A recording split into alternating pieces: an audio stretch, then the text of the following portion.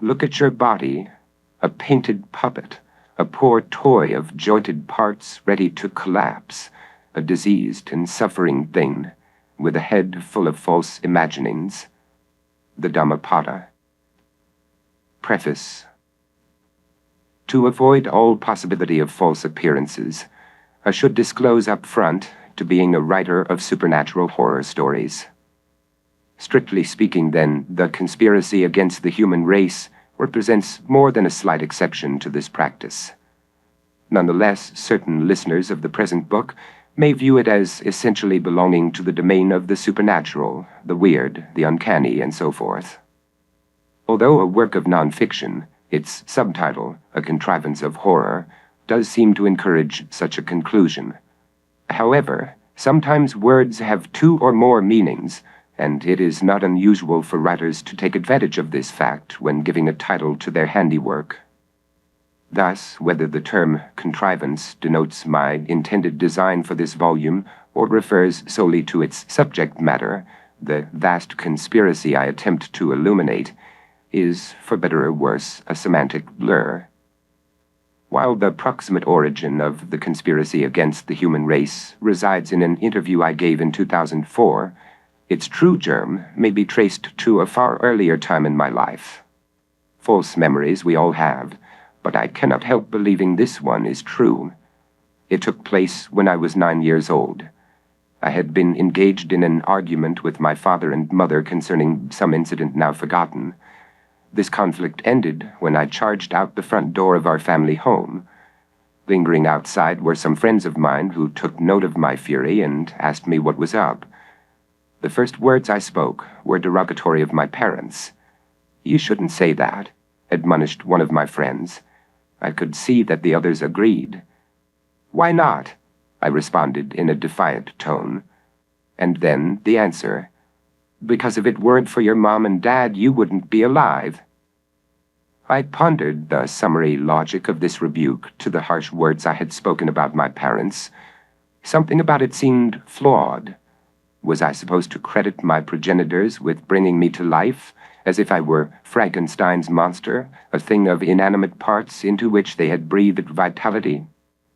Had I been only a configuration of dead matter in another dimension prior to the success of their efforts to usher me into the realm of the living?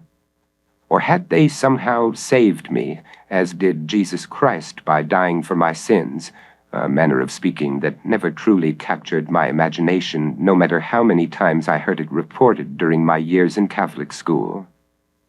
Given that death loomed large in my religious training, such thoughts came naturally to my young mind. That heaven or hell awaited me after my demise was one article of faith I took quite seriously. But how could I have been a departed soul ahead of my coming to life? In its flight from cognitive dissonance, my childhood brain could not accept that I was just as dead before I lived as I would be when I ceased to breathe. It seemed ludicrous to me that death was a sort of vice that closed in on my life from both ends. All the same, I could not wholly dismiss the supposition. If not among the dead, then where had I existed before my parents rescued me? It must have been someplace very bad in my buddies' minds to provoke their chastisement of me for denigrating my begetters. Fortunately, my contemplation of the whole issue was quickly put aside so that I could play with my friends. Still, I remained preoccupied by the inescapable circumstance of death, especially after the assurances of religious doctrines gradually faded in me. Not much later, of course, I came to realize that my pre-existent life was not death, but simply non-existence. Yet whether that non-existence could be definitively established as good or bad, or not good or not bad, was a concern for those trained in philosophy and beyond my ability to negotiate. During my later teenage years, however, I began to question the relative value of not existing as opposed to being alive, even if the former alternative was as unappealing a prospect for me as it is for practically everyone else. If only in principle, though, non-existence ultimately seemed the place to be. More to the point, it seemed the place to stay. This is a conspicuously dark opinion, and such opinions, strongly held, sometimes lead individuals to express them in words. The type of expression I pursued was that of writing supernatural horror stories, which I began contriving in the 1970s. Wisely, I destroyed almost all of the literary efforts of my apprentice years, allowing only one from the aforementioned decade to exist in a handwritten draft that I revised for more than a decade before I finally thought it fit to publish alongside others I produced throughout the 1980s. The title of my first story, in a chronological sense, is The Last Feast of Harlequin. The setting of the narrative is a small town, and its plot features a strange cult that exalts non-existence while observing a spiritual interdiction with respect to the breeding of human life. Other stories I had written, and would later write, were based on related themes, including The Shadow, the Darkness, in which one character speaks of a book titled An Investigation into the Conspiracy Against the Human Race. This book is described as being based on the non-existence, the imaginary nature of everything we believe ourselves to be, a conceit I develop throughout the sections to come. I almost gave the story in question the title The Conspiracy Against the Human Race, having no idea that years later I would compose a book of that name on a similar subject. Nothing written here is meant to suggest that the volume at hand had a destiny of some kind or followed a fated narrative. There were too many false starts and stops, derailments, and plain old complications throughout a person's life in its overarching aspects to regard it as anything but one damn thing after another, as they say. All I may claim is that the selected events coordinated in this preface are connected in some way to the production of The Conspiracy Against the Human Race, as well as being somewhat revelatory of its author's peculiar temperament, which is left entirely for listeners to judge according to their own. Introduction of Pessimism and Paradox. In his study The Nature of Evil, Radoslav A. Tsunov cites a terse reflection set down by the German philosopher Julius Bonson in 1847, when he was 17 years old. Man is a self-conscious nothing, wrote Bonson. Whether one considers these words to be juvenile or precocious, they belong to an ancient tradition of scorn for our species and its aspirations. All the same, the reigning sentiments on the human venture normally fall between qualified approval and loud-mouthed braggadocio. As a rule, anyone desirous of an audience, or even a place in society, might profit from the following motto: if you can't say something positive about humanity, then say something equivocal. Returning to Bonson, he grew up to become a philosopher who not only had nothing either positive or equivocal to say about humanity, but who also arrived at a dour assessment of all existence. Like many who have tried their hand at metaphysics, Bonson declared that, appearances to the contrary, all reality is the expression of a unified, unchanging force, a cosmic movement that various philosophers have characterized in various ways. To Bonson, this force and its movement were monstrous in nature, resulting in a universe of indiscriminate butchery and mutual slaughter among its individuated parts. Additionally, the universe, according to Bonson, has never had a hint of design or direction. From the beginning, it was a play with no plot, and no players that were anything more than portions of a master drive of purposeless self-mutilation. In Bonson's philosophy, everything is engaged in a disordered fantasia of carnage. Everything tears away at everything else forever. Yet all this commotion in nothingness goes unnoticed by nearly everything involved in it. In the world of nature, as an instance, nothing knows of its embroilment in a festival of massacres. Only Bonson's self-conscious nothing can know what is going on and be shaken by the tremors of chaos at feast. As with all pessimistic philosophies, Bonson's rendering of existence as something strange and awful was unwelcome by the self-conscious nothings whose validation he sought. For better or worse, pessimism without compromise lacks public appeal. In all, the few who have gone to the pains of arguing for a sullen appraisal of life might as well never have been born. As history confirms, people will change their minds about almost anything, from which god they worship to how they style their hair.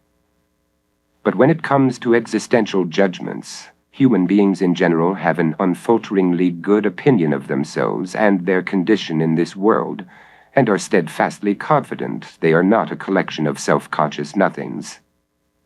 Must all reproof of our species' self-contentment then be renounced? That would be the brilliant decision, rule number 1 for deviance from the norm. Rule number 2, if you must open your mouth, steer away from debate. Money and love may make the world go round, but disputation with that world cannot get it to budge if it is not of a mind to do so. Thus, British author and Christian apologist G.K. Chesterton, you can only find truth with logic if you have already found truth without it. What Chesterton means to say here is that logic is irrelevant to truth, because if you can find truth without logic, then logic is superfluous to any truth-finding effort. Indeed, his only motive for bringing logic into his formulation is to taunt those who find logic quite relevant to finding truth, although not the kind of truth that was pivotal to Chesterton's morale as a Christian. Renowned for stating his convictions in the form of a paradox, Chesterton, along with anyone who has something positive or equivocal to say about the human race, comes out on top in the crusade for truth. There is nothing paradoxical about that. Therefore, should your truth run counter to that of individuals who devise or applaud paradoxes that stiff up the status quo, you would be well advised to take your arguments, tear them up, and throw them in someone else's garbage. To be sure, though, futile argumentation has its attractions, and may act as an amusing complement to the bitter joy of spewing gut-level vituperations, personal idolatries, and rampant pontifications. To absolve such an unruly application of the rational and the irrational, not that they are ever separable, the present contrivance of horror has been anchored in the thesis of a philosopher who had disquieting thoughts about what it is like to be a member of the human race. But too much should not be telegraphed in this prelude to abjection. For the time being, it need only be said that the philosopher in question made much of human existence as a tragedy that need not have been, were it not for the intervention in our lives of a single calamitous event, the evolution of consciousness, parent of all horrors. He also portrayed humanity as a species of contradictory beings whose continuance only worsens their plight, which is that of mutants who embodied the contorted logic of a paradox, a real-life paradox and not a bundled epigram. Even an offhand review of the topic will show that not all paradoxes are alike. Some are merely rhetorical, an apparent contradiction of logic that, if well juggled, may be intelligibly resolved within a specific context. More intriguing are those paradoxes that torture our notions of reality.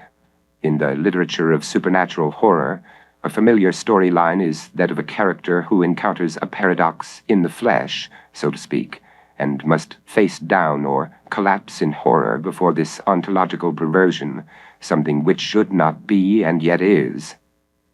Most fabled as specimens of a living paradox are the undead, those walking cadavers greedy for an eternal presence on earth.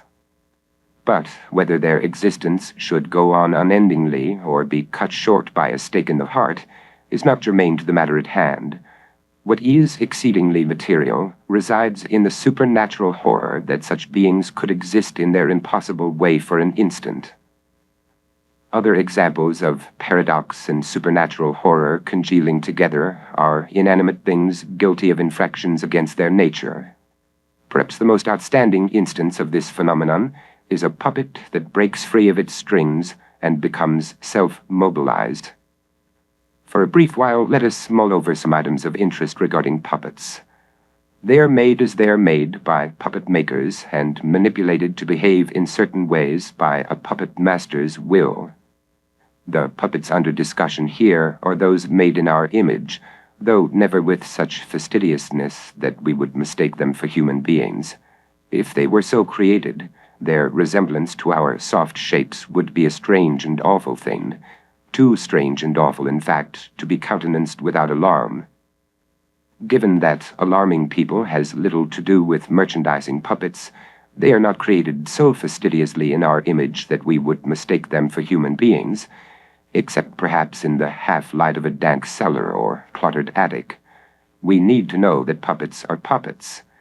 Nevertheless, we may still be alarmed by them, because if we look at a puppet in a certain way, we may sometimes feel it is looking back, not as a human being looks at us, but as a puppet does. It may even seem to be on the brink of coming to life. In such moments of mild disorientation, a psychological conflict erupts, a dissonance of perception that sends through our being a convulsion of supernatural horror. The sibling term of supernatural horror is the uncanny. Both terms are pertinent in reference to non-human forms that disport human qualities. Both may also refer to seemingly animate forms that are not what they seem, as with the undead, monstrosities of paradox, things that are neither one thing nor another, or, more uncannily and more horrifically supernatural, things that are discovered to be two things at once. Whether or not there really are manifestations of the supernatural, they are horrifying to us in concept, since we think ourselves to be living in a natural world, which may be a festival of massacres, but only in a physical rather than a metaphysical purport. This is why we routinely equate the supernatural with horror. And a puppet possessed of life would exemplify just such a horror, because it would negate all conceptions of a natural physicalism and affirm a metaphysics of chaos and nightmare. It would still be a puppet, but it would be a puppet with a mind and a will, a human puppet, a paradox more disruptive of sanity than the undead. But that is not how they would see it. Human puppets could not conceive of themselves as being puppets at all, not when they are fixed with a consciousness that excites in them the unshakable sense of being singled out from all other objects in creation. Once you begin to feel you are making a go of it on your own, that you are making moves and thinking thoughts which seem to have originated within you, it is not possible for you to believe you are anything but your own master. As effigies of ourselves, puppets are not equal partners with us in the world. They are actors in a world of their own, one that exists inside of ours and reflects back upon it. What do we see in that reflection? Only what we want to see, what we can stand to see. Through the prophylactic of self-deception, we keep hidden what we do not want to let into our heads, as if we will betray to ourselves a secret too terrible to know. Our lives abound with baffling questions that some attempt to answer, and the rest of us let pass. Naked apes or incarnate angels we may believe ourselves to be, but not human puppets. Of a higher station than these impersonators of our species, we move freely about and can speak any time we like. We believe we are making a go of it on our own, and anyone who contradicts this belief will be taken for a madman or someone who is attempting to immerse others in a contrivance of horror. How to take seriously a puppet master who has gone over to the other side? When puppets are done with their play, they go back in their boxes. They do not sit in a chair reading a book, their eyes rolling like marbles over its words. They are only objects, like a corpse in a casket. If they ever came to life, our world would be a paradox and a horror in which everything was uncertain, including whether or not we were just human puppets. All supernatural horror derives from what we believe should be and should not be. As scientists, philosophers, and spiritual figures have testified, our heads are full of illusions. Things, including human things, are not dependably what they seem. Yet one thing we know for sure, the difference between what is natural and what is not. Another thing we know is that nature makes no blunders so untoward as to allow things, including human things, to swerve into supernaturalism. Were it to make such a blunder, we would do everything in our power to bury this knowledge. But we need not resort to such measures, being as natural as we are. No one can prove that our life in this world is a supernatural horror, nor cause us to suspect that it might be. Anybody can tell you that, not least a contriver of books that premise the supernatural, the uncanny, and the frightfully paradoxical as essential to our nature. The nightmare of being. Psychogenesis. For ages, they had been without lives of their own. The whole of their being was open to the world, and nothing divided them from the rest of creation. How long they had thus flourished, none of them knew. Then something began to change. It happened over unremembered generations. The signs of a revision without forewarning were being writ ever more deeply into them. As their species moved forward, they began crossing boundaries whose very existence they never imagined. After nightfall, they looked up at a sky filled with stars and felt themselves small and fragile in the vastness.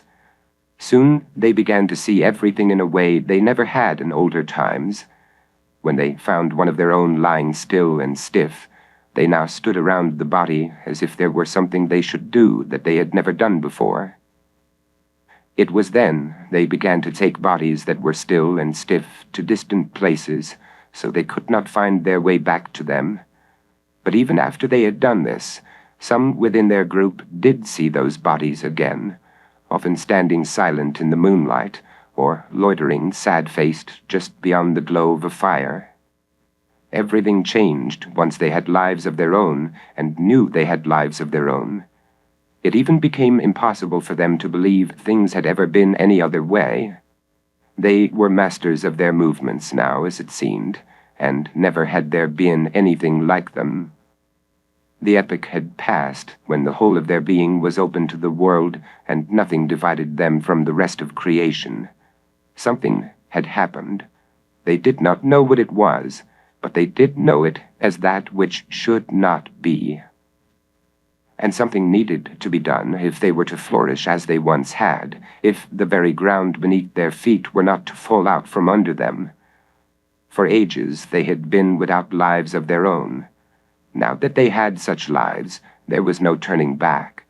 The whole of their being was closed to the world, and they had been divided from the rest of creation. Nothing could be done about that, having as they did lives of their own. But something would have to be done if they were to live with that which should not be.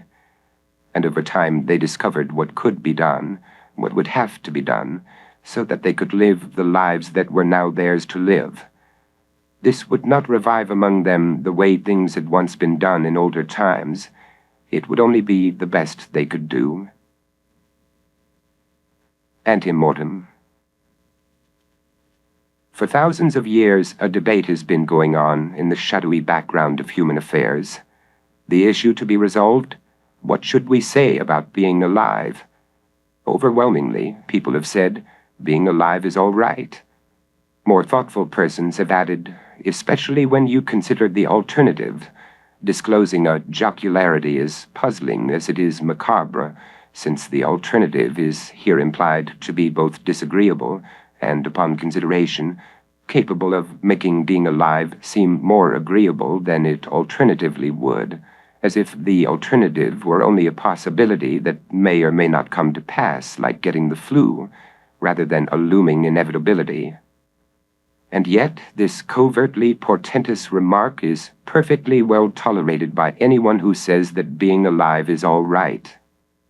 These individuals stand on one side of the debate. On the other side is an imperceptible minority of disputants. Their response to the question of what we should say about being alive will be neither positive nor equivocal.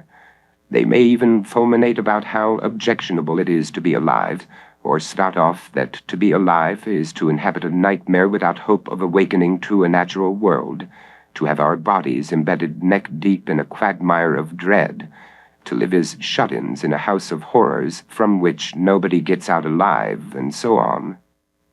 Now, there are really no incisive answers as to why anyone thinks or feels one way and not another.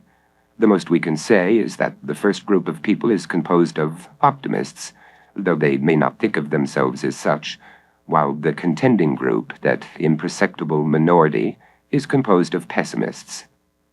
The latter know who they are. But which group is in the right, the existentially harrowed pessimists or the life-embracing optimists, will never be resolved. If the most contemplative individuals are sometimes dubious about the value of existence, they do not often publicize their doubts, but align themselves with the optimist in the street, tacitly declaiming in more erudite terms, being alive is all right. The butcher, the baker, and the crushing majority of philosophers all agree on one thing: human life is a good thing, and we should keep our species going for as long as we can. To tout the rival side of the issue is asking for grief. But some people seem born to bellyache that being alive is not all right. Should they vent this posture in philosophical or literary works, they may do so without anxiety that their efforts will have an excess of admirers.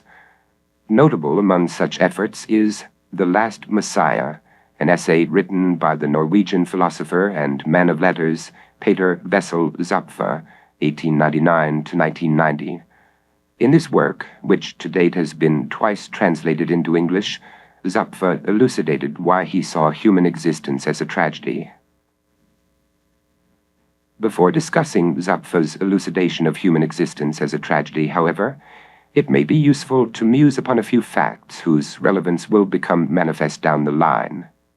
As some may know, there exist readers who treasure philosophical and literary works of a pessimistic, nihilistic, or defeatist nature as indispensable to their existence, hyperbolically speaking.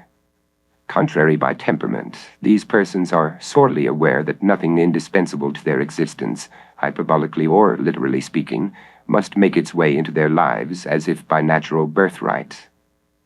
They do not think anything indispensable to anyone's existence may be claimed as a natural birthright, since the birthrights we toss about are all lies fabricated to a purpose, as any student of humanity can verify. For those who have given thought to this matter, the only rights we may exercise are these: to seek the survival of our individual bodies, to create more bodies like our own, and to perish from corruption or mortal trauma. Of course, possession of these rights presumes that one has been brought to term and made it to the age of being reproductively ready, neither being a natural birthright. Stringently considered, then, our only natural birthright is a right to die. No other right has ever been allocated to anyone except as a fabrication, whether in modern times or days past.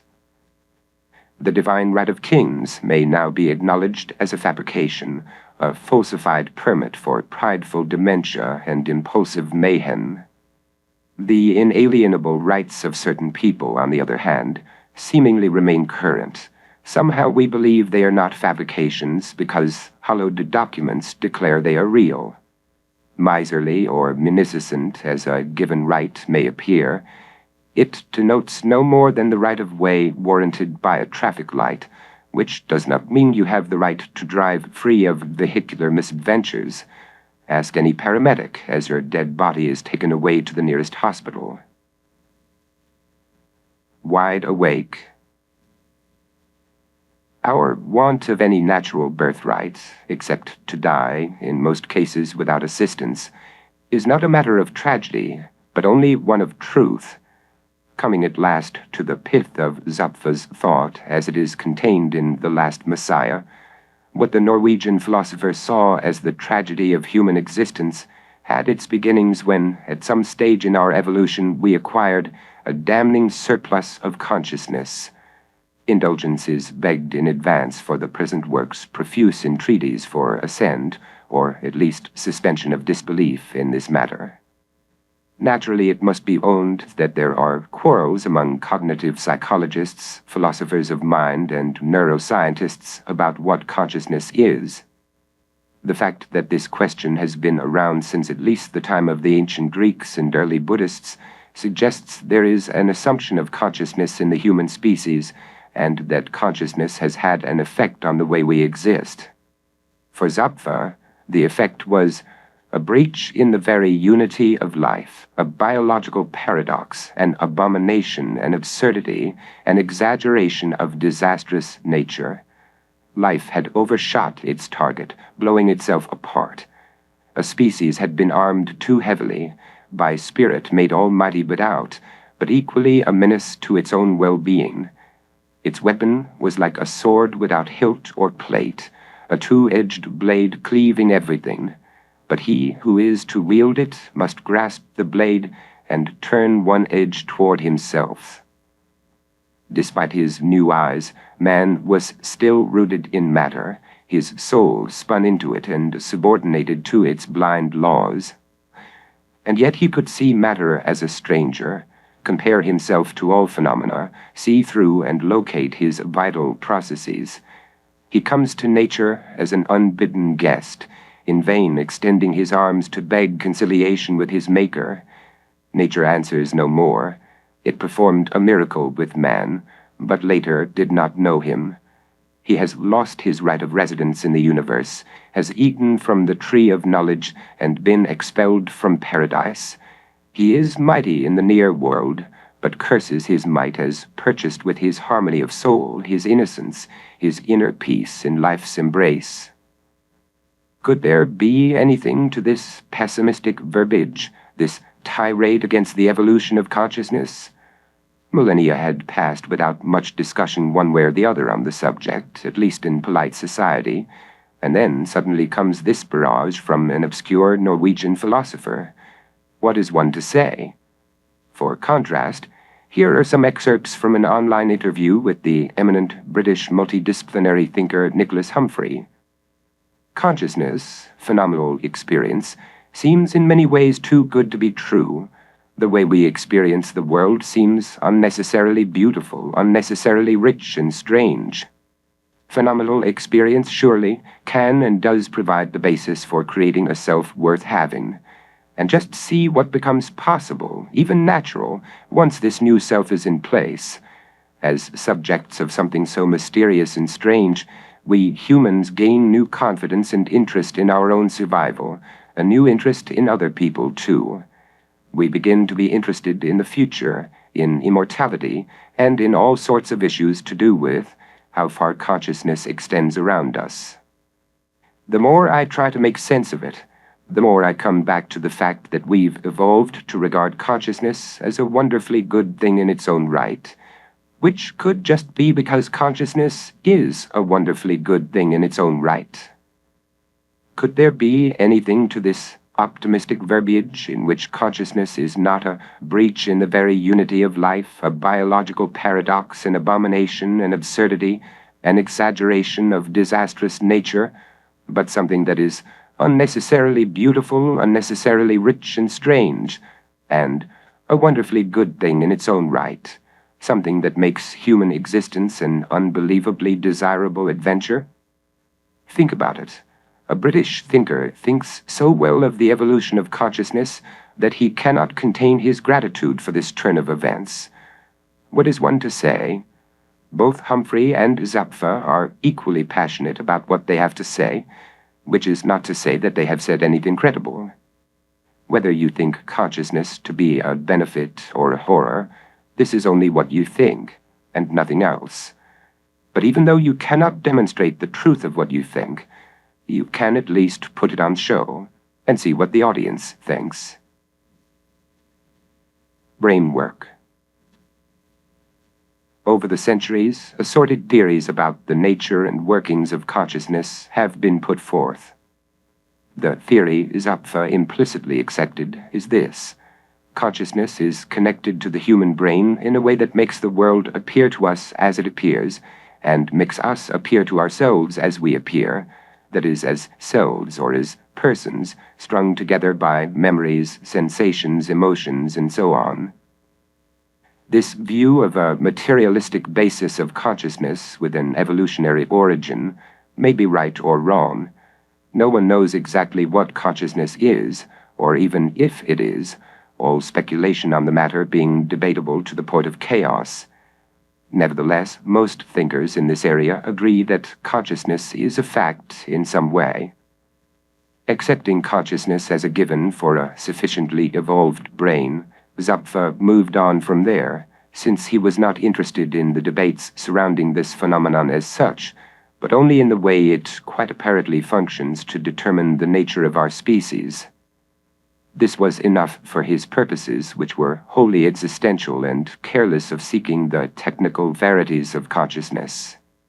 How consciousness happened, since it was not always present in our species, remains as much a mystery in our time as it was in Zapfa's, just as what was going on, if anything was going on, before the universe came into being remains a mystery.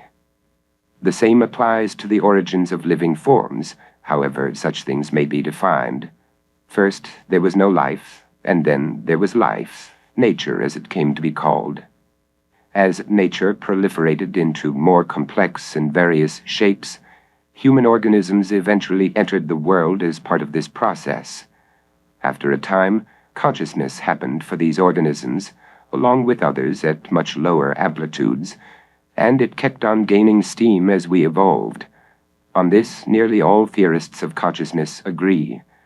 Billions of years after Earth made a jump from being lifeless to having life, human beings made a jump from not being conscious, or very much conscious, to being conscious enough to esteem or condemn this phenomenon.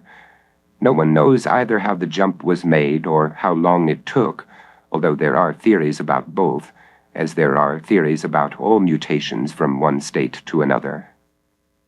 The mutations must be considered blind, Zapfa wrote. They work, are thrown forth without any contact of interest with their environment. As mentioned, how the mutation of consciousness originated was of no concern to Zapfa, who focused entirely on demonstrating the tragic effect of this aptitude. Such projects are typical among pessimistic philosophers. Non-pessimistic philosophers either have an impartial attitude about consciousness, or, like Nicholas Humphrey, think of it as a marvelous endowment. When non-pessimistic philosophers even notice the pessimist's attitude, they reject it. With the world on their side, in the conviction that being alive is all right, non-pessimists are not disposed to musing that human existence is a wholesale tragedy. They only argue the fine points of whatever it is about human existence that grabs their attention, which may include the tragic, but not so much that they lose their commitment to the proposition that being alive is all right, and they can do this until the day they die, which is all right by them. Mutation. Established. Consciousness is not often viewed as being an instrument of tragedy in human life. But, to Zapfa, consciousness would long past have proved fatal for human beings if we did not do something about it. Why, Zapfa asked, has mankind not long ago gone extinct during great epidemics of madness? Why do only a fairly minor number of individuals perish because they fail to endure the strain of living, because cognition gives them more than they can carry? Zapfa's answer: most people learn to save themselves by artificially limiting the content of consciousness. From an evolutionary viewpoint, in Zapfa's observation, consciousness was a blunder that required corrections for its effects. It was an adventitious outgrowth that made us into a race of contradictory beings, uncanny things that have nothing to do with the rest of creation. Because of consciousness, parent of all horrors, we became susceptible to thoughts that were startling and dreadful to us, thoughts that have never been equitably balanced by those that are collected and reassuring.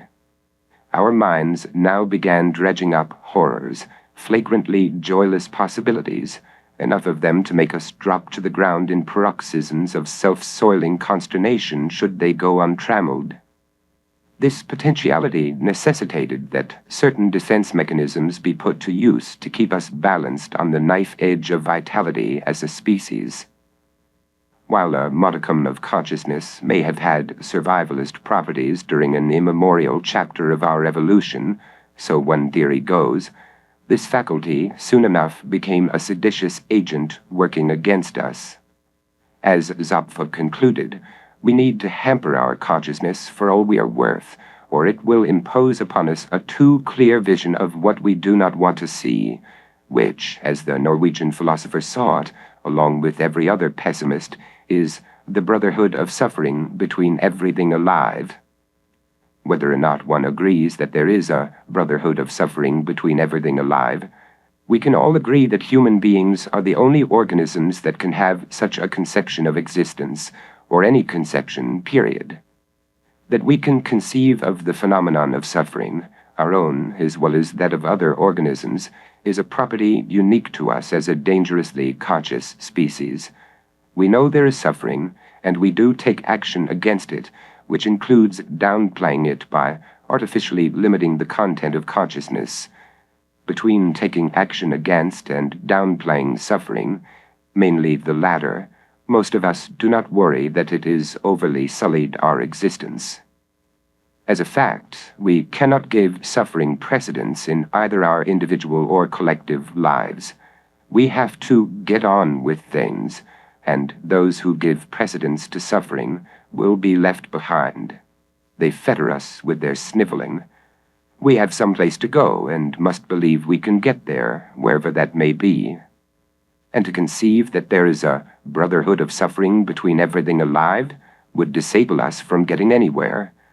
We are preoccupied with the good life, and step by step are working toward a better life.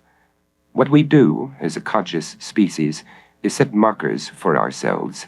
Once we reach one marker, we advance to the next, as if we were playing a board game we think will never end, despite the fact that it will, like it or not. And if you are too conscious of not liking it, then you may conceive of yourself as a biological paradox that cannot live with its consciousness and cannot live without it. And in so living and not living, you take your place with the undead and the human puppet. Undoing 1. For the rest of the Earth's organisms, existence is relatively uncomplicated. Their lives are about 3 things: survival, reproduction, death, and nothing else. But we know too much to content ourselves with surviving, reproducing, dying, and nothing else. We know we are alive, and know we will die. We also know we will suffer during our lives before suffering, slowly or quickly, as we draw near to death. This is the knowledge we enjoy, as the most intelligent organisms to gush from the womb of nature. And being so, we feel shortchanged if there is nothing else for us than to survive, reproduce, and die. We want there to be more to it than that, or to think there is. This is the tragedy. Consciousness has forced us into the paradoxical position of striving to be unself-conscious of what we are, hunks of spoiling flesh on disintegrating bones. Non-human occupants of this planet are unaware of death.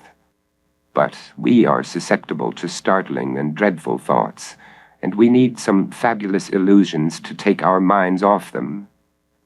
For us, then, life is a confidence trick we must run on ourselves, hoping we do not catch on to any monkey business that would leave us stripped of our defense mechanisms and standing stark naked before the silent, staring void. To end this self-deception, to free our species of the paradoxical imperative to be and not to be conscious, our backs breaking by degrees upon a wheel of lies, we must cease reproducing. Nothing less will do, per Zapfa, although in The Last Messiah, the character after whom the essay is named does all the talking about human extinction. Elsewhere, Zapfa speaks for himself on the subject. The sooner humanity dares to harmonize itself with its biological predicament, the better. And this means to willingly withdraw in contempt for its worldly terms, just as the heat-craving species went extinct when temperatures dropped. To us, it is the moral climate of the cosmos that is intolerable, and a two-child policy could make our discontinuance a pain-free one.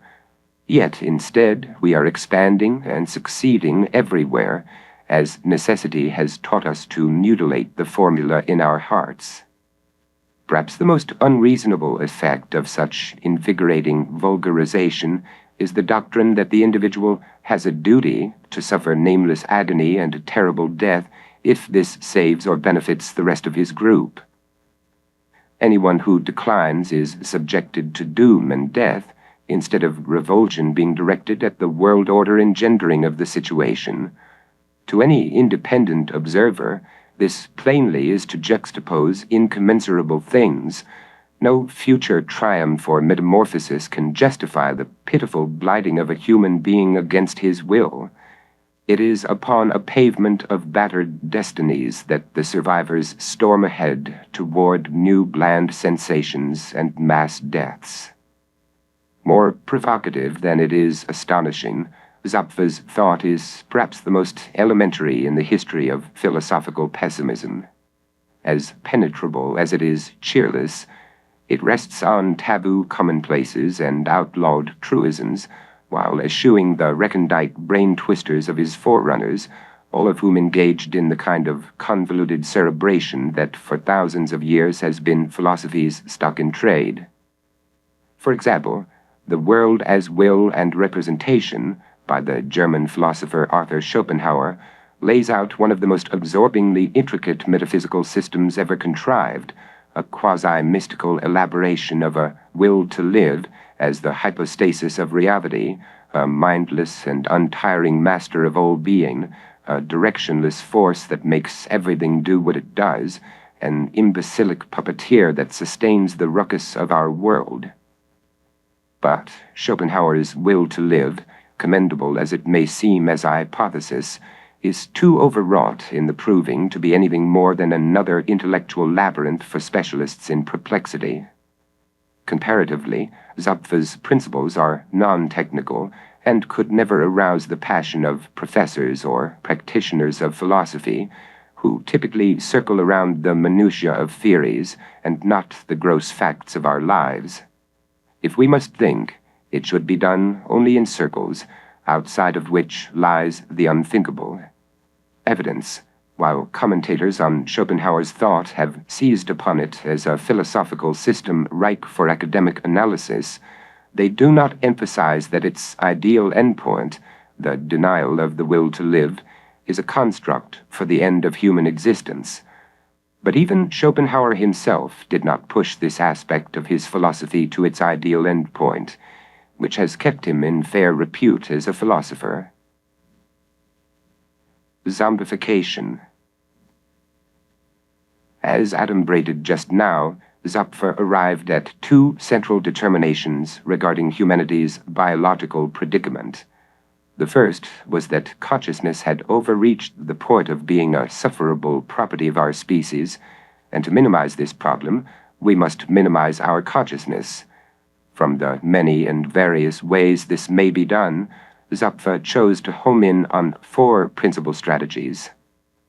1. Isolation. So that we may live without going into a free fall of trepidation, we isolate the dire facts of being alive by relegating them to a remote compartment of our minds. They are the lunatic family members in the attic whose existence we deny in a conspiracy of silence. 2. Anchoring. To stabilize our lives in the tempestuous waters of chaos, we conspire to anchor them in metaphysical and institutional verities, God, morality, natural law, country, family, that inebriate us with a sense of being official, authentic, and safe in our beds. 3. Distraction. To keep our minds unreflective of a world of horrors, we distract them with a world of trifling or momentous trash.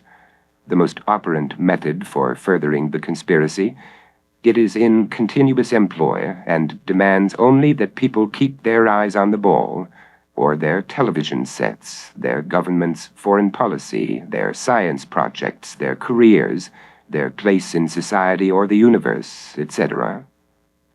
4. Sublimation.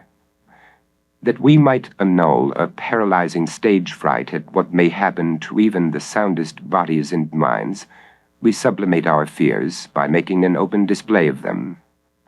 In the Zopfian sense, sublimation is the rarest technique utilized for conspiring against the human race.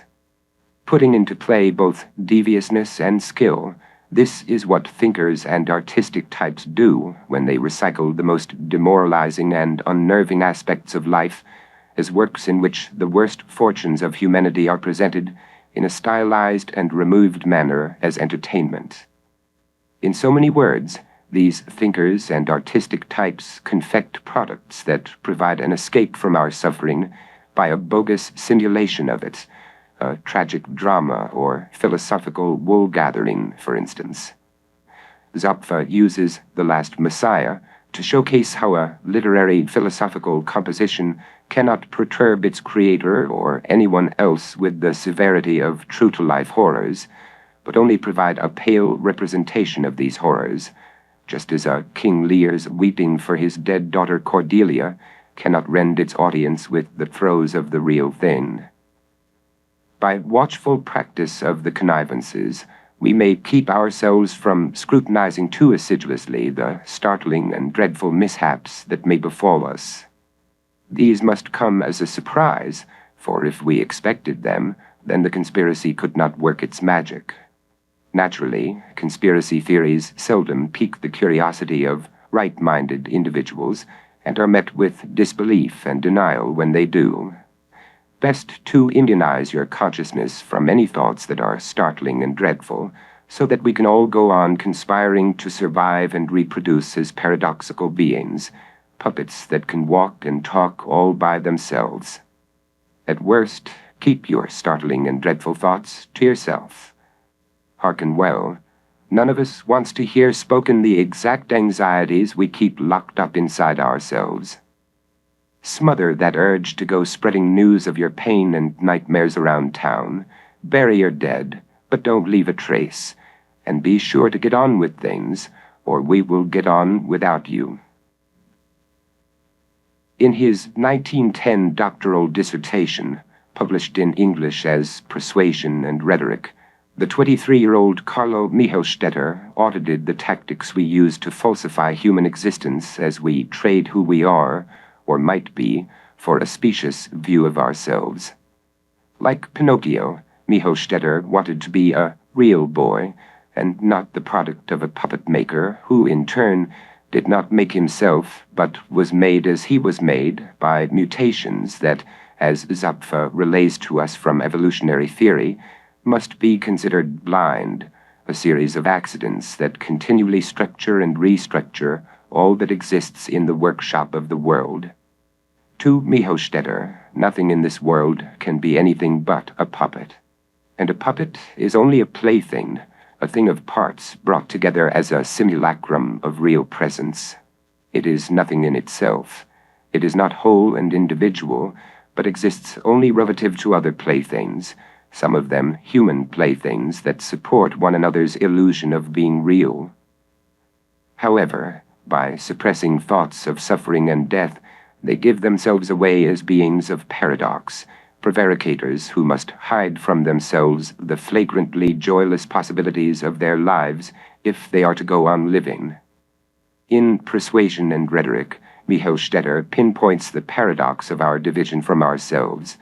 Man knows, which is why he is always two, his life and his knowing. Michelstetter's biographers and critics have speculated that his despair of humanity's ability to become disentangled from its puppet strings was, in conjunction with accidental factors, the cause of his suicide by gunshot the day after he finished his dissertation.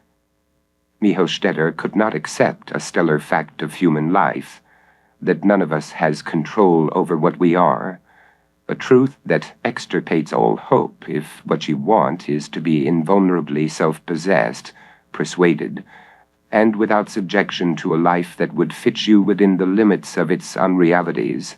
Rhetoric, a word oddly used by Mihostetter. We are defined by our limitations. Without them, we cannot suffice as functionaries in the big show of conscious existence. The farther you progress toward a vision of our species without limiting conditions on your consciousness, the farther you drift away from what makes you a person among persons in the human community. In the observance of Zapfa, an unleashed consciousness would alert us to the falsity of ourselves and subject us to the pain of Pinocchio. An individual's demarcations as a being, not his trespass of them, create his identity and preserve his illusion of being something special and not a freak of chance, a product of blind mutations. Transcending all illusions and their emergent activities, having absolute control of what we are and not what we need to be so that we may survive the most unsavory facts of life and death, would untether us from the moorings of our self-limited selves. The lesson: let us love our limitations, for without them, nobody would be left to be somebody. Undoing 2. The second of Zapfa's 2 central determinations, that our species should delay reproducing itself, immediately brings to mind a cast of characters from theological history known as Gnostics. The Gnostic sect of the Cathari in 12th century France were so tenacious in believing the world to be an evil place engendered by an evil deity that its members were offered a dual ultimatum: sexual abstinence or sodomy. A similar sect in Bulgaria, the Bogomils, became the etymological origin of the term buggery for their practice of this mode of erotic release. Around the same period, the Catholic Church mandated abstinence for its clerics, a directive that did not hold them from betimes giving in to sexual quickening. The raison d'etre for this doctrine was the attainment of grace, and in legend was obligatory for those scouring hither and yon for the Holy Grail, rather than an enlightened governance of reproductive plugs and bungholes.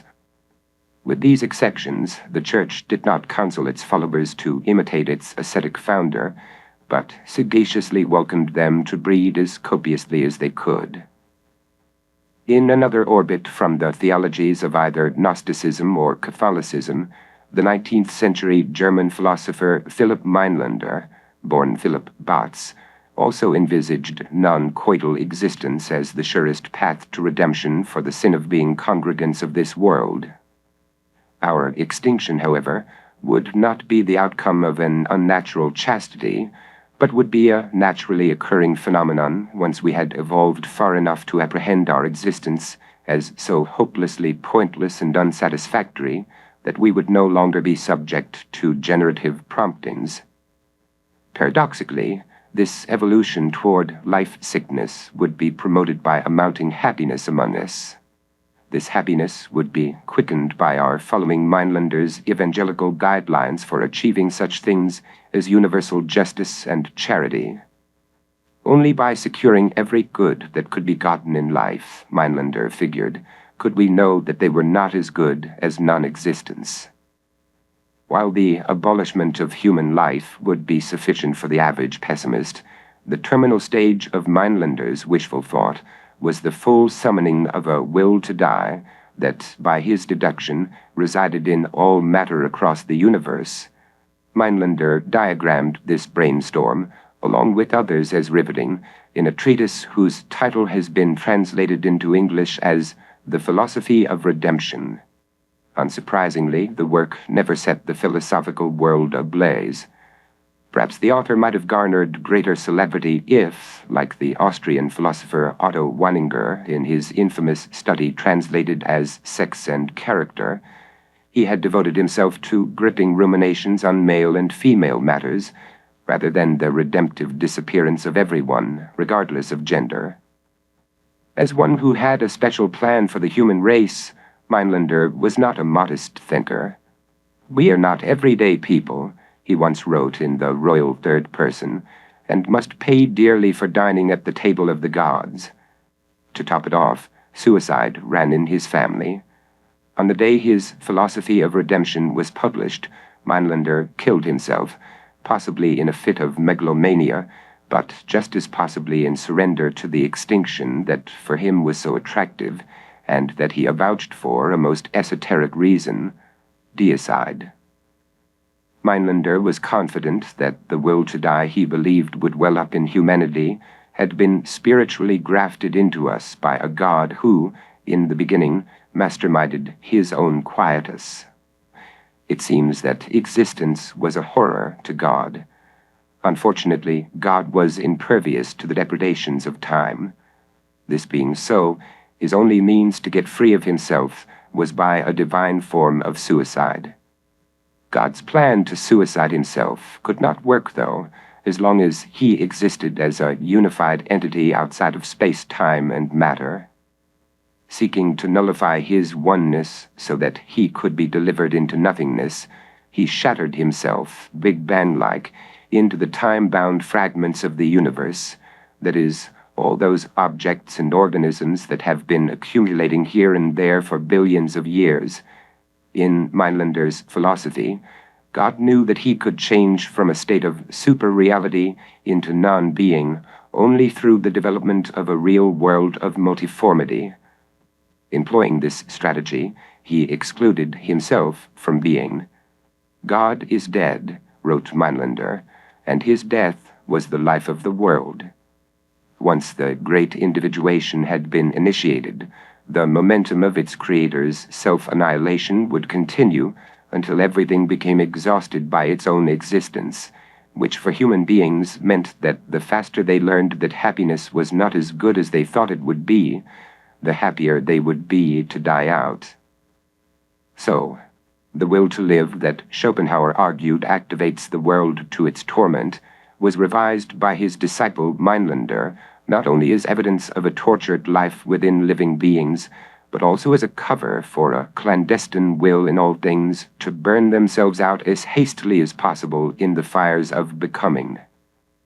In this light, human progress is shown to be an ironic symptom that our downfall into extinction has been progressing nicely, because the more things change for the better, the more they progress toward a reliable end. And those who committed suicide, as did Meinlander, would only be forwarding God's blueprint for bringing an end to his creation. Naturally, those who replaced themselves by procreation were of no help. Death is succeeded by the absolute nothing. It is the perfect annihilation of each individual in appearance and being, supposing that by him no child has been begotten or born, for otherwise the individual would live on in that. Meinlander's argument that in the long run non-existence is superior to existence was coupled together from his unorthodox interpretation of Christian doctrines and from Buddhism as he understood it. As the average conscious mortal knows, Christianity and Buddhism are all for leaving this world behind, with their leave-taking being for destinations unknown and impossible to conceive. For Meinlander, these destinations did not exist. His forecast was that one day our will to survive in this life or any other will be universally extinguished by a conscious will to die and stay dead, after the example of the Creator.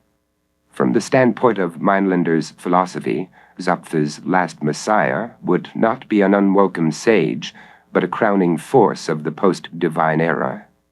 Rather than resist our end, as Meinlander concludes, we will come to see that the knowledge that life is worthless is the flower of all human wisdom. Elsewhere, the philosopher states, life is hell, and the sweet, still night of absolute death is the annihilation of hell. Inhospitable to rationality as Meinlander's cosmic scenario may seem, it should nonetheless give pause to anyone who is keen to make sense of the universe. Consider this: if something like God exists, or once existed, what would he not be capable of doing, or undoing? Why should God not want to be done with himself, because, unbeknownst to us, suffering was the essence of his being? Why should he not have brought forth a universe that is one great puppet show designed by him to be crunched or scattered until an absolute nothingness had been established? Why should he fail to see the benefits of non-existence, as many of his lesser beings have? Revealed scripture there may be that tells a different story, but that does not mean it was revealed by a reliable narrator. Just because he asserted it was all good does not mean he meant what he said. Perhaps he did not want to leave a bad impression by telling us he had absented himself from the ceremonies before they had begun. Alone and immortal, nothing needed him. Per Meinlander, though, he needed to bust out into a universe to complete his project of self-extinction, passing on his horror piecemeal, so to say, to his creation. Meinlander's first philosophy, and last, is in fact no odder than any religious or secular ethos that presupposes the worth of human life. Both are objectively insupportable and irrational. Meinlander was a pessimist, and, just as with any optimist, he needed something to support his gut feeling about being alive. No one has yet conceived an authoritative reason for why the human race should continue or discontinue its being, although some believe they have. Meinlander was sure he had an answer to what he judged to be the worthlessness and pain of existence, and none may peremptorily belie it. Ontologically, Meinlander's thought is delirious. Metaphorically, it explains a good deal about human experience. Practically, it may in time prove to be consistent with the idea of creation as a structure of creaking bones being eaten from within by pestilent marrow. That there is redemption to be found in an ecumenical non-existence is an old idea on which Meinlander put a new face. For some, it is a cherished idea, like that of a peaceful afterlife or progress toward perfection in this life. The need for such ideas comes out of the fact that existence is a condition with no redeeming qualities. If this were not so, none would need cherished ideas like an ecumenical non-existence, a peaceful afterlife, or progress toward perfection in this life. Self-hypnosis. Among the unpleasantries of human existence is the abashment we suffer when we feel our lives to be destitute of meaning with respect to who we are, what we do, and the general way we believe things to be in the universe.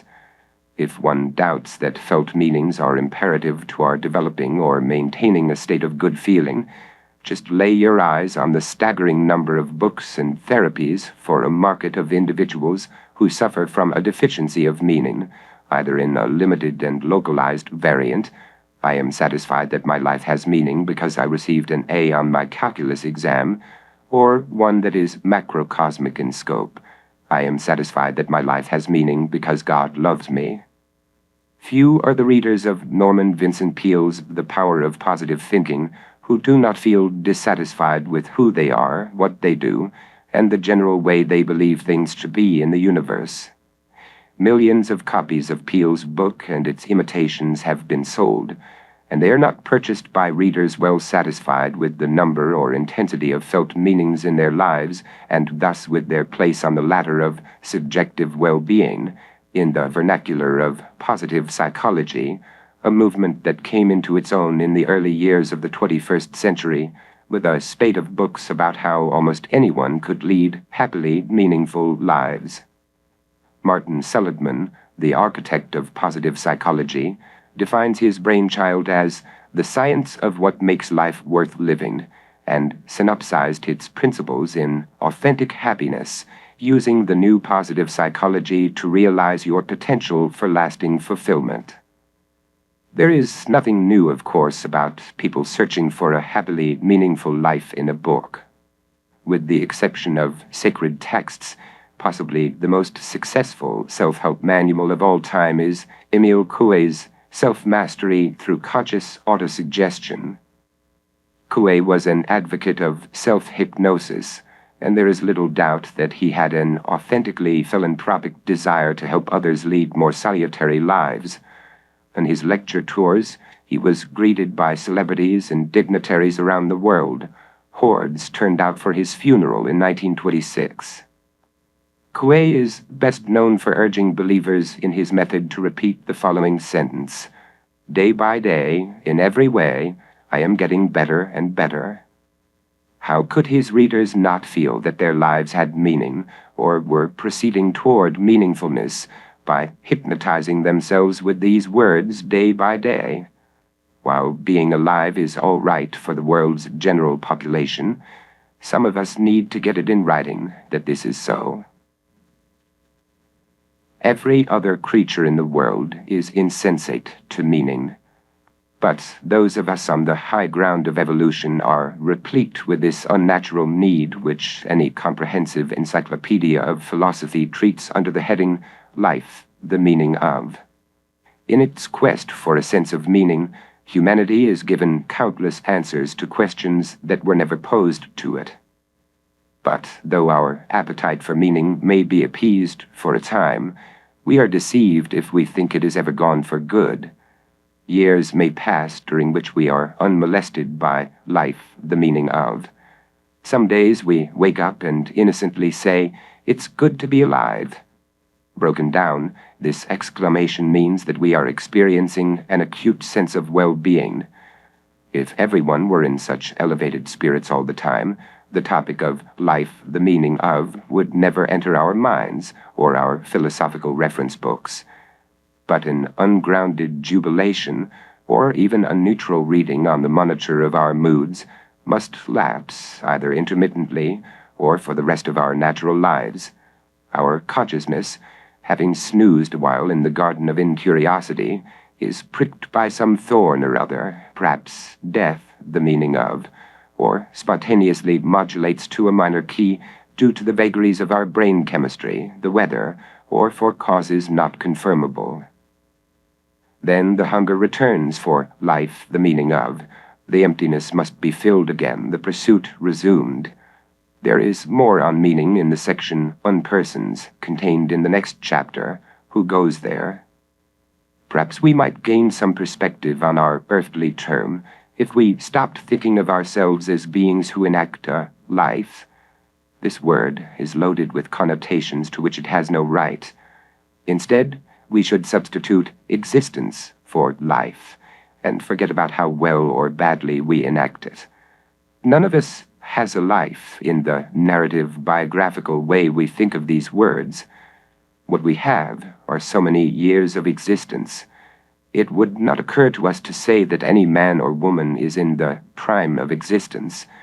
Speaking of existence rather than life unclothes the latter word of its mystique. Who would ever claim that existence is all right, especially when you consider the alternative? Cosmophobia.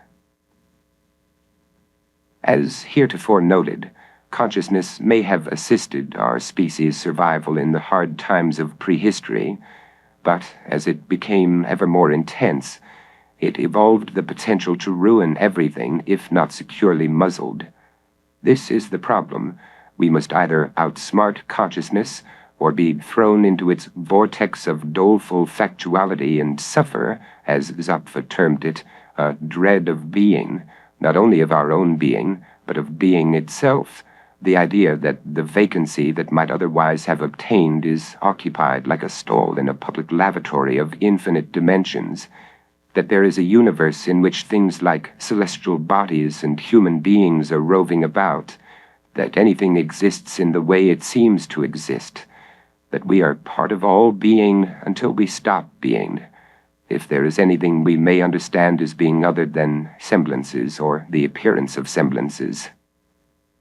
On the premise that consciousness must be obfuscated so that we might go on as well as we have all these years, Zapfa inferred that the sensible thing would be not to go on with the paradoxical nonsense of trying to inhibit our cardinal attribute as beings, since we can tolerate existence only if we believe, in accord with a complex of illusions, a lesser domain of duplicity, that we are not what we are, on reality, on legs.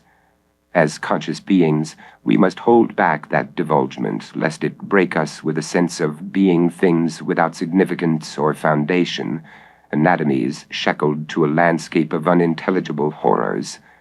In plain language, we cannot live except as self-deceivers, who must lie to ourselves about ourselves, as well as about our unwinnable situation in this world.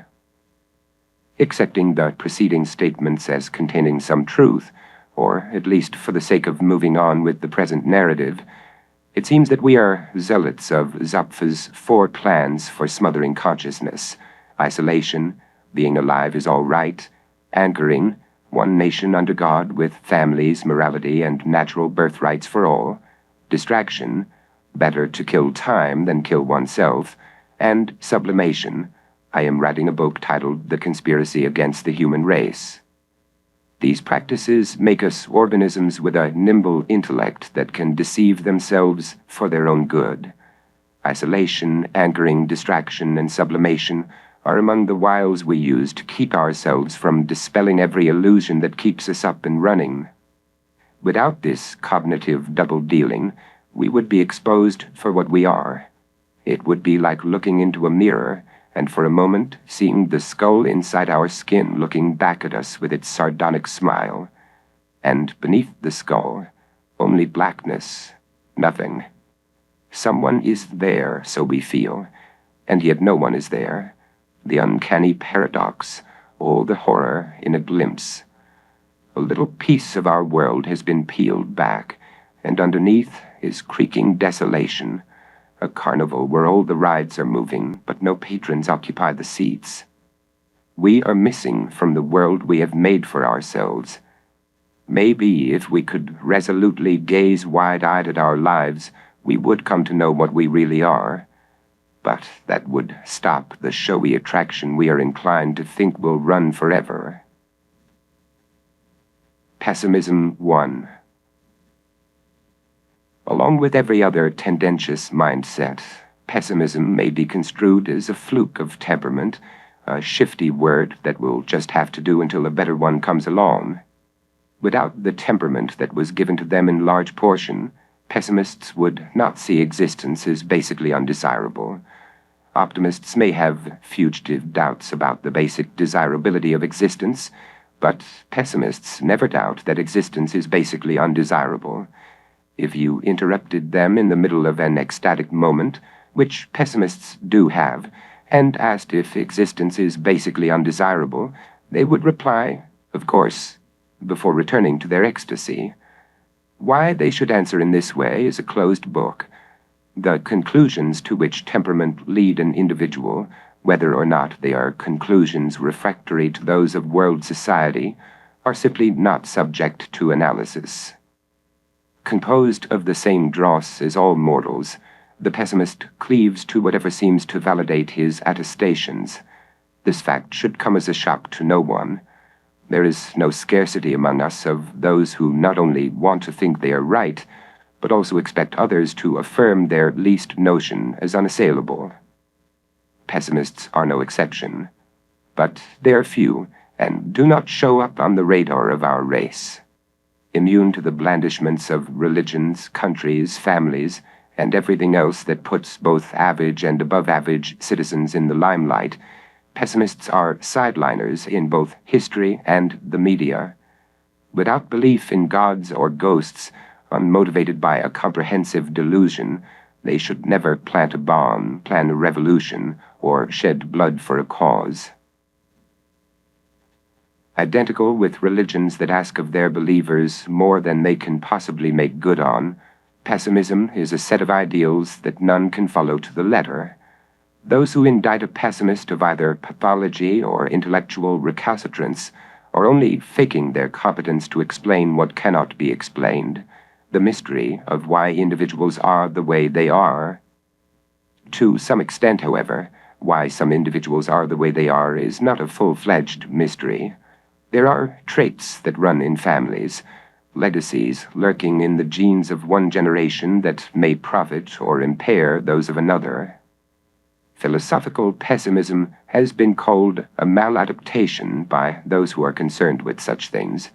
This call seems indisputably correct. The possibility must be considered, then, that there is a genetic marker for philosophical pessimism that nature has all but deselected from our race, so that we may keep on living as we have all these years. Allowing for the theory that pessimism is weakly hereditary and is getting weaker all the time because it is maladaptive, the genes that make up the fiber of ordinary folk may someday celebrate an everlasting triumph over those of the congenitally pessimistic, ridding nature of all worry that its protocol of survival and reproduction for its most conscious species will be challenged, unless Zapfa is right and consciousness itself is maladaptive, making philosophical pessimism the correct call despite its unpopularity among those who think, or say they think, that being alive is all right. But psychobiographers do not often take what is adaptive or maladaptive for our species into account when writing of a chosen member of the questionably dying breed of pessimists. To them, their subject's temperament has a twofold inception. 1. Life stories of tribulation, even though the pessimistic cast has no sorrows exclusive to it. 2. Intractable wrong-headedness, a charge that pessimists could turn against optimists if the argumentum ad populum were not the world's favorite fallacy. The major part of our species seems able to undergo any trauma without significantly re-examining its household mantras, including everything happens for a reason, the show must go on, except the things you cannot change, and any other adage that gets people to keep their chins up. But pessimists cannot give themselves over to this program, and its catchwords stick in their throats. To them, the creation is objectionable and useless on principle, the worst possible dispatch of bad news. It seems so bad, so wrong, that should such authority be unwisely placed into their hands, they would make it a prosecutable malfeasance to produce a being who might turn out to be a pessimist. Disenfranchised by nature, pessimists feel that they have been impressed into this world by the reproductive liberty of positive thinkers who are ever thoughtful of the future.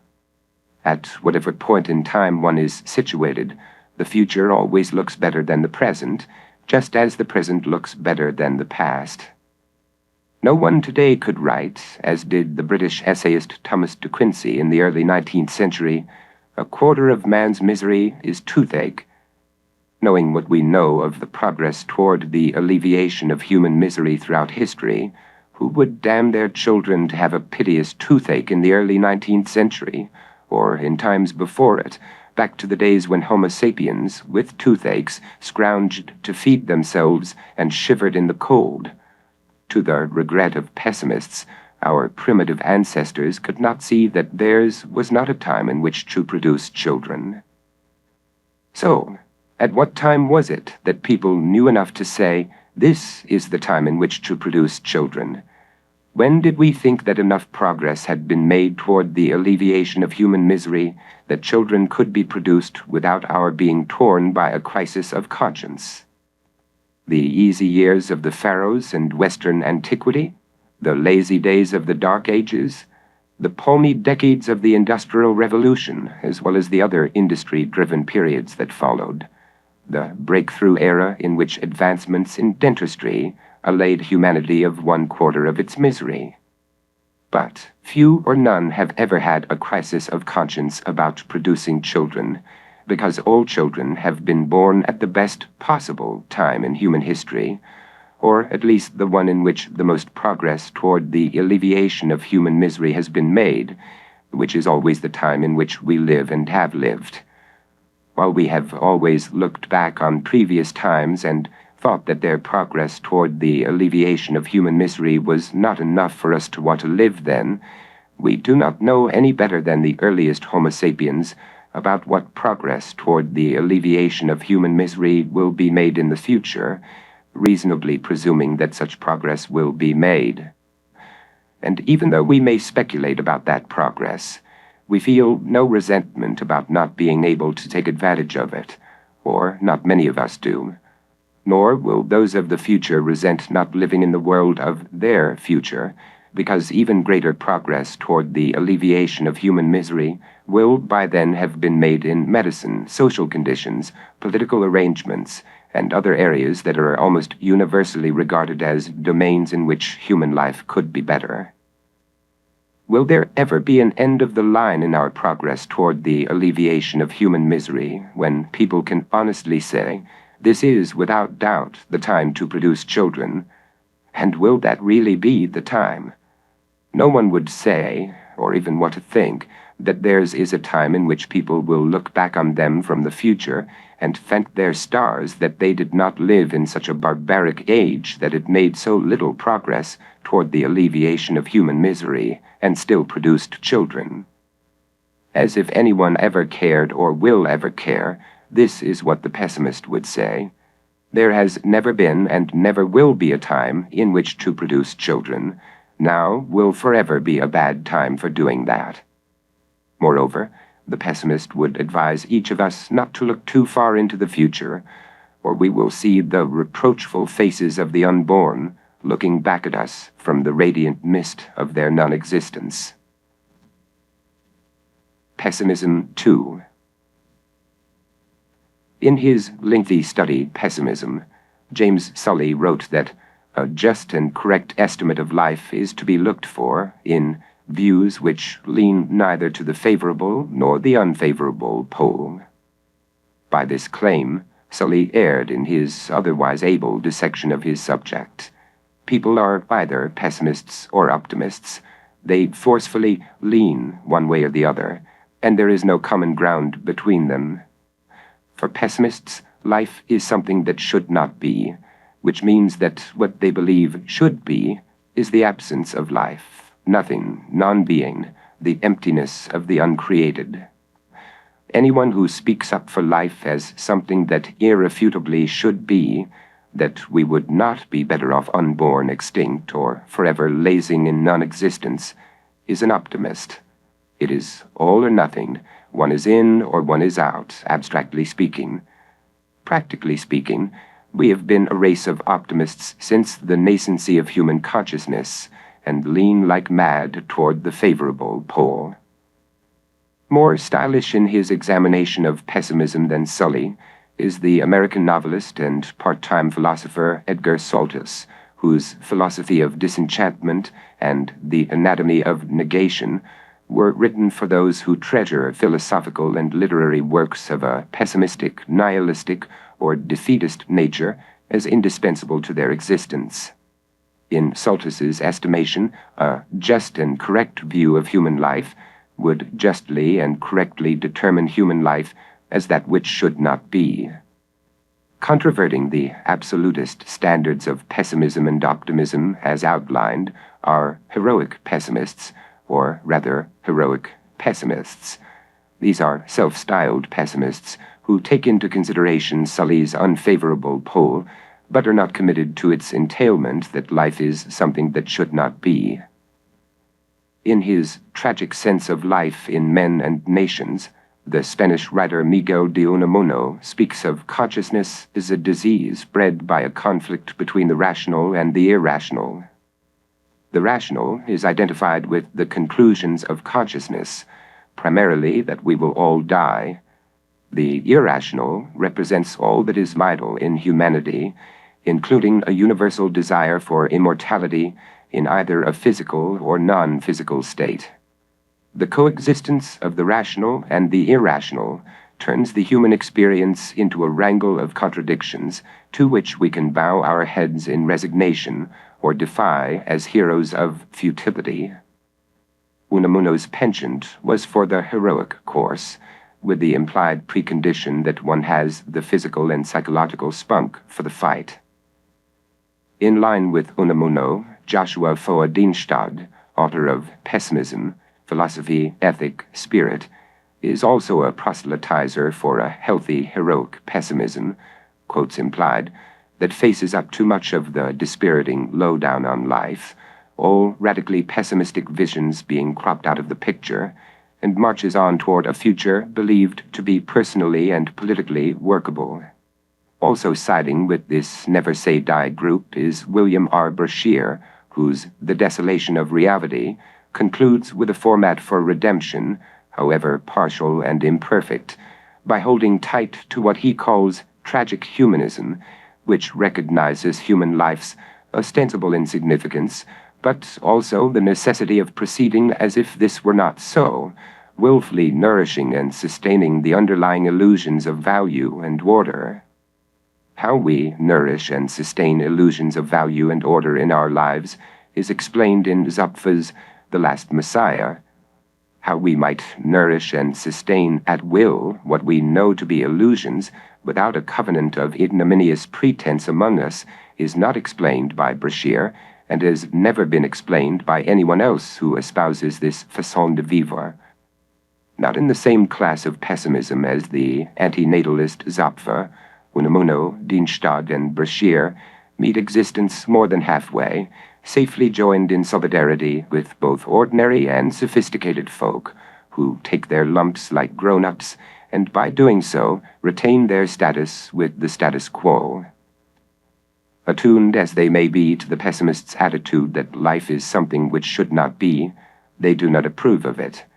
But Unamuno, Dienstag, and Brashear's solution to the pessimist's rejection of life puts us in the same paradoxical bind that Zapf sees in human existence, that is, living with the pretense that being alive is all right. The only difference is that Unamuno, Dienstag, and Brashear knowingly accede to a pretense that ordinary folk shirk knowing, at least as a general rule, because even average mortals are sometimes forced to admit this pretense. They just do not linger over it long enough to make it a philosophical point of pride and sing their own praises for doing so. A philosophical cohort of Unamuno, Dienstag, and Brashear is the French existentialist writer Albert Camus. In his essay, The Myth of Sisyphus, Camus represents the unattainable goal of the title figure as an apologetic for going on with life rather than ending it.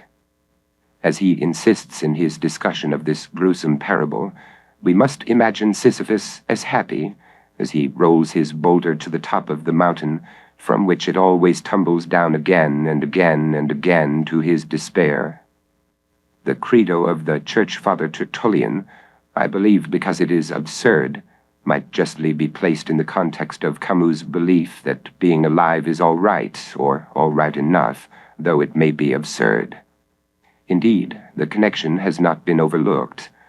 Caught between the irrationality of the Carthaginian and the intellectuality of the Frenchman, Zapf's proposal that we put out the light of the human race extends to us an antidote for our existential infirmities that is infinitely more satisfying than that of either Tertullian or his avatar Camus, the latter of whom meditated on suicide as a philosophical issue for the individual, yet did not entertain the advantages of an all-out attrition of the species.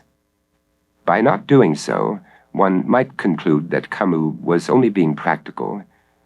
In the end, though, his insistence that we must imagine Sisyphus as happy is as impractical as it is feculent.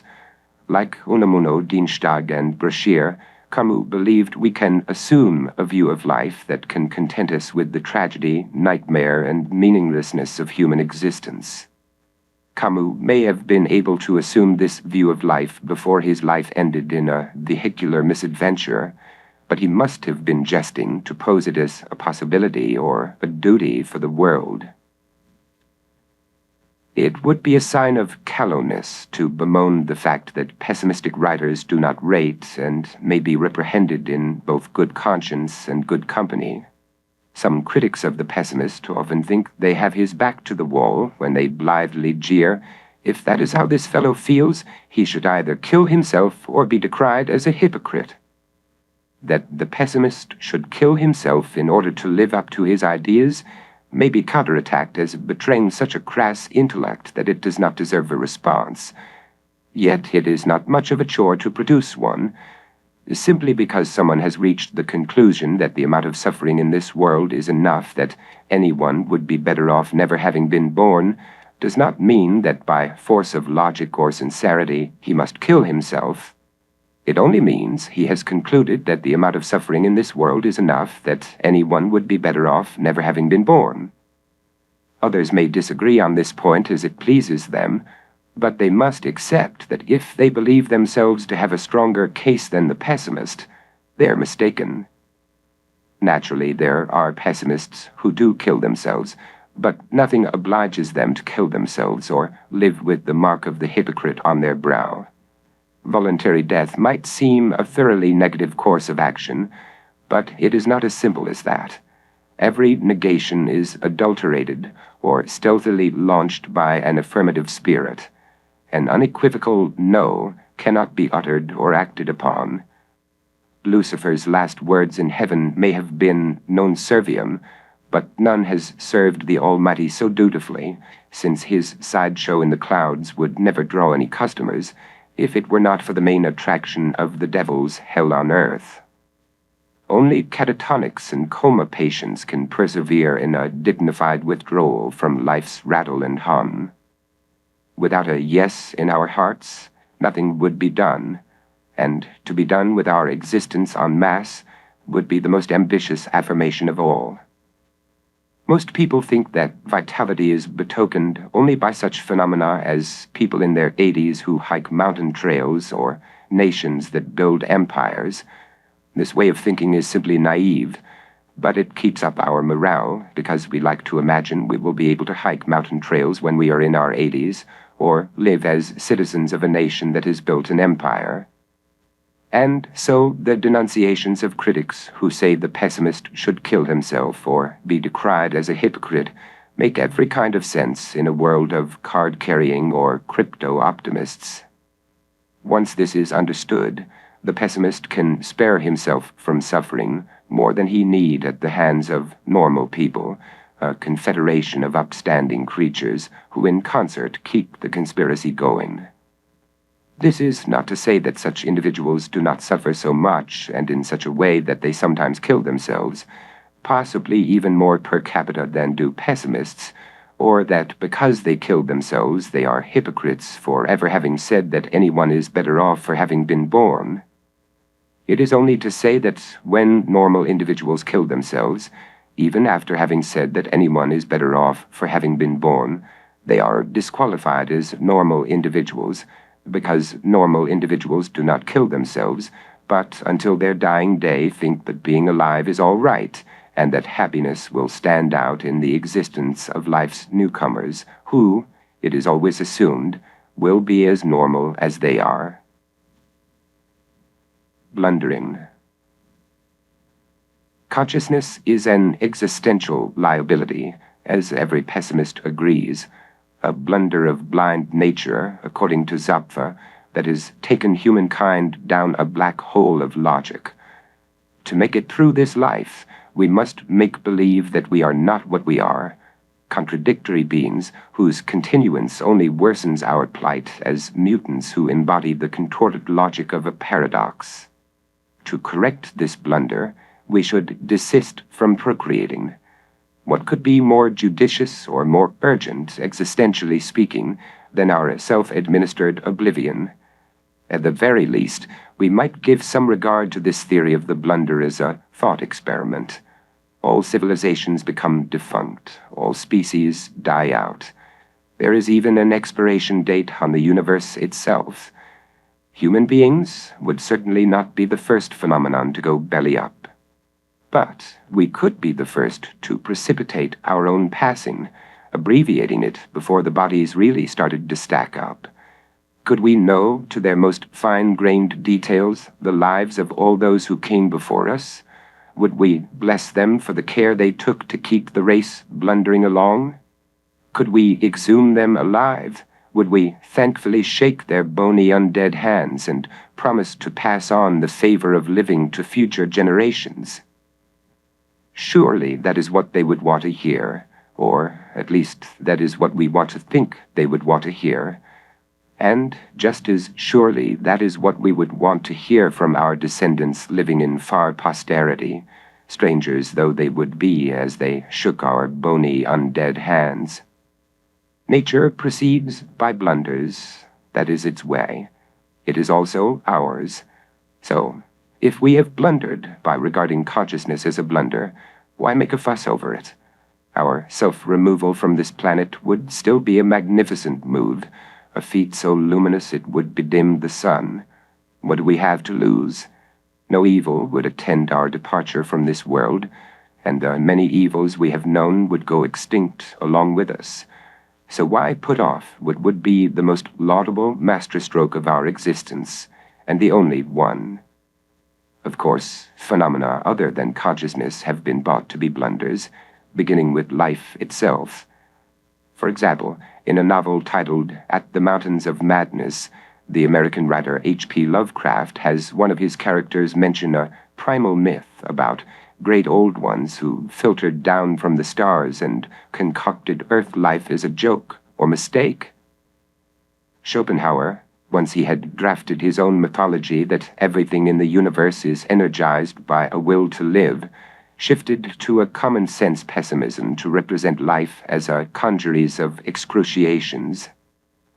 Life presents itself by no means as a gift for enjoyment, but as a task, a drudgery to be performed, and in accordance with this we see, in great and small, universal need, ceaseless cares, constant pressure, endless strife, compulsory activity, with extreme exertion of all the powers of body and mind. Many millions, united into nations, strive for the common good, each individual on account of his own, but many thousands fall as a sacrifice for it. Now senseless delusions, now intriguing politics, incite them to wars with each other. Then the sweat and the blood of the great multitude must flow to carry out the ideas of individuals or to expiate their faults. In peace, industry and trade are active, inventions work miracles, seas are navigated, delicacies are collected from all ends of the world, the waves engulf thousands, all push and drive, others acting. The tumult is indescribable. But the ultimate aim of it all, what is it? To sustain ephemeral and tormented individuals through a short span of time, in the most fortunate case, with endurable want and comparative freedom from pain, which, however, is at once attended with ennui. Then the reproduction of this race and its striving. In this evident disproportion between the trouble and the reward, the will to live appears to us from this point of view, if taken objectively, as a fool, or subjectively, as a delusion, seized by which everything living works with the utmost exertion of its strength for something that is of no value. But when we consider it more closely, we shall find here also that it is rather a blind pressure, a tendency entirely without ground or motive. Schopenhauer is here straightforward in limning his awareness that, for human beings, existence is a state of demonic mania, with the will to live as the possessing spirit of ephemeral and tormented individuals. Elsewhere in his works, he denominates consciousness as an accident of life, a blunder, a mistake. Is there really anything behind our smiles and tears but an evolutionary slip-up? Analogies. Schopenhauer's is a great pessimism, not least because it reveals a signature motif of the pessimistic imagination. As indicated, Schopenhauer's insights are yoked to a philosophical superstructure centered on the will, or the will to live, a blind, deaf, and dumb force that rouses human beings to their detriment. While Schopenhauer's system of thought is as impossible to swallow as that of any other systematic philosopher, no intelligent person can fail to see that every living thing behaves exactly in conformity with his philosophy in its liberal articulation. Wound up like toys by some force, call it will, elan vital, anima mundi, physiological or psychological processes, nature, or whatever, organisms go on running as they are bidden until they run down. In pessimistic philosophies, only the force is real, not the things activated by it. They are only puppets, and if they have consciousness, may mistakenly believe they are self-winding persons who are making a go of it on their own. Here, then, is the signature motif of the pessimistic imagination that Schopenhauer made discernible. Behind the scenes of life, there is something pernicious that makes a nightmare of our world. For Zapffe, the evolutionary mutation of consciousness tugged us into tragedy. For Michael Stetter, individuals can exist only as unrealities that are made as they are made, and that cannot make themselves otherwise, because their hands are forced by the god of philopsychia, self-love, to accept positive illusions about themselves, or not accept themselves at all. For Meinlander, a will to die, not Schopenhauer's will to live, plays the occult master pulling our strings, making us dance in fitful motions like marionettes caught in a turbulent wake left by the passing of a self-murdered god. For Bonzen, a purposeless force breathes a black life into everything and feasts upon it part by part, regurgitating itself into itself, ever renewing the throbbing forms of its repast. For all others who suspect that something is amiss in the lifeblood of being, something they cannot verbalize, there are the malformed shades of suffering and death that chase them into the false light of contenting lies. By analogy with that pernicious something, the pessimist senses behind the scenes of life are the baleful agencies that govern the world of supernatural horror fiction. Actually, it would be more proper to speak of the many worlds of supernatural horror, since they vary from author to author as much as the renderings of the human fiasco vary from pessimist to pessimist. Even within the writings of a single author, the source of something pernicious that makes a nightmare of our world switches about, the common link being a state of affairs that overturns our conception of reality for the worse. In The Willows, for instance, the 20th century British writer Algernon Blackwood suggests that an inimical force abides within nature. What this enormity might be is known to the characters of the story only by mysterious signs and sounds that unnerve them as they make their way in a small boat down the Danube and camp for the night on an island overgrown with willows, which become the symbolic focus of a region where nature shows its most menacing aspect. The narrator tries to explain what it is about the willows that seems particularly threatening to him, as distinct from the more immediate perils of the severe weather conditions that have developed along the Danube. A rising river, perhaps, always suggests something of the ominous. Many of the little islands I saw before me would probably have been swept away by the morning. This resistless, thundering water touched the deep sense of awe. Yet I was aware that my uneasiness lay deeper far than the emotions of awe and wonder. It was not that I felt, nor had it directly to do with the power of the driving wind, this shouting hurricane that might almost carry up a few acres of willows into the air and scatter them like so much chaff over the landscape.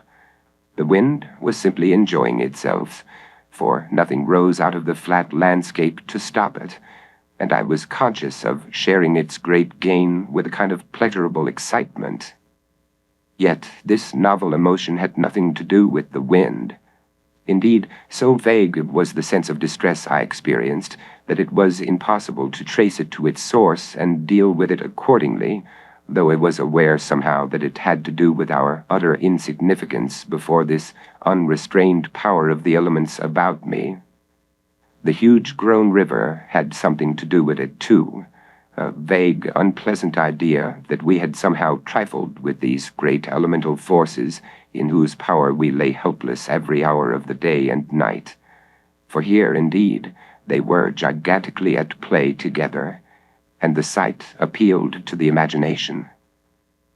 But my emotion, so far as I could understand it, seemed to attach itself more particularly to the willow bushes, to these acres and acres of willows, crowding, so thickly growing there, swarming everywhere the eye could reach, pressing upon the river as though to suffocate it, standing in dense array mile after mile beneath the sky, watching, waiting, listening, and, apart from the elements, the willows connected themselves subtly with my malaise, attacking the mind insidiously somehow by reason of their vast numbers, and contriving in some way or other to represent to the imagination a new and mighty power, a power, moreover, not altogether friendly to us. The mystery of the pernicious something that the willows represent is never resolved. However, at the end of the story, the two travelers see a man turning over and over in the rushing river, and he bears their mark in the form of indentations they had seen before in the sands of the island, funnels that formed and grew in size throughout the night the men had camped on the island. Whatever power that was not altogether friendly to us had procured its victim and satisfied itself. The men had been saved at the price of another's death. That which makes a nightmare of our world had revealed itself for a time, and withdrawn once again behind the scenes of life. Such is the motif of supernatural horror. Something terrible in its being comes forward and makes its claim as a shareholder in our reality, or what we think is our reality and ours alone. It may be an emissary from the grave, or an esoteric monstrosity, as in the ghost stories of M.R. James. It may be the offspring of a scientific experiment with unintended consequences, as in Arthur Machen's The Great God Pan, or the hitherto unheard-of beings in the same author's The White People. It may be a hideous token of another dimension revealed only in a mythic tome, as in Robert W. Chambers's The Yellow Sign. Or it may be a world unto itself of pure morbidity, one suffused with a profound sense of a doom without a name, Edgar Allan Poe's world. Reflected in the works of many supernatural writers, the signature motif Schopenhauer made discernible in pessimism was most consistently promulgated by Lovecraft, a paragon among literary figures who have thought the unthinkable, or at least thought what most mortals do not want to think. In conceiving Azathoth, that nuclear chaos which bubbles at the center of all infinity, Lovecraft might well have been thinking of Schopenhauer's will. As instantiated in Lovecraft's stories, the pernicious something that makes a nightmare of our world is individuated into linguistically teratological entities from beyond or outside of our universe. Like ghosts or the undead, their very existence spooks us as a violation of what should and should not be, suggesting unknown modes of being and uncanny creations which epitomize supernatural horror. Life principles. Philosophically, Lovecraft was a dyed-in-the-wool scientific materialist. Nevertheless, he is a felicitous example of someone who knew ravishments that in another context would qualify as spiritual or religious. Yet, from childhood, he adhered to a vigorous atheism.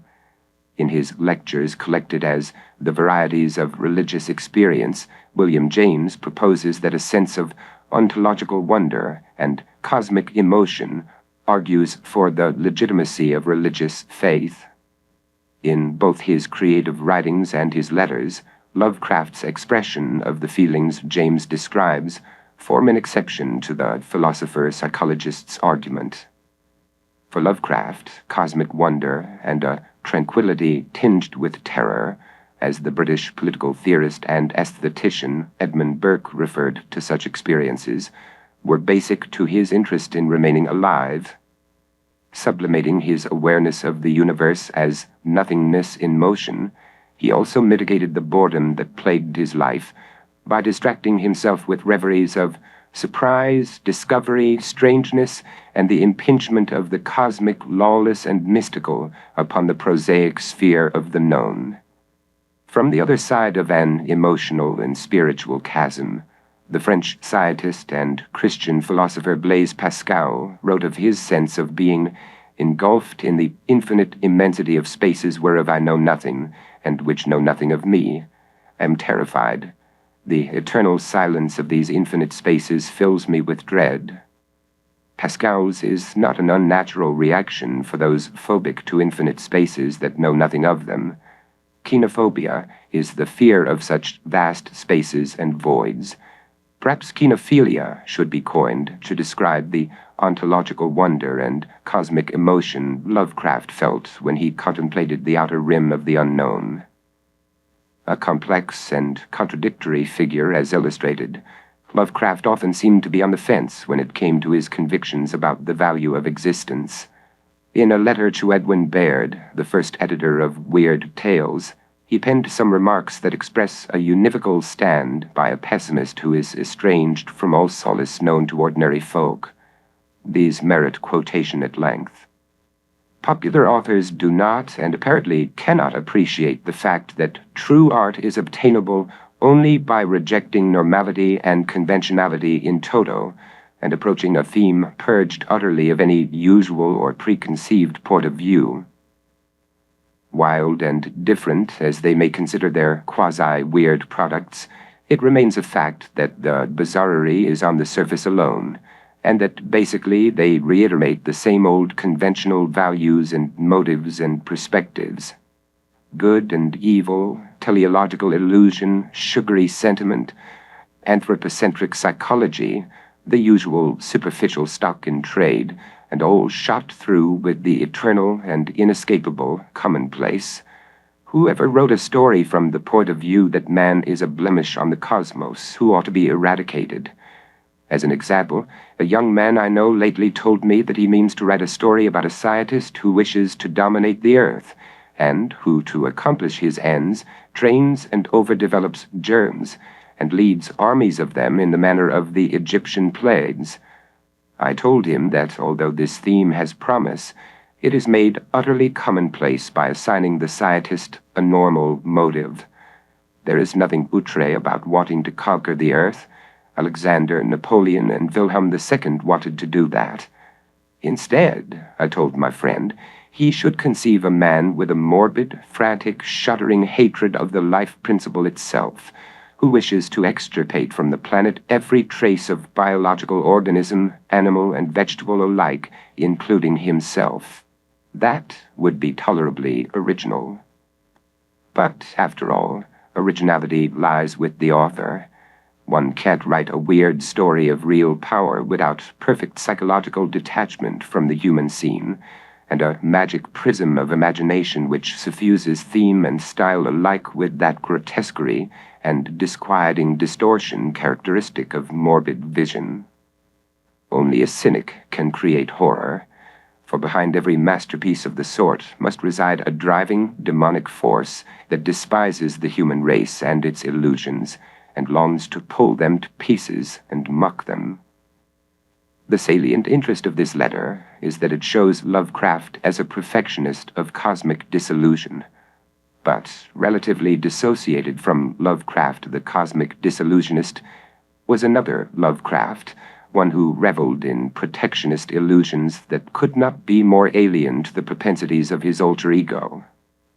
In this latter identity, he took refuge from what he specified as his cynicism, also cosmic pessimism, in a world of distractions and anchorings he had amassed over the years. Among them was his sentimental immersion in the past. Especially dear to him was the traditional way of life emblemized by architectural remnants of 17th and 18th century New England. Old towns with winding streets, houses with semicircular fanlight doors, and other postcard images of Yankeedom conjured up for Lovecraft a picture of bygone times as an aesthetic phenomenon that often tailed into a blood-and-soil mysticism. A proud Novandlian, Lovecraft grew up and lived among abundant reminders of a past he idealized. His attachment to historic New England counterbalanced his infatuation with the far reaches of time and space, beside which, as he well knew, the outdated culture streams that so enraptured him were local, fleeting, and accidental forms without immanent virtue. For Lovecraft, both quaint small-paned windows and a bracing alienage from human mores had charms that he heartily honored in his works as well as his life. even during his darkest days of cynicism and pessimism. Like most of us, Lovecraft distracted himself with fabricated values, and he did so until death was bestowed upon him by a combination of intestinal cancer and Bright's disease. Concerned as a fiction writer with smashing to bits humanity's grand illusion about its place in the universe, Lovecraft welcomed any illusions he could accept in good faith, as did Zapfa and Schopenhauer, who also pursued gratifying diversions that took their minds off what the latter philosopher called the vanity and suffering of life. During his later years, Lovecraft did seem to mellow considerably as he walked the plank into non-existence. In letters to his friends and colleagues, he attested that he had left his cynicism and pessimism behind and had become an indifferentist, meaning one who sees no malice in the physical universe, but only a flux of particles. To the benefit of supernatural horror aficionados, Lovecraft's indifferentist philosophy did not require him to discontinue writing about virulent phenomena that compromise the sanity of anyone who learns of their existence. Lovecraft was exhilarated by the idea of something pernicious that made a nightmare of our world, whether it was indifferent to us or quite partial to our devastation. In his indifferentism, Lovecraft did not seem to have shambled far from the cognitive style of the individual who advised his friend to write about a man with a morbid, frantic, shuddering hatred of the life principle itself, who wishes to extirpate from the planet every trace of biological organism, animal and vegetable alike, including himself. If only there were a man who could bring to fruition such a wish. Then the earth could finally be cleared off, as Wilbur Whately wrote in his diary in The Dunwich Horror. Why anyone should be drawn to the writings of Lovecraft and his confederates is usually expounded as a natural aspect of the human temper, a healthy yearning of our souls to exceed the bounds of ordinary existence. In his lecture on morbidity, part of a series of brief expositions on supernatural horror, an academician known only as Professor Nobody, an ostentatiously cocky pseudonym, submits his analysis of an atypical individual who does not partake in the wholesome motivation of the majority with respect to the horrific and extraordinary, a man with a morbid, frantic, shuddering hatred of the life principle itself. While there is indeed something invigorating in supernatural horror for this individual, it is a negative rather than a positive activation that pleasures him by its antipathy to all that lives. The floor is now ceded to the professor. Isolation, mental strain, emotional exertions, visionary infatuations, well-executed fevers, repudiations of well-being, only a few of the many exercises practiced by that specimen we shall call the morbid man. And our subject of supernatural horror is a vital part of his program, retreating from a world of health and sanity, or at least one that daily invests in such commodities. The morbid man seeks the shadows behind the scenes of life. He backs himself into a corner alive with cool draughts and fragrant with centuries of must. It is in that corner that he builds a world of ruins out of the battered stones of his imagination, a rancid world rife with things smelling of the crypt. But this world is not all a romantic sanctum for the dark in spirit. So let us condemn it for a moment, this deep end of dejection. Although there is no name for what might be called the morbid man's sin, it still seems in violation of some deeply ingrained morality. The morbid man does not appear to be doing himself or others any good. And while we all know that melancholic moping and lugubrious ruminating are quite palatable as side dishes of existence, he has turned them into a house specialty. Ultimately, however, he may meet this charge of wrongdoing with a simple, "What of it?" Now, such a response assumes morbidity to be a certain class of vice, one to be pursued without apology, and one whose advantages and disadvantages must be enjoyed or endured outside the law. But, as a sower of vice, if only in his own soul, the morbid man incurs the following censure: that he is a symptom or a cause of decay within both individual and collective spheres of being. And decay, like every other process of becoming, hurts everybody. Good, shouts the morbid man. Not good, counters the crowd. Both positions betray dubious origins, one in resentment, the other in fear. And when the moral debate on this issue eventually reaches an impasse or becomes too tangled for truth, then psychological polemics can begin. Later on, we will find other angles from which this problem may be attacked, enough to keep us occupied for the rest of our lives. Meanwhile, the morbid man keeps putting his time on earth to no good use, until in the end, amidst mad winds, wan moonlight, and pasty specters, he uses his exactly like everyone else uses theirs, all up. Undoing 3. When people are asked to respond to the statement, "I am happy," true or false, the word true is spoken more often than false, overwhelmingly so. If there is some loss of face in confessing that one is not happy, this does not mean that those who profess happiness as their dominant humor are lying through their teeth. People want to be happy. They believe they should be happy. And if some philosopher says they can never be happy because their consciousness has ensured their unhappiness, that philosopher will not be part of the dialogue, especially if he blathers about discontinuing our species by ceasing to bear children who can also never be happy, even though, to extend the point, they can also never be unhappy given their inexperience of existing. Ask Zapfa. So, you ask whether I would choose to be unborn. One must be born in order to choose, and the choice involves destruction. But ask my brother in that chair over there. Indeed, it is an empty one. My brother did not get so far.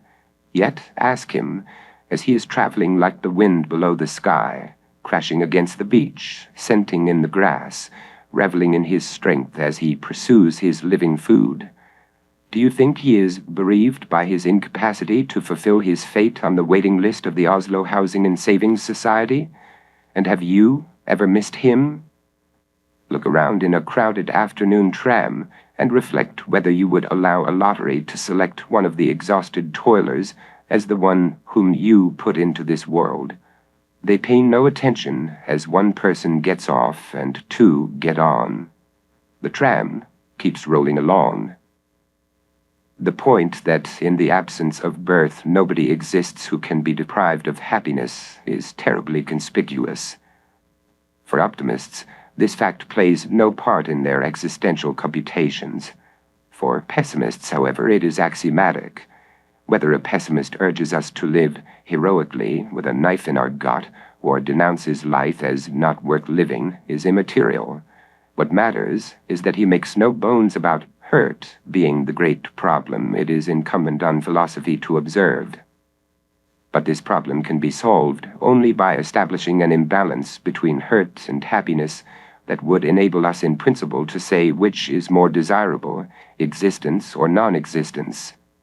While no airtight case has ever been made regarding the undesirability of human life, pessimists still run themselves ragged trying to make one. Optimists have no comparable mission. When they do argue for the desirability of human life, it is only in reaction to pessimists arguing the opposite, even though no airtight case has ever been made regarding that desirability. Optimism has always been an undeclared policy of human culture, one that grew out of our animal instincts to survive and reproduce, rather than an articulated body of thought.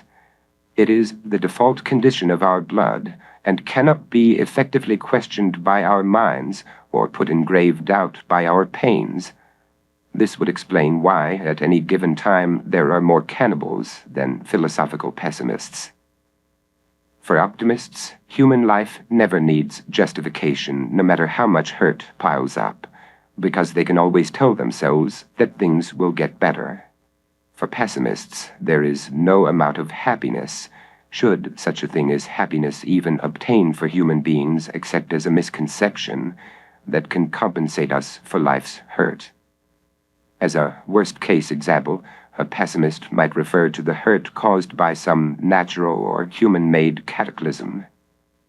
To adduce a hedonic counterpart to the horrors that attach to such cataclysms would require a degree of ingenuity from an optimist, but it could be done. And the reason it could be done, the reason for the eternal stalemate between optimists and pessimists, is that no possible formula can be established to measure proportions and types of hurt and happiness in the world. If such a formula could be established, on the premise that an oppositional comparison may be made between hurt and happiness, of course, then either pessimists or optimists would have to give in to their adversaries. One formula to establish the imbalance at issue has been tendered by the South African philosopher of ethics David Benatar. In his Better Never to Have Been, The Harm of Coming into Existence, Benatar attempts to prove that, because some amount of suffering is inevitable for all who are born, while the absence of happiness does not deprive those who would have been born but were not, the scales are tipped in favor of not bearing children. Therefore, propagators violate any conceivable system of morality and ethics because they are guilty of doing harm. To Benatar, the extent of the harm that always occurs matters not. Once harm has been ensured by the begetting of a bundle of joy, a line has been crossed from moral, ethical behavior to immoral, unethical behavior. This violation of morality and ethics holds for Benatar in all instances of childbirth. Nevertheless, people like Benatar, who argue that the world's ideal population size is 0, are written off as being unhealthy of mind. Further accentuating this presumed unhealthiness is Benatar's argument that giving birth is not only harmful, but should be seen as so egregiously harmful that there is no happiness that can counterbalance it. As harms go in this world, there are none worse than the harm that entails all others. Ask William James for a perspective on one of those great harms, to which he gives the name melancholy, and how it is generally passed over in the lives of healthy adults. The method of averting one's attention from evil and living simply in the light of good is splendid, as long as it will work. It will work with many persons. It will work far more generally than most of us are ready to suppose, and within the sphere of its successful operation, there is nothing to be said against it as a religious solution. But it breaks down impotently as soon as melancholy comes, and even though one be quite free from melancholy one's self, there is no doubt that healthy-mindedness is inadequate as a philosophical doctrine, because the evil facts which it refuses positively to account for are a genuine portion of reality, and they may after all be the best key to life's significance, and possibly the only openers of our eyes to the deepest levels of truth.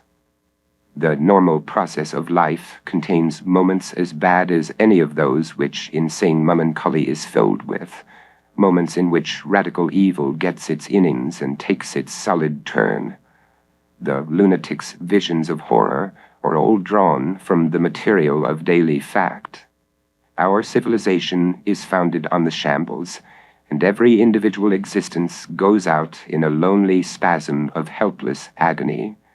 If you protest, my friend, wait until you arrive there yourself. James himself suffered a brush with melancholy, but he made a full recovery and began to think positively, or at least equivocally, about being alive, answering yes to the question, is life worth living? However, by force of his honesty of intellect, he knew this opinion needed to be defended as much as any other opinion. No logic can support it. Indeed, logic defeats all feeling that life is worth living, which, James says, only a self-willed belief in a higher order of existence can instill. Then every suffering will seem worthwhile in the way that the vivisection of a living dog, to use James's example, would seem worthwhile to the animal if only it could comprehend the goodly ends its pain serves for the higher order of human existence. In his lecture, Is Life Worth Living?, James opined that human beings, unlike dogs, can in fact imagine a higher order of existence than theirs, one that may legitimate the worst adversities of mortal life. James was a rare philosopher in that he put no faith in logic, and he was doubtless wise to adopt that stance, since the fortunes of those who attempt to defend their opinions with logic are not enviable. Naturally, for those whose opinion is that it is better to be than better never to have been, Benatar's logic for the latter proposition is rejected as faulty, the more so in that its conclusions are not supported by a consensus of ordinary folk. Logic notwithstanding, Benatar's moral, ethical censure of reproduction does prove that humanity's continuance is not universally accepted as a good in itself, even in a super-modern world. It also reminds us that no one can make a case that every individual's birth, or any individual's birth, is a good in itself. And that is the case that needs to be made, at least morally and ethically speaking, as well as logically speaking. For more on this, see the section Pressurized in the chapter The Cult of Grinning Martyrs. If most people believe that being alive is all right, the alternative to this belief having no appeal for them, the rectitude of causing new people to become alive, is just a matter of opinion. Repression. In The Last Messiah, Zapfa wrote, "The whole of living that we see before our eyes today is from inmost to outmost enmeshed in repressional mechanisms, social and individual. They can be traced right into the tritest formulas of everyday life." The quartet of formulas that Zapfa picked out as individual and social mechanisms of repression are probably the most trite he could have chosen, which may have been deliberate on his part because they are so familiar to us and so visible in our day-to-day existence. These mechanisms are related to the psychoanalytic theory of unconscious repression, although they are also perilously accessible to the conscious mind. And when they are accessed, no one can conceive them with impunity. Not overweight persons or tobacco users who must play dumb when they are scarfing down a cupcake or smoking a cigarette. Not soldiers fighting a war who must not be aware they are risking their lives and limbs for a rationalization, their country, their God, etc. Not anyone who is going to suffer and die, that is, everyone who will not voluntarily confess to playing the same old games for as long as possible, rather than be haunted by thoughts of mortality and the unpleasantness that may precede it. And definitely not artists who keep their aesthetic distance for fear of being hamstrung by the realities they bring to life. Once the fact that repressional mechanisms hide are accessed, they must be excised from our memory, or new repressional mechanisms must replace the old, so that we may continue to be protected by our cocoon of lies. If this is not done, we will be whimpering misereres morning, noon, and night, instead of chanting that day by day in every way we are getting better and better. Although we may sometimes admit to the guileful means we use to keep us doing what we do, this is only a higher level of self-deception and paradox, not evidence that we stand on the heights of some meta-reality where we are really real. We say we know what is in store for us in this life, and we do, but we do not know. We cannot if we are to survive and multiply. Annotating humanity's attempt to bluff itself in the interest of the species is an extensive literature on self-deception, denial, and repression. Naturally, none of those working in this area of study believe human life to be such a morass of self-deception, denial, and repression that we do not know which way is up. But in Zapfa's analysis of self-deception, denial, and repression, we cannot know which way is up without paying dearly for this knowledge. Enough of us must addle our consciousness so that we can be far less conscious than we might, which is the tragedy of the human species for anyone who might have forgotten. Those who cannot pull off this jugglery will suffer the consequences. Some who study self-deception, denial, etc., believe these are healthy practices if they facilitate our happiness without infringing on the happiness of our fellows. They speak of self-deception, denial, etc. as useful fictions or positive illusions and ballyhoo them as staples for both the individual and society. For his book, Vital Lies, Simple Truths, The Psychology of Self-Deception, Daniel Goleman studied how people and groups play along with factitious designs to scotch the animus and anxiety that would be loosed if an etiquette of honesty were somehow enforced. Others believe that self-deceptive practices are too complex to be usefully analyzed. This does not mean that self-deceptive practices do not support heinous acts by the ingenious denial of these acts. It only means that we cannot know how self-deception works in these cases. Finally, many of those who study self-deception believe we are not capable of self-deception because we cannot both consciously know something and consciously not know it, for this would involve us in a paradox. However, others have reasoned their way around this supposed paradox. An example of such reasoning is presented by Kent Bach, who offers 3 means of avoiding unwanted thoughts that are nevertheless accessible to a subject's consciousness: rationalization, evasion, and jamming. These are identical to the methods of isolation, anchoring, and distraction spotted by Zapfa in human life. Each may keep a subject in a state of self-deception regarding what is really the case. Bach's essay does not, of course, extend his 3 categories of self-deception to the entire human species, as does Zapfa. To Zapfa, we remember, we are all by nature and necessity false and paradoxical beings, and should terminate our existence as strangers to reality, who cannot live as we are and cannot live otherwise, who must constrain our consciousness because, tragically, our sanity depends on it. In his Why We Lie, The Evolution of Deception and the Unconscious Mind, David Livingstone Smith examines the mechanisms of self-deception and denial, both individual and social, in terms of evolutionary psychology.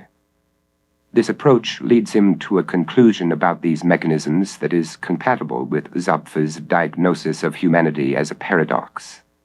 Smith's thesis is that at some time in the remote past, the human mind split into the dual levels of conscious and unconscious processes, the better to deceive itself and others for the purpose of adaptation.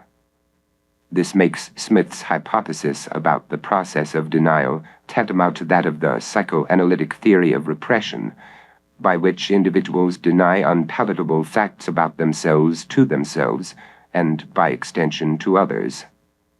Smith is, in fact, a psychoanalyst, and this may be seen in his statement that the ever-present possibility of deceit is a crucial dimension of every human relationship, even the most central, our relationship with our very selves. To practice this deceit, one must repress consciousness of the deceiving, which does not exclude self-deception concerning consciousness itself and what it discloses about human life. Effectively, then, Smith is allied with Zapfa's position that the human being performs a more or less self-conscious repression, Zapfa's emphasis, of its damning surplus of consciousness. The process is virtually constant during our waking and active hours, and is a requirement of social adaptability and of everything commonly referred to as healthy and normal living. Psychiatry even works on the assumption that the healthy and viable is at one with the highest in personal terms. Depression, fear of life, refusal of nourishment, and so on, are invariably taken as signs of a pathological state and treated thereafter. Often, however, such phenomena are messages from a deeper, more immediate sense of life, bitter fruits of a geniality of thought or feeling at the root of anti-biological tendencies. It is not the soul being sick, but its protection failing, or else being rejected because it is experienced, correctly, as a betrayal of ego's highest potential. Even though Zapfa regarded psychoanalysis as another form of anchoring, whether or not a repressional mechanism is accessible to our consciousness or is wholly unconscious seems a trivial point. For both Smith and Zapfa, they lead to the same thing, occlusion of the real. Another thing Smith and Zapfa share is that their ideas about humankind are not scientifically verifiable and will not be for some time to come, if ever. And, without proof on a platter, anyone whose ideas are unpalatable to scientists, philosophers, and average mortals must expect to be poorly heard. Smith does not seem to understand this, and in the closing pages of his book expresses hope that humanity will one day get real, as the saying goes. At the end of The Last Messiah, Zapfa expressed an unconditional pessimism that this could ever happen, which was patently the only reasonable attitude for him to take. Smith himself might consider getting real about his hope we will ever get real, given that humanity will always have its reasons for being repressed, self-deceptive, and unreal.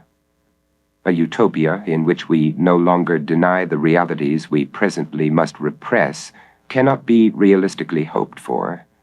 And who, except a pessimist, would wish for that utopia? The effectiveness of conscious repressional mechanisms has been analyzed from many angles, particularly in relation to the fear of death. An enumeration of traditional strategies for grappling with thanatophobia appears in Choices for Living, Coping with the Fear of Dying by Thomas S. Langer. Although the subtitle of this book suggests that it concentrates on the fear of dying, it is more about the fear of death, not about the suffering and terror that may attend either a short-lived or a dawdling migration into death.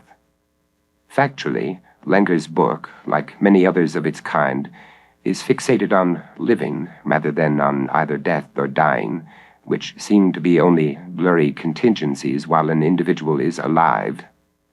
Doctor, I'm afraid you have an inoperable tumor and haven't long to live. Patient, that can't be. I feel in perfect health. Police officer, I'm sorry to inform you, ma'am, that your husband has been involved in a vehicular misadventure. He's dead. Wife, that can't be. He just left the house 10 minutes ago. Given a little time, of course, the cancer patient and the woman who just lost her husband come around to their respective realities. Acceptance of one's new condition, as opposed to going mad or reacting in some other pathological manner, seems to be the usual process, on the condition, naturally, that an individual lives long enough to accept it and does not die of an inoperable tumor first. In the media and all forms of entertainment, such bad breaks are exposed to us all our lives. But we still do not heed the old saw, hope for the best but expect the worst. Instead, we hope for the best and think we have a very good chance of getting it. If we really expected the worst, we might well go mad or react in some other pathological manner before the worst came for us and ours. And that really would be the worst. Suffering 1. For almost all philosophers who write about death, the subject is studied in the abstract, with the unsightly tangibles at its bedside either bracketed or shrugged off. If dying is even given the time of day by philosophers, it must be studied as a subcategory of suffering, the meaning of, which few thinkers discuss outside of moral philosophy and ethics, relatively soft cognitive pastimes when placed beside logic, epistemology, ontology, etc.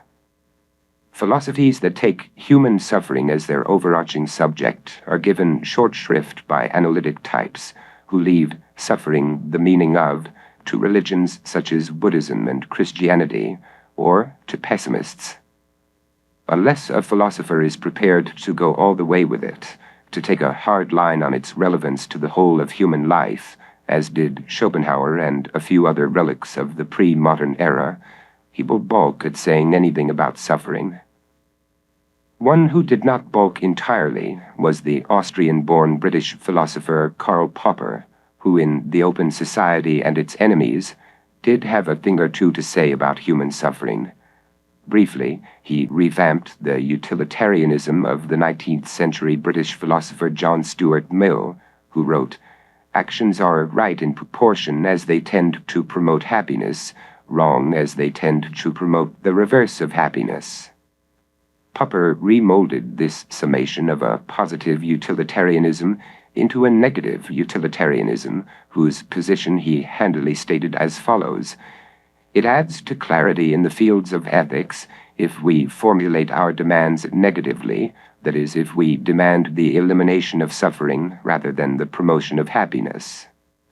Taken to its logical and most humanitarian conclusion, Popper's demand can have as its only end the elimination of those who now suffer, as well as counterfactual beings who will suffer if they are born. What else could the elimination of suffering mean, if not its total abolition, and ours? Naturally, Popper held his horses well before suggesting that to eliminate suffering would demand that we as a species be eliminated. But, as R.N. Smart famously argued, this is the only conclusion to be drawn from negative utilitarianism. In The Last Messiah, Zapfa is not sanguine about eliminating suffering, nor is he so unworldly as to beseech a communal solution for its elimination by snuffing out the human race, as did the Cathari and the Bugdamiels. He does lash out at the barbarism of social or religious prescription of suicide, but he is not a standard-bearer for this form of personal salvation. To reiterate with due compunction, Zapfa's thought is foremost an addendum to that of various sects and individuals who have resolved that conscious existence is so odious that extinction is preferable to survival. It also has the value of advancing a new answer to an old question: why should generations unborn be spared entry into the human thresher? But what might be called Zapfa's paradox, in the tradition of possessively named formulations that saturate primers of philosophy, is as useless as the propositions of any other thinker who is pro-life or anti-life, or is only juggling concepts to clinch what is reality and can we ever get there. That said, we can continue as if it had not been said. The measure of a philosopher's thought is not in its answers or the problems it poses, but in how well it fiddles with these answers and problems, such that they animate the minds of others. Thus the importance and the nullity of rhetoric. Ask any hardline pessimist, but do not expect him to expect you to take his words seriously. Suffering 2. Perhaps the greatest strike against philosophical pessimism is that its only theme is human suffering. This is the last item on the list of our species' obsessions, and detracts from everything that matters to us, such as the good, the beautiful, and a sparkling clean toilet bowl. For the pessimist, everything considered in isolation from human suffering, or any cognition that does not have as its motive the origins, nature, and elimination of human suffering, is at base recreational, whether it takes the form of conceptual probing or physical action in the world, for example, delving into game theory or traveling in outer space, respectively. And by human suffering, the pessimist is not thinking of particular sufferings and their relief, but with suffering itself. Remedies may be discovered for certain diseases, and socio-political barbarities may be amended, but these are only stopgaps. Human suffering will remain insoluble as long as human beings exist. The one truly effective solution for suffering is that spoken of in Zapfa's The Last Messiah. It may not be a welcome solution for a stopgap world, but it would forever put an end to suffering, should we ever care to do so. The pessimist's credo, or one of them, is that non-existence never hurt anyone, and existence hurts everyone. Although ourselves may be illusory creations of consciousness, our pain is nonetheless real. As a survival-happy species, our successes are calculated in the number of years we have extended our lives, with the reduction of suffering being only incidental to this aim. To stay alive under almost any circumstances is a sickness with us. Nothing could be more unhealthy than to watch one's health as a means of stalling death. The lengths we will go as procrastinators of that last gasp only demonstrate a morbid dread of that event. By contrast, our fear of suffering is deficient. So Shakespeare's Edgar when he passes on the wisdom that the worst is not so long as we can say this is the worst. Officially, there are no fates worse than death. Unofficially, there is a profusion of such fates. For some people, just living with the thought that they will die is a fate worse than death itself. Longevity is, without question, of paramount value in our lives, and finding a corrective for mortality is our compulsive project. Anything goes insofar as lengthening our earthly tenure. And how we have cashed in on our efforts. No need to cram our lives into 2 or 3 decades, now that we can cram them into 7, 8, 9, or more. The lifespan of non-domesticated mammals has never changed, while ours has grown by leaps and bounds. What a coup for the human race! Unaware how long they will live, other warm-blooded life forms are sluggards by comparison. Time will run out for us, as it does for all creatures, true, but at least we can dream of a day when we might elect our own deadline. Then perhaps we can all die of the same thing, the killing satiation with our durability in a world that is malignantly useless. Worthless, rather than useless, is the more familiar epithet in this context. The rationale for using useless in place of worthless in this histrionically capitalized phrase is that worthless is tied to the concepts of desirability and value, and by their depreciation introduces them into the existential mix. Useless, on the other hand, is not so inviting of these concepts. Elsewhere in this work, worthless is connected to the language of pessimism, and does what damage it can. But the devil of it is that worthless really does not go far enough when speaking pessimistically about the character of existence. Too many times the question, is life worth living, has been asked. This usage of worth excites impressions of a fair lot of experiences that are arguably desirable and valuable within limits, and that may follow upon one another in such a way as to suggest that life is not totally worthless. With useless, the wispy spirits of desirability and value do not as readily rear their heads. Naturally, the uselessness of all that is or could ever be is subject to the same repudiations as the worthlessness of all that is or could ever be. For this reason, the adverb malignantly has been annexed to useless, to give it a little more semantic stretch and a dose of toxicity. But to express with any adequacy a sense of the uselessness of everything, a non-linguistic modality would be needed, some effusion out of a dream that amalgamated every gradation of the useless and wordlessly transmitted to us the inanity of existence under any possible conditions.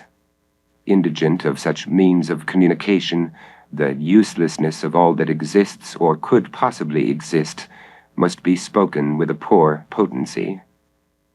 Not unexpectedly, no one believes that everything is useless, and with good reason. We all live within relative frameworks, and within those frameworks, uselessness is far wide of the norm. A potato masher is not useless if one wants to mash potatoes.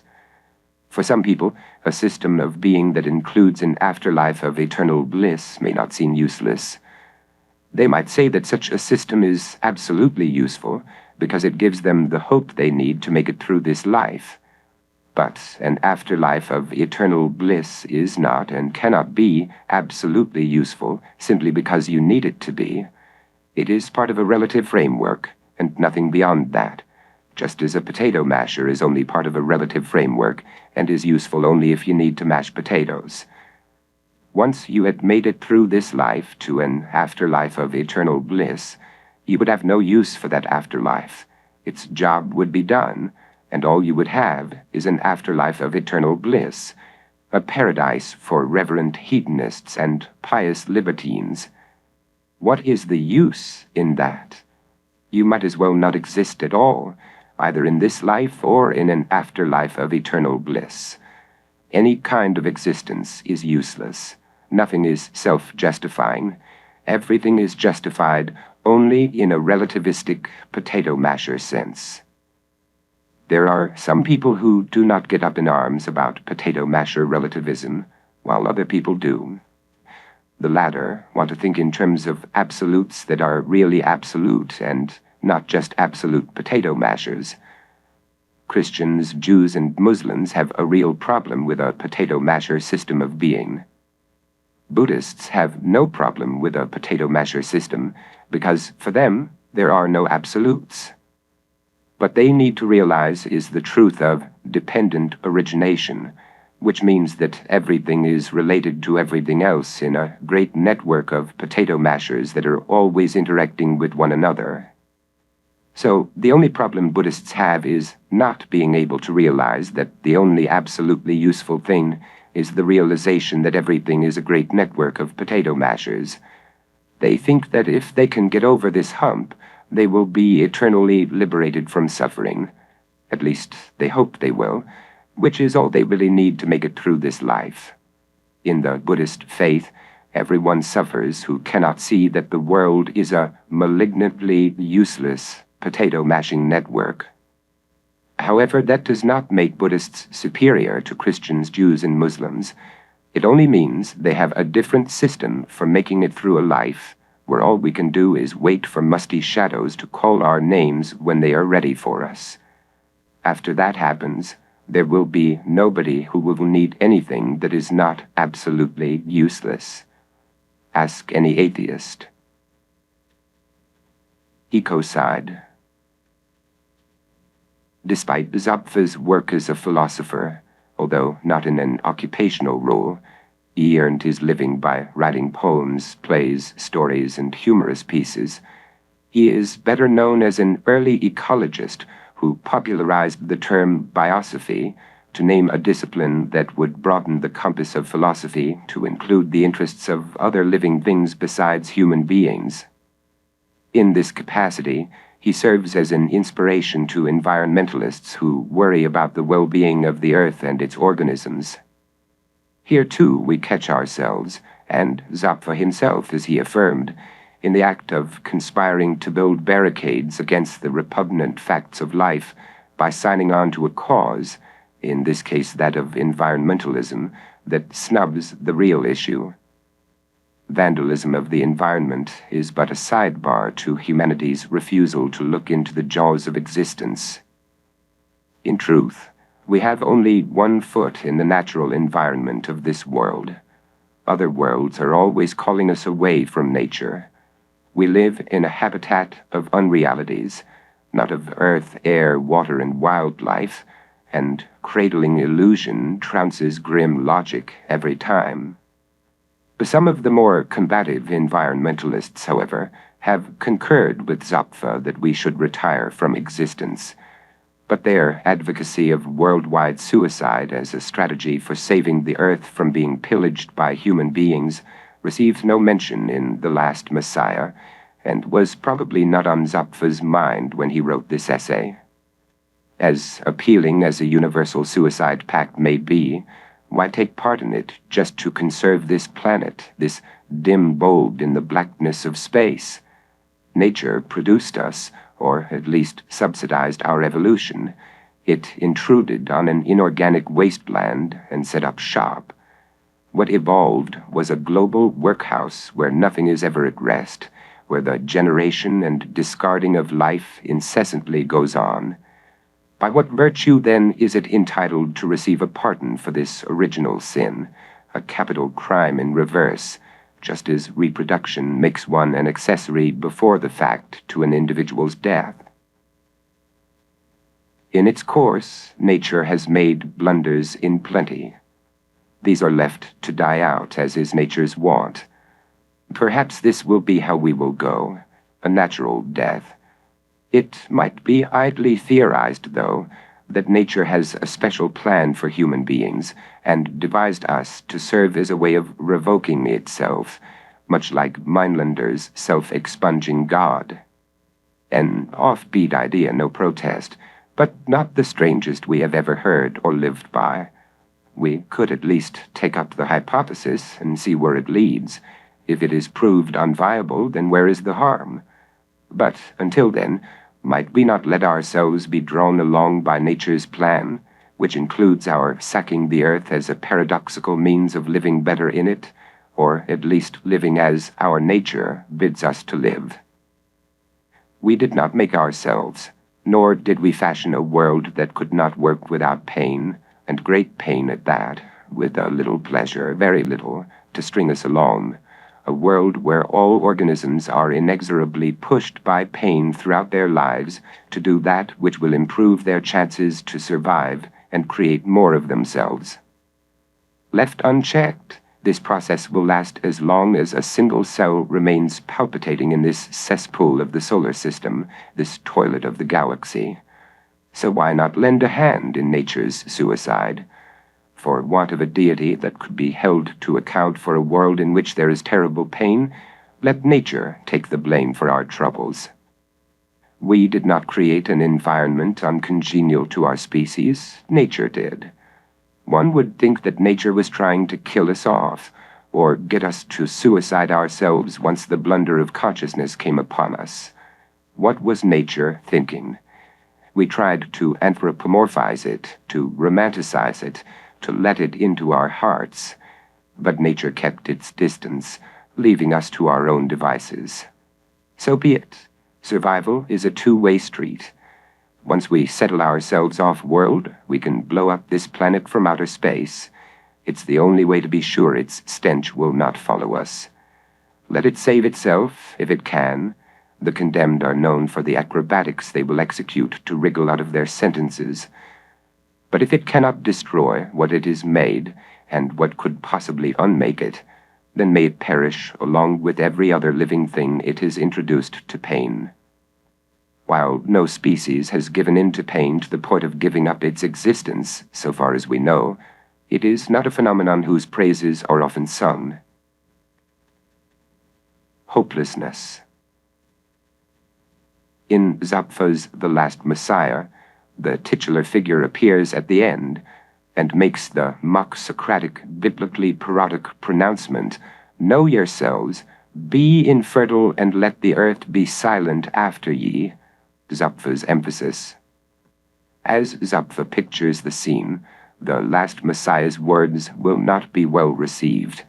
And when he has spoken, they will pour themselves over him, led by the pacifier makers and the midwives, and bury him in their fingernails. Semantically speaking, the last Messiah is not a Messiah, since he saves no living soul, and will be erased from human memory by a vigilante group whose kingpins are the pacifier makers and the midwives. Moreover, a resurrection seems to be the last thing in the last Messiah's future. To exposit why humanity should not further tarry on earth is one thing. To believe that this proposition will be agreeable to others is quite another. Due to the note of hopelessness in the coda to Zapfa's essay, we are discouraged from imagining a world in which the self-liquidation of humanity could ever be put into effect. The Norwegian himself did not take the trouble to do so in The Last Messiah. No reason he should, since he would first have to imagine a new humanity, which is not as a practice done outside of fiction, a medium of realism but not of reality. Yet, these new humans would not have to be super-involved or otherwise freakish organisms living far in the future.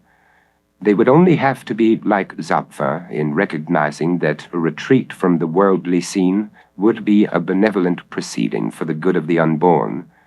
Becoming extinct would seem to be a tall order, but not one that would be insurmountably time-consuming.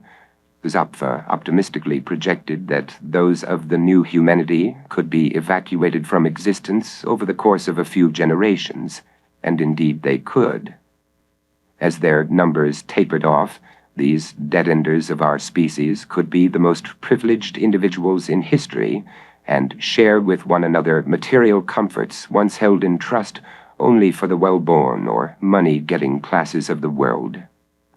Since personal economic gain would be passé as a motive for the new humanity, there would be only one defensible incitement to work, to see one another through to the finish, a project that would keep everyone busy and not just staring into space while they waited for the end.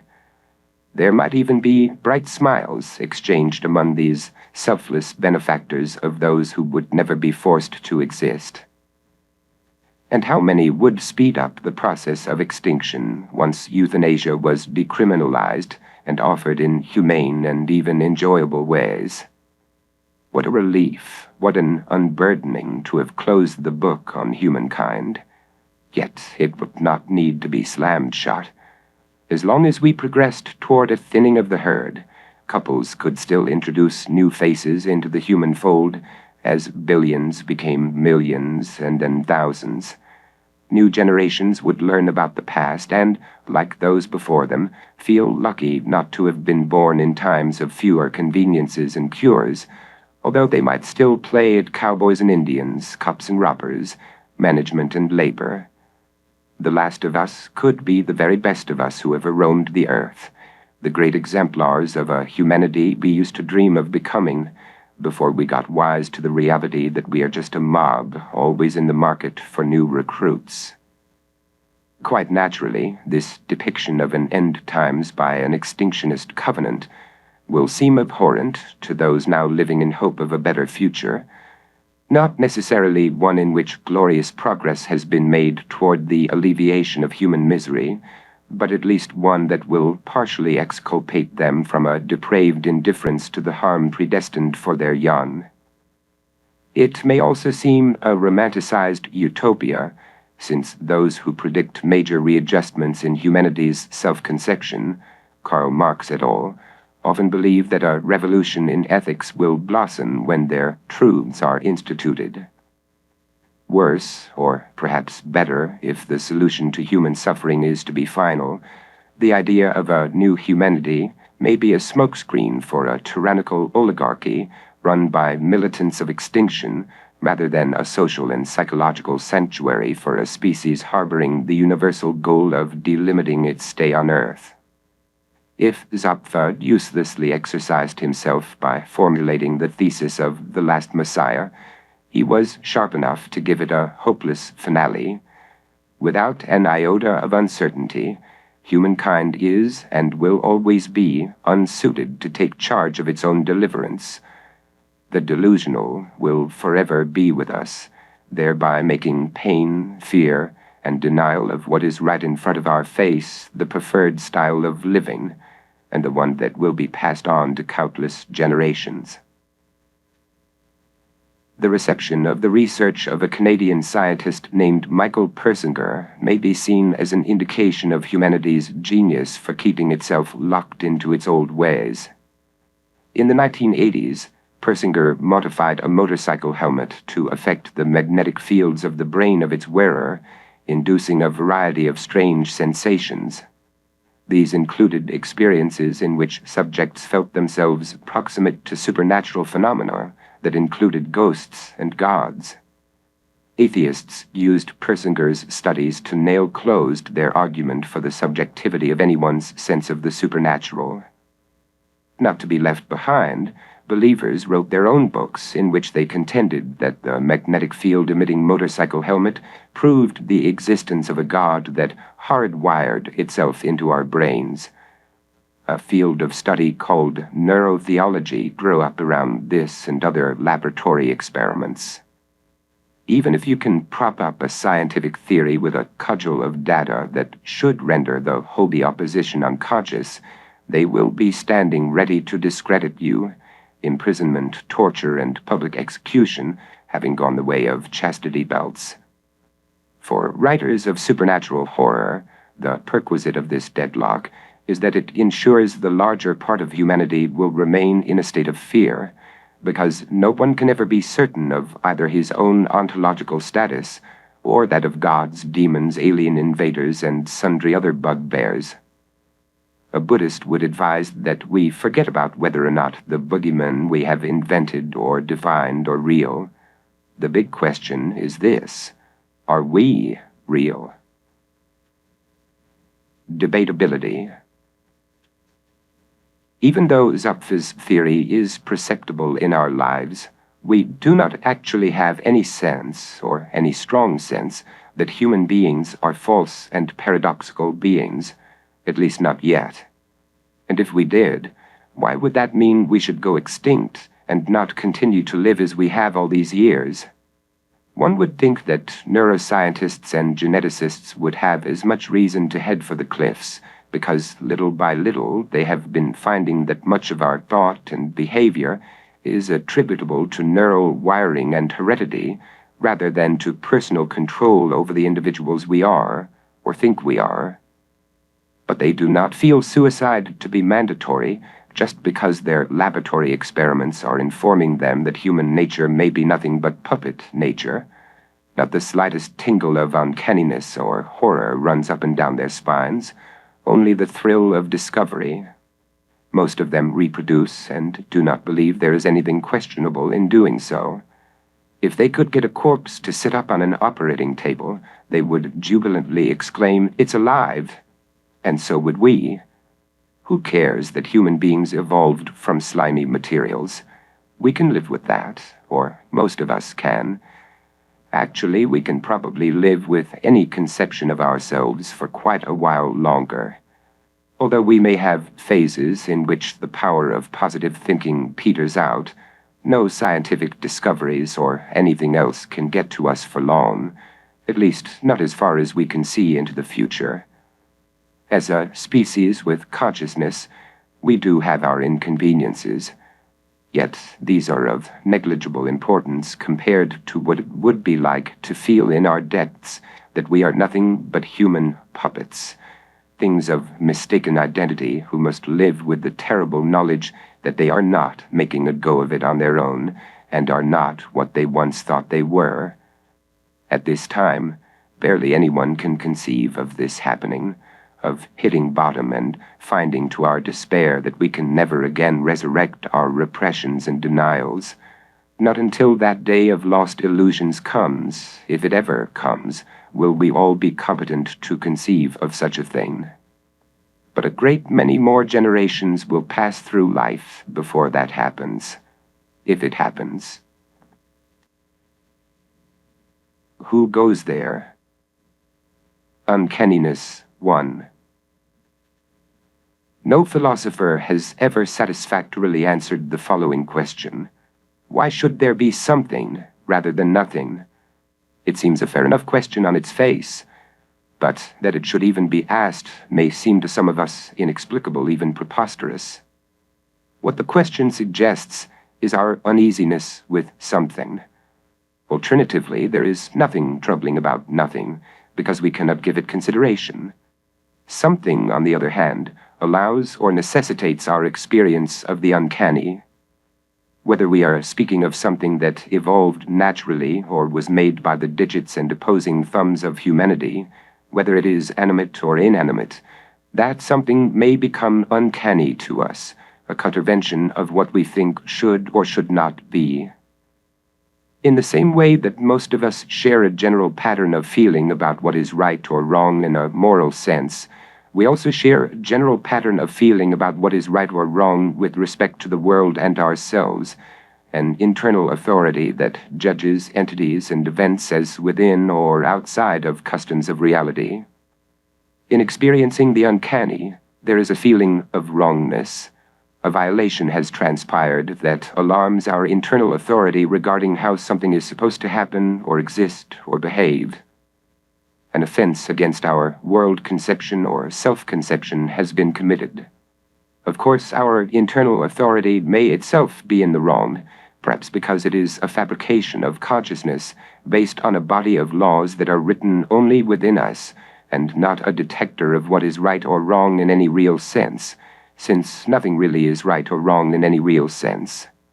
That we might be wrong about something being wrong would in itself be wrong, according to our internal authority, which would then send out a signal of the uncanny concerning its own wrongness that would be returned to it for another round of signaling on the principle that everything it knows is wrong, which is to say that something is always wrong. For the welfare of our functioning, however, we are insured against the adverse effects of an ever-cycling signal of uncanny wrongness by our inability to recognize it, although it might be going on all the time, thus accounting for our uneasiness about something. But we may still perceive other phenomena to be on the wrong side of right and wrong, things that should not happen or exist or behave in the way we feel they should. Even the most unexceptional things may impress us in this way. In no time at all, they may cease to be seen the way we usually see them, and come to be seen as something else, something we may not be able to name. This unsteadiness of quality and meaning in something, a puppet doll, for instance, repels our lasting inspection of it, for the longer this inspection goes on, the more we become lost in a paradoxical state of knowing and not knowing what was once known and familiar. And it is then that the question, why should there be something rather than nothing, may become lost in the inexplicable, even preposterous ambition to resolve it without losing our minds to the uncanny. Everyday objects seem curiously liable to being perceived as uncanny because we see them every day and know how they should be and should not be. One day those shoes on the floor of your clothes closet may attract your eye in a way they never have before. Somehow they have become abstracted from your world, appearances you cannot place, lumps of matter without a fixed quality and meaning. You feel confused as you stare at them. What are they? What is their nature? Why should there be something rather than nothing? But before your consciousness can ask any more questions, you dial it back so that your footwear seems familiar again and not uncanny in its being. You select a pair of shoes to wear that day and sit down to put them on. It is then that you notice the pair of stockings you are wearing and think of the feet they conceal, and the rest of the body to which those concealed feet are connected, and the universe in which that body is roving about with so many other uncanny shapes. What now? A voice from the other side of being seems to say. And what if you should look at yourself, the most everyday object there is, and feel at a loss to attach a quality and a meaning to what is being seen or what is seeing it? What now indeed? Uncanniness 2. A sense of the uncanny can be activated in the average mortal under various conditions. Principal among these conditions are those which cause us to feel that we are not what we think we are, which was touched on at the close of the previous section. In his groundbreaking essay on the psychology of the uncanny, the German physician and psychologist Ernst Jentsch analyzes this feeling and its origins. Among the examples of uncanny experience Jentsch proffers in his essay is one where individuals cease to appear integrated in their identity and take on the aspect of mechanisms, things of parts that are made as they are made, and are all clockwork processes rather than immutable beings unchanging at their heart. As Jentsch explains, a confirmation of the fact that the emotion being discussed, the uncanny, is caused in particular by a doubt as to the animate or inanimate nature of things, or, expressed more precisely, as to their animatedness as understood by man's traditional view, lies in the way in which the lay public is generally affected by the sight of articulations of most mental and many nervous diseases. Several patients afflicted with such troubles make a quite decidedly uncanny impression on most people. What we can always assume from our fellow men's experience of ordinary life is the relative psychical harmony in which their mental functions generally stand in relation to each other, even if moderate deviations from this equilibrium make their appearance occasionally in almost all of us. This behavior constitutes man's individuality and provides the foundation for our judgment of it. Most people do not show strong psychical peculiarities. At most, such peculiarities become apparent when strong affects make themselves felt, whereby it can suddenly become evident that not everything in the human psyche is of transcendental origin, and that much that is elementary is still present within it, even for our direct perception. It is, of course, often in just such cases that much at present is generally accounted for quite well in terms of normal psychology. But if this relative psychical harmony happens markedly to be disturbed in the spectator, and if the situation does not seem trivial or comic, the consequence of an unimportant incident, or if it is not quite familiar, like an alcohol intoxication, for example, then the dark knowledge dawns on the unschooled observer that mechanical processes are taking place in that which he was previously used to regarding as a unified psyche.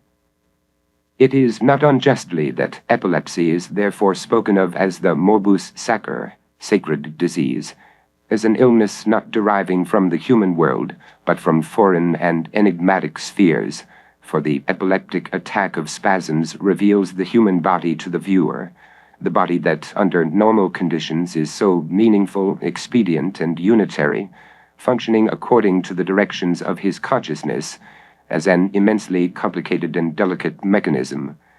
This is an important cause of the epileptic fit's ability to produce such a demonic effect on those who see it.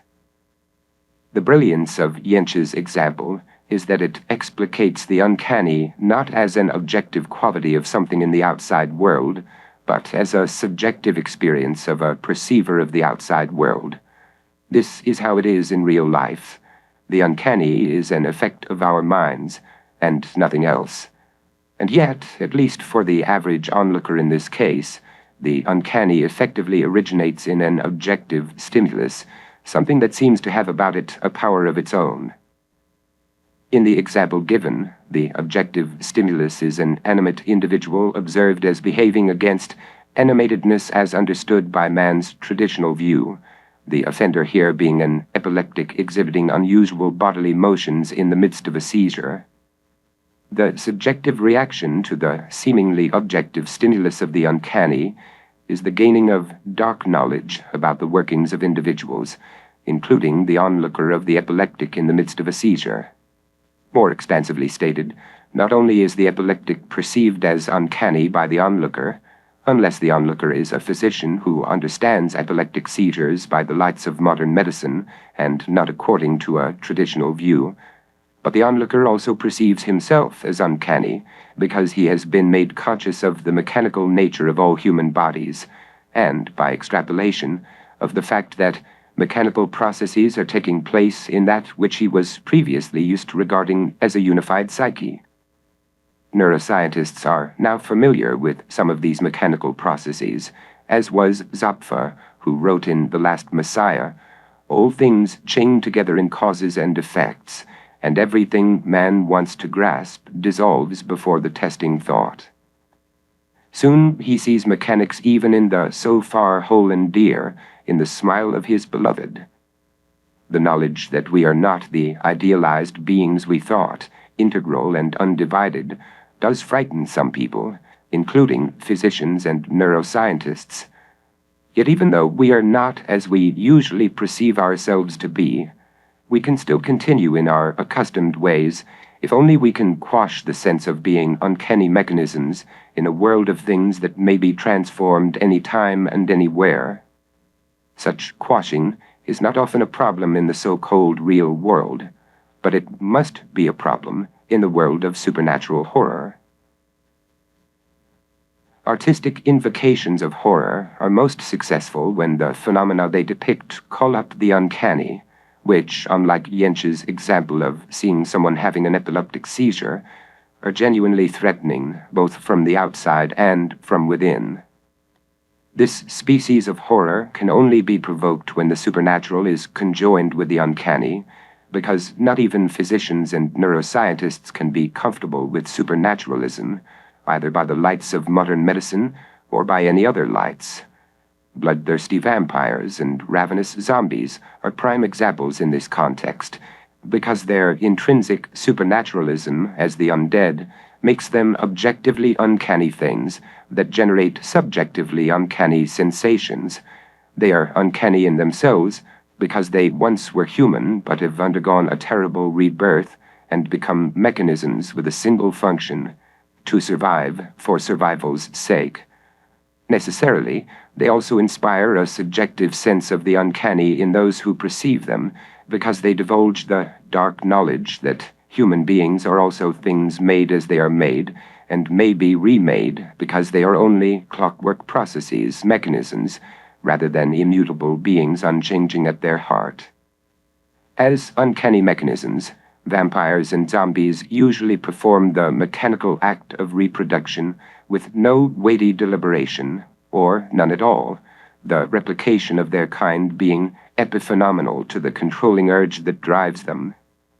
This second consequence completes the requirements of a supernatural horror story to present a phenomenon that poses an uncanny threat from both outside and from within, which is the ultimate threat to ordinary folk who only want to live in a world and in a way that is natural and familiar to them and their families, even though they are darkly aware that this familiarity is a fabrication that may be invalidated. Both requirements of the uncanny are recognizable in such horror films as Invasion of the Body Snatchers and John Carpenter's The Thing, which belong only negligibly to the genre of science fiction and solidly to that of supernatural horror as cognate with the uncanny. In the former classic of cinema, human beings are replaced by physical doubles of themselves by an alien power, something pernicious in Jentzsch's analysis of the layperson's perception of epilepsy, not deriving from the human world, but from foreign and enigmatic spheres. What business does this alien power have on our planet? It has come to protract the survival of its kind by recreating itself in our image. And that says all we need to know about its mechanics and intentions. They are the same as ours, only they threaten to replace the survival and reproduction of our species with the survival and reproduction of theirs. The methodology of this alien power is to make duplicates of us after we fall asleep, so that we will never again awaken as ourselves, but will be transformed into another sort of being altogether. Due to these transformations, everyone who has not been taken by the body snatchers suffers from two appalling uncertainties. One is that any other person may not be what they seem to be, human. The other is that they themselves will also be transformed once they go to sleep. But unlike becoming a vampire or a zombie, neither being a desirable state of being, our transformation into body snatchers, which, despite the pluralization in the film title, seem to be parts of a hive rather than uniquely individuated entities, does not look too bad, objectively speaking. Once absorbed by the alien power, the converted lose all the qualities they had as humans, except for one, that of contentment, or happiness, if you like. They become quietists in their existence, which in the film appears the last thing that human beings want, preferring the agitations of the life they know. This reaction is understandable. No one wants to be other than they are, or think they are. That is a fate worse than death, the transformation in which you stop being you. And better to die than to live in an assimilated condition, even one that is permanently collected and reassuring, rather than vulnerable to the startling and dreadful. Our sense of the uncanny is too ingrained in us as beings that may not be what we think we are, but who will hold on for dear life to survive and reproduce as our own species, and not that of some alien power. John Carpenter's The Thing is quite similar in its ontological scheme to Invasion of the Body Snatchers. The motivations of The Thing are the same as those of the Body Snatchers, to survive and reproduce. Only its method is different, which results in a somewhat greater degree of uncanniness in this film than in the earlier one. Because the title creature has the ability to remake itself as any and all life forms without their knowledge, the characters in the film cannot be sure who is a thing and who is not, since those who are transmuted retain their former appearance, memories, and behaviors, even after they have become, in their essence, uncanny monstrosities from another world. This situation leaves the members of an Antarctic research station, in the vicinity of which the Thing's spacecraft crash-landed long ago, doubtful about which of them is a thing, and which are still the individuals they seem to be. Naturally, those at the Antarctic station are invested in repressing any consciousness that they are things, just as those who witness someone in the midst of an epileptic seizure are invested in thinking that they are not things of parts that are made as they are made, and are all clockwork processes rather than immutable beings unchanging at their heart. By isolation, putting this possibility out of their minds, the latter can maintain their sense of being idealized beings, integral and undivided, and not mechanisms, human puppets who do not know themselves as such. They can also distract themselves from any petrifying news about human beings by watching films in which all of the characters suffer an uncanny doom that could not possibly have relevance to real life, since it is represented as an invasion from foreign and enigmatic spheres they believe have no place in our world, where we know who we are and who everyone else is, members of a species that exists to survive and reproduce, ordinary folk who have nothing to do with supernaturalism and the uncanny, and who are resistant to the pessimism of fictions like Invasion of the Body Snatchers and The Thing, whose principals all suffer death or deformation in their fight to hang on to their lives and their humanity. In protest to the mentality of ordinary folk, let us again call on the incorrigibly pixelated Professor Nobody. In his Pessimism and Supernatural Horror, Lecture 1, he accommodates us with a rejoinder to the average optimistic mortal and helps us recall some of the main themes of the present work. Madness, chaos, bone-deep mayhem, devastation of innumerable souls. While we scream and perish, history licks a finger and turns the page.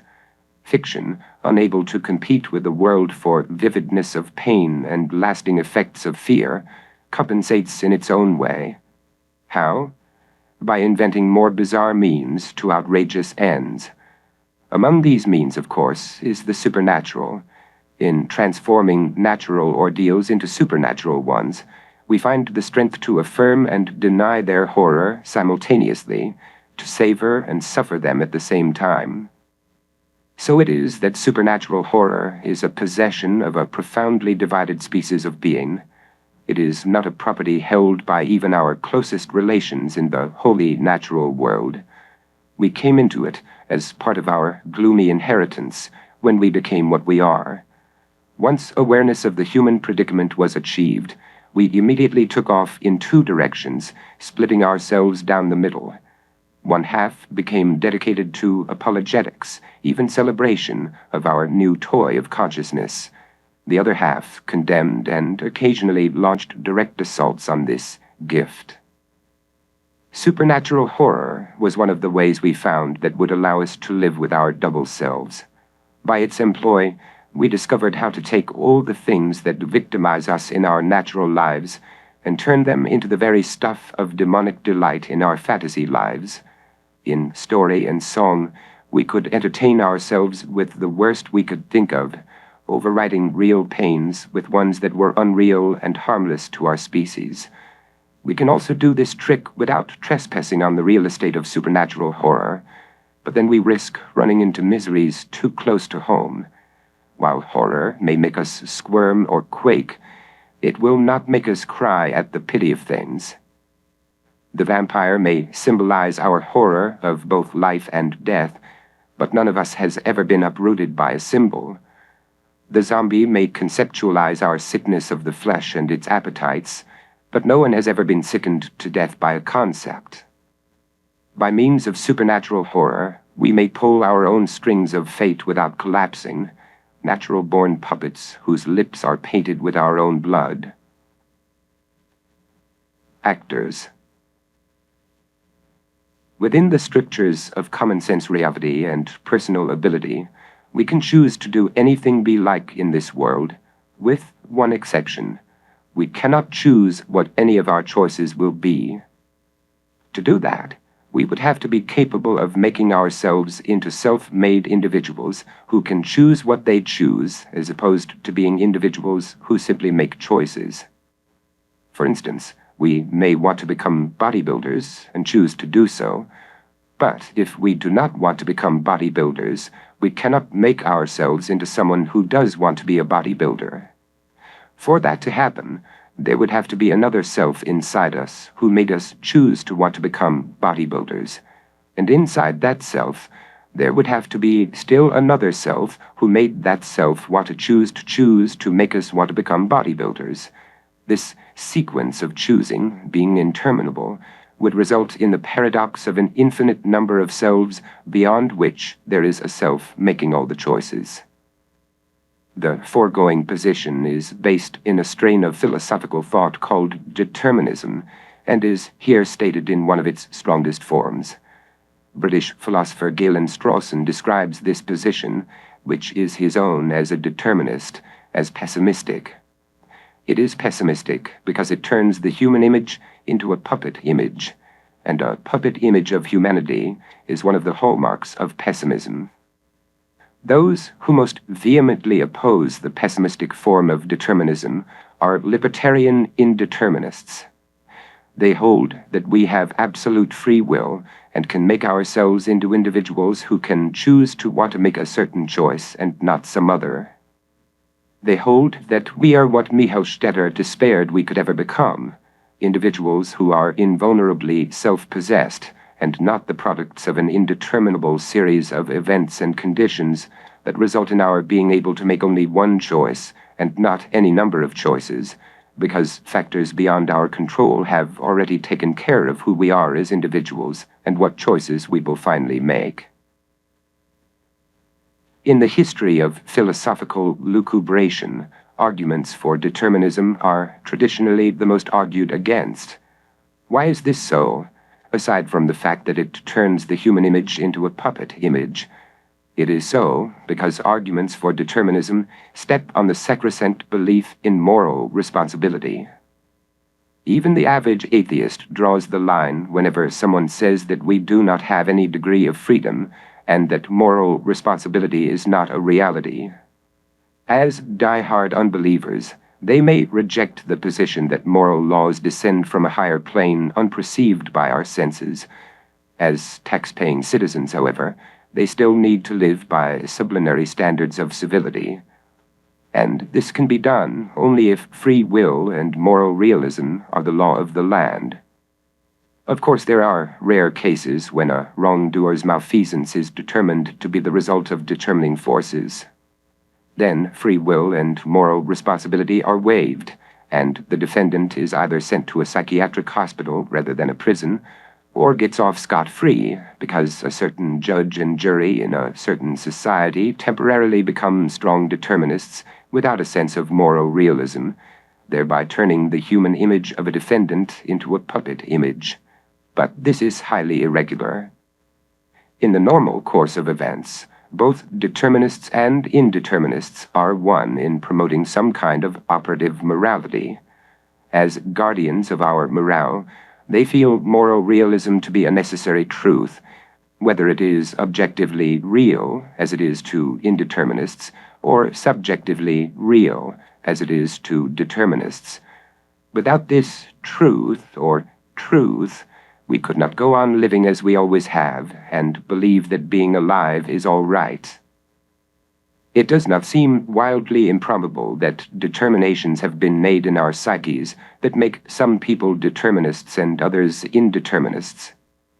If we could only know how these determinations work, we would be able to answer the only interesting question in the debate pitting free will against determinism. Why argue for one side or the other?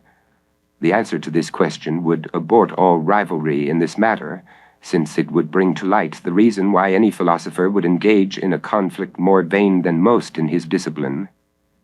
But should we ever get an answer to this question, the repercussions would far override matters of moral realism or realism. Really, there would only be one repercussion: to reduce all philosophical proclivities to the psychology of the individuals who exhibit them.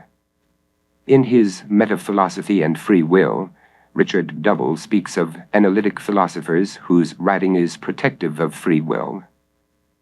Although this type of free will writing pays dividends in terms of precision, it has its disadvantages. First, we may lose sight of the philosophical forest for the technical trees. Second, and following from the first, we may collect psychological consolation at the expense of candor. By submerging ourselves in the nuances of theories, we may avert our attention from the big, scary questions. An attention to detail can be an exercise in bad faith when it uses up our time and energies so that we do not bother to question whether what we are trying to do is possible. Meticulous precision can enable us to remain happy and engaged at the expense of averting our eyes from the disturbing big picture. Perhaps one day, cognitive psychologists will settle once and for all why an individual would argue for either free will or determinism. Studies might also be conducted on those who cling to one side or the other of any philosophical question. This may not advance any philosophical questions, although it might make them disappear once the argumentative motives behind them have been determined.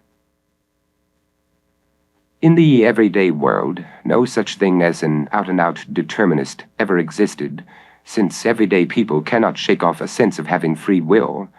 The best we can do is to reason that we are determined based on observing the common law of causality among things in the world and applying this law to ourselves. But we cannot feel ourselves as determined. One philosopher has said, and possibly more have thought to themselves, can one really believe in determinism without going insane? Being determined in thought and deed is not experientially noticeable, only abstractly deducible. It would be impossible for someone to say, "I am nothing but a human puppet." The only exception would be an individual with a psychological disease that had induced in him the sense of being controlled by an alien force. Should this individual say, "I am nothing but a human puppet," he would forthwith be marched to the nearest psychiatric hospital, conceivably overtaken by the horror of feeling he was a human puppet controlled by an alien force working outside him or within him, or both. The extent to which any of this is determined in thought and deed may be logically argued, but cannot be known by first-hand experience. Determinists are only too aware that if free will is illusory on paper, it is insuperable in our lives. To hate our illusions or hold them dear only lashes us to them more tautly. We cannot stand up to them without our world falling apart, for those who care. And those who really care cannot be anything but believers in some form of moral realism or realism, which buttresses the optimistic reality that most people call home and braces up everything you need in order to be you. Your country, your loved ones, your job or vocation, your golf clubs, and in an all-around sense, your way of life. Impersonation. In the free will debate, the reality or reality of free will is something of an irrelevancy, since it is a parasite of the feeling we each have of being or possessing a self, often capitalized. This self is an intangible entity that is spoken of as if it were an extra internal organ, yet to every one of us it seems more than the sum of our anatomical parts.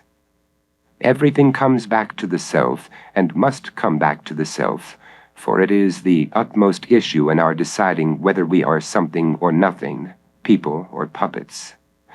Without the sense of being or possessing a self, there would be no use disputing whether or not we are free, determined, or somewhere in between. Why we have a sense of self has been variously explained. For one explanation, see the next section in this chapter. Having this sense is what brings the free will versus determinism debate to the table. Even further, it is what brings everything to the table, or at least to the table of human existence, because nothing else that exists has a sense of being a self that can do or not do anything at will. You can reason that you do not have a self and that your behavior is determined, But if you feel that you are or possess a self, then you will probably have a time of it denying responsibility for every thought that passes through your brain or the slightest movement of your little toe. Yet there is a problem with the feeling of responsibility, because sometimes you feel responsible for something that you cannot, by any logic or physical law, be held responsible for. When someone dies of an undiagnosed case of liver cancer not long after he punches you in the stomach, you cannot say, "That's what he gets for messing with me." Yet people do say such things in such circumstances. Nevertheless, they can usually be brought to their senses about feeling somehow responsible for the death by unrelated causes of someone who has punched them in the stomach. More often, though, an individual cannot be brought to his senses when he feels responsible for something that he cannot, by any logic or physical law, be held responsible for. For example, you call up a friend or a relative to help you fix your toilet, and while driving over to your place to do this, he is hit by an 18-wheel truck and dies. It would not be out of the ordinary if you felt responsible for your friend or relative's death, for the reason that if you had not called him up to help fix your toilet, he would not have been on the road at that time and gotten killed in a collision with an 18-wheel truck. Under these circumstances, your friends and relatives who are still alive may find it difficult to convince you of your non-responsibility in the death of your friend or relative who died in a vehicular misadventure. There may be any number of factors involved in that fatal collision, but you could still feel that the only factor worth consideration was your calling up your friend or relative to drive over to your place when he would otherwise have been doing something you had nothing to do with. You would be mistaken to feel this way, of course, but just because you can reason that you are mistaken would not in itself make you feel any less responsible for what happened. And you may mistakenly take that feeling of terrible responsibility to your grave, because you were the self who called another self to come to your place to help fix your toilet. You might just as well blame your toilet for going out of order when it did, or blame any number of causes back to the beginning of time as much as blame yourself. The thing is this: if you can be mistaken in attributing to yourself responsibility, or anything more than a bare trace of causal responsibility, you can also be mistaken about other things, such as being a self with free will. But if you feel that you are or possess a self, then you will probably have a time of it denying responsibility for every thought that passes through your brain or the slightest movement of your little toe. Other people may try to console you for your friend or relative's death by saying that this atrocious event was not your fault. They may also surreptitiously blame you for it, as people sometimes blame those who have had a heart attack for being lax in following the unhealthy injunction to watch your health. But it is quite possible you will disbelieve anyone who says you are not to blame for your friend or relative's death in a vehicular misadventure, perhaps because you can tell that they surreptitiously blame you for it. But that is inconsequential. As someone who feels he is a self, you will likely as not feel responsible for things you could not by any logic or physical law take responsibility for, or no more than a bare trace of causal responsibility. This is not even to consider circumstances in which you may feel morally responsible for something that happens when by rights you should not feel this way. And here is where the feeling of being a self with free will really comes in. Say you asked your friend or relative to help fix your toilet, not because you needed help fixing your toilet, but because you wanted to get back at him for asking you to help him move into his new house the week before, when he could have called a moving company, as you did when you moved into your new house, and saved you from having your little toe broken when a heavy piece of furniture fell on it during the move. Morally, inconveniencing your friend or relative just to get back at him for the reasons stated in the previous sentence was not the right thing to do, or so you feel after your friend or relative's car crashed when it collided with an 18-wheel truck in an explosive vehicular misadventure. You did not mean for that to happen.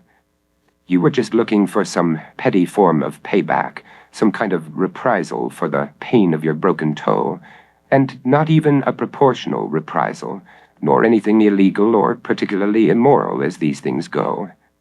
Good luck, though, if you try to feel you were not responsible in an intensely moral sense for your friend or relative's vehicular misadventure. You could reason that your part in this misfortune was causally determined and not your fault. But if you feel that you are or possess a self, then you will probably have a time of it denying responsibility for what happened. If you did not feel this way, what kind of person would that make you, assuming you still felt yourself a person and not some monstrous thing? What is most uncanny about the self is that no one has yet been able to present the least evidence of it. Like the soul, that figure of speech which has long since been snickered out of existence, the self may be felt, but never be found. It is a spectral tapeworm that takes its reality from a host organism and grows along with the physical matter in which it is encased. It may even grow beyond its material confines. Some believe that a big self enfolds all our little selves. Far fewer, or none, believe that little selves can have littler selves, or play host to a number of self-contained selves. Do infants have selves? Fetuses? When do we get a self, and can we lose it, or have it taken away from us? Putting nonsense aside, some of us are surer than others of ourselves. And how many of us want nothing so badly as to be a self-made somebody? Without a relentless sense of the self, the person, we could not live as we have all these years. Were a personal God to be excluded from everyone's universe, persons would still retain their status. Sensory perceptions, memories, aches, ecstasies. Because these phenomena occur inside the same sack of skin, we suppose that we are enduring continuous entities, things that serve as the infrastructure for war, romance, athletic competition, and every other genre of human activity. We do not just have experiences, we own them. That is what it means to be a person. No quibbling, everyone who is anyone holds this article of faith, even those who, like the 18th century Scottish philosopher David Hume, have done a good job of logically dismantling the reality of selves. But logic cannot exercise that I, ego, which stares back at you in the mirror, just as logic cannot remove the illusion of free will. When someone says she has not been feeling her old self, our thoughts turn to psychology, not metaphysics. To reason or to hold as an article of faith that the self is an illusion may help us to step around the worst pitfalls of the ego, but mitigation is light years from liberation. To all human beings, or almost all, we seem to be the most real thing going. No one can say with assurance what the world outside of us is like, but inside us we feel self-assured. How does this occur? So far no one knows. Cognitive psychologists, philosophers of mind, and neuroscientists have their theories, of course, among them those that argue for temporary selves and selves over time, psychophysical selves, neurological selves, objective selves, subjective selves, social selves, transcendent selves, the self is a process and not a thing, and even the simultaneous existence and non-existence of the self. But these and many other self-concepts leave the self as we have always known and experienced it, intact and unharmed. We will all, or almost all, still feel that we are or possess an old-fashioned self. Thus, cognitive psychologists, philosophers of mind, and neuroscientists who extend theories that the self does not exist as we have always believed are not saying that the self does not exist.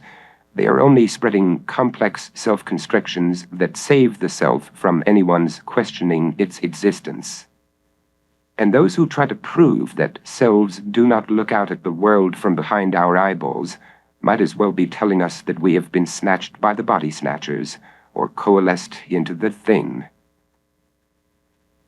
Within the hierarchy of fabrications that compose our lives, families, countries, gods, the self incontestably ranks highest. Just below the self is the family, which has proven itself more durable than national or ethnic affiliations, with these in turn outranking God figures for their staying power. So, any progress toward the salvation of humankind will probably begin from the bottom, when our gods have been devalued to the status of refrigerator magnets or lawn ornaments. Following the death rattle of deities, it would appear that nations or ethnic communities are next in line for the boneyard. Only after fealty to countries, gods, and families has been shucked off can we even think about coming to grips with the least endangered of fabrications, the self. However, this hierarchy may change in time as science makes inroads regarding the question of selfhood, which, if the findings are negative, could reverse the progression, with the extinction of the self foretelling that of families, national and ethnic affiliations, and gods. After all, the quintessential sequence by which we free ourselves from ourselves and our institutions is still that depicted in the Buddha legend. Born a prince, so the story goes, the nascent enlightened one, Siddhartha Gautama, embarked on a quest to neutralize his ego by first leaving behind his family, gods, and socio-political station, all in one stroke. But Buddha's way requires a near-inhuman dedication, and few of us have that kind of stamina.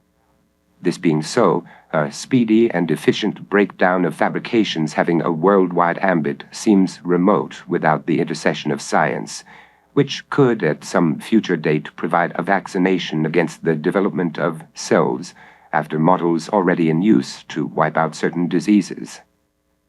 Perhaps the only matter of interest about the self is this.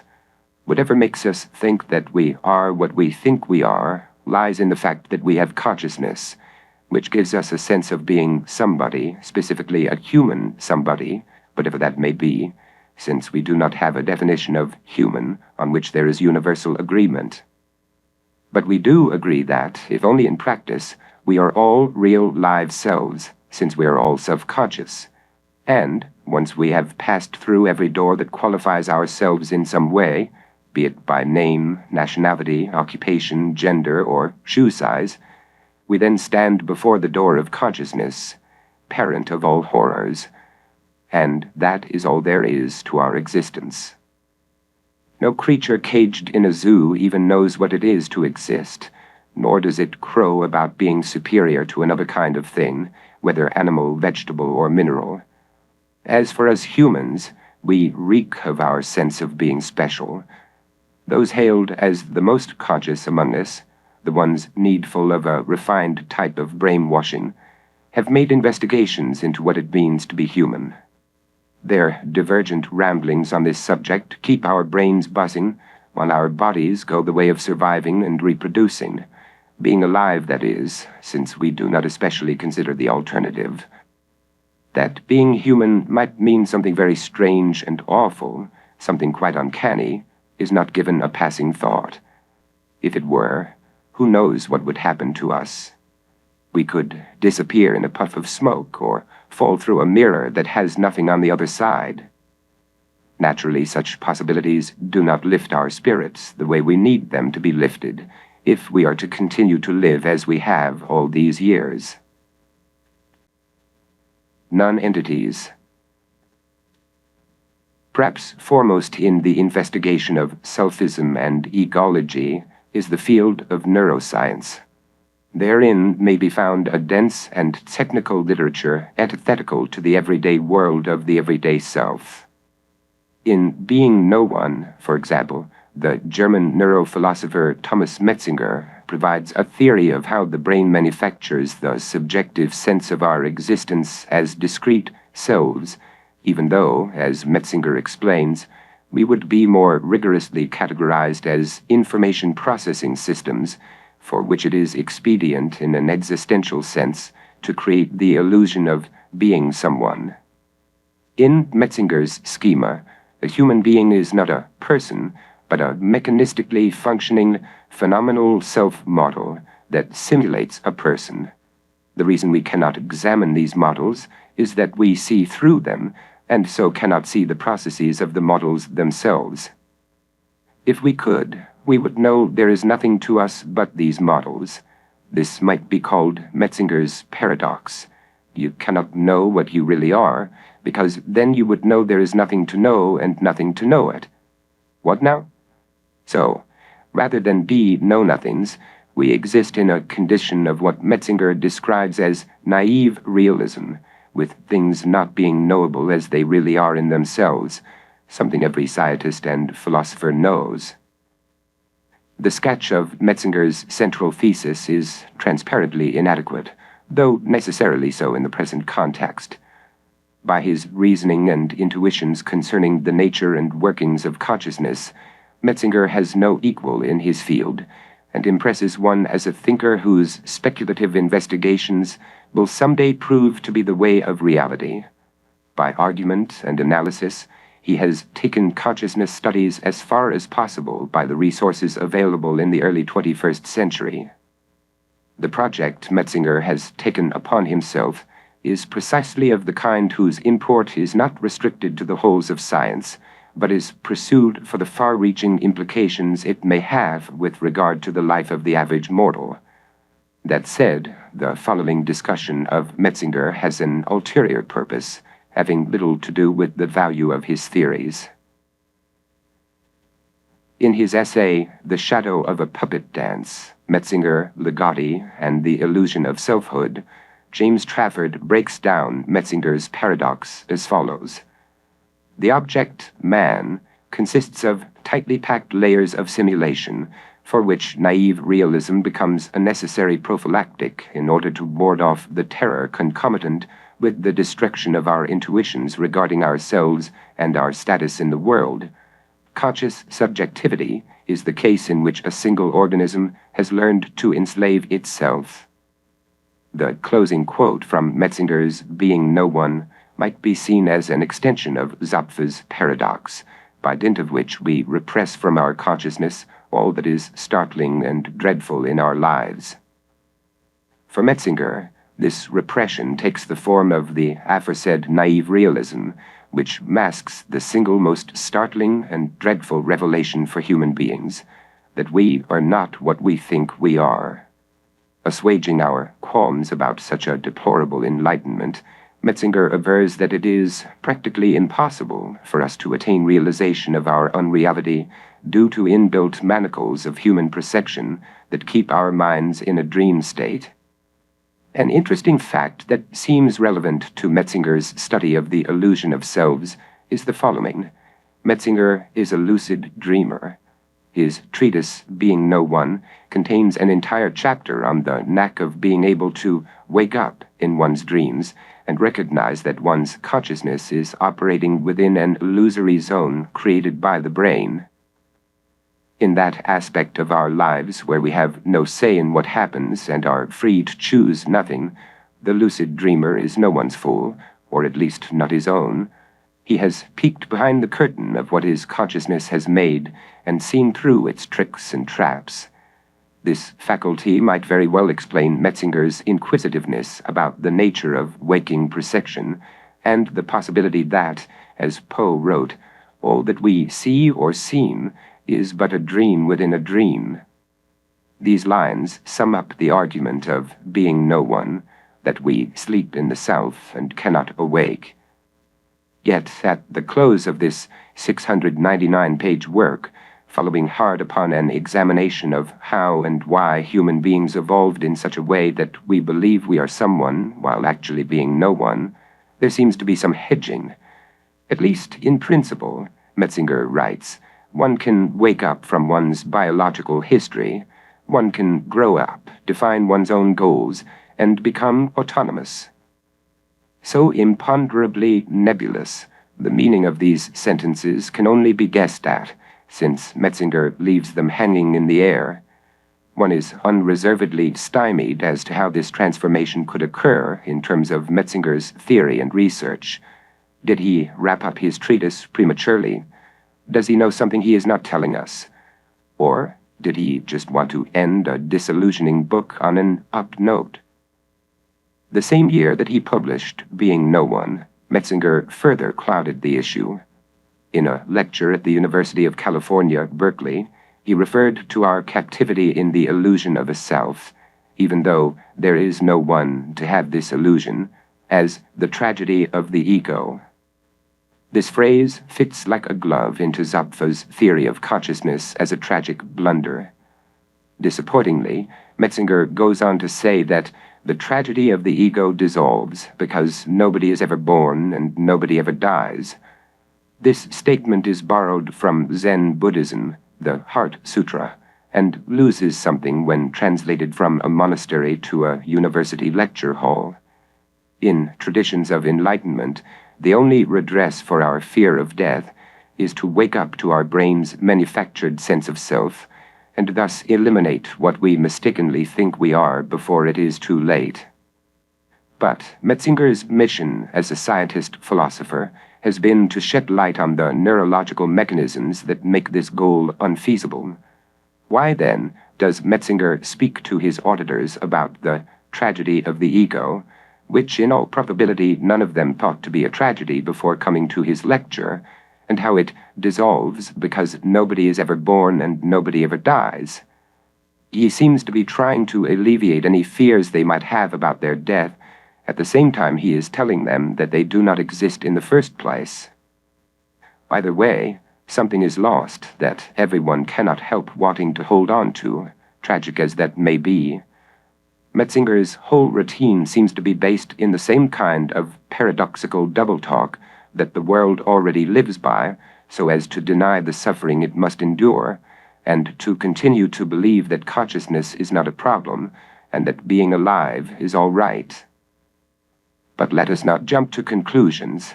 In an online forum in which some of the most prestigious figures in consciousness studies responded to Nicholas Humphrey's A Self Worth Having, where, as quoted earlier, Humphrey says that consciousness is a wonderfully good thing in its own right, Metzinger sums up his own position on this subject.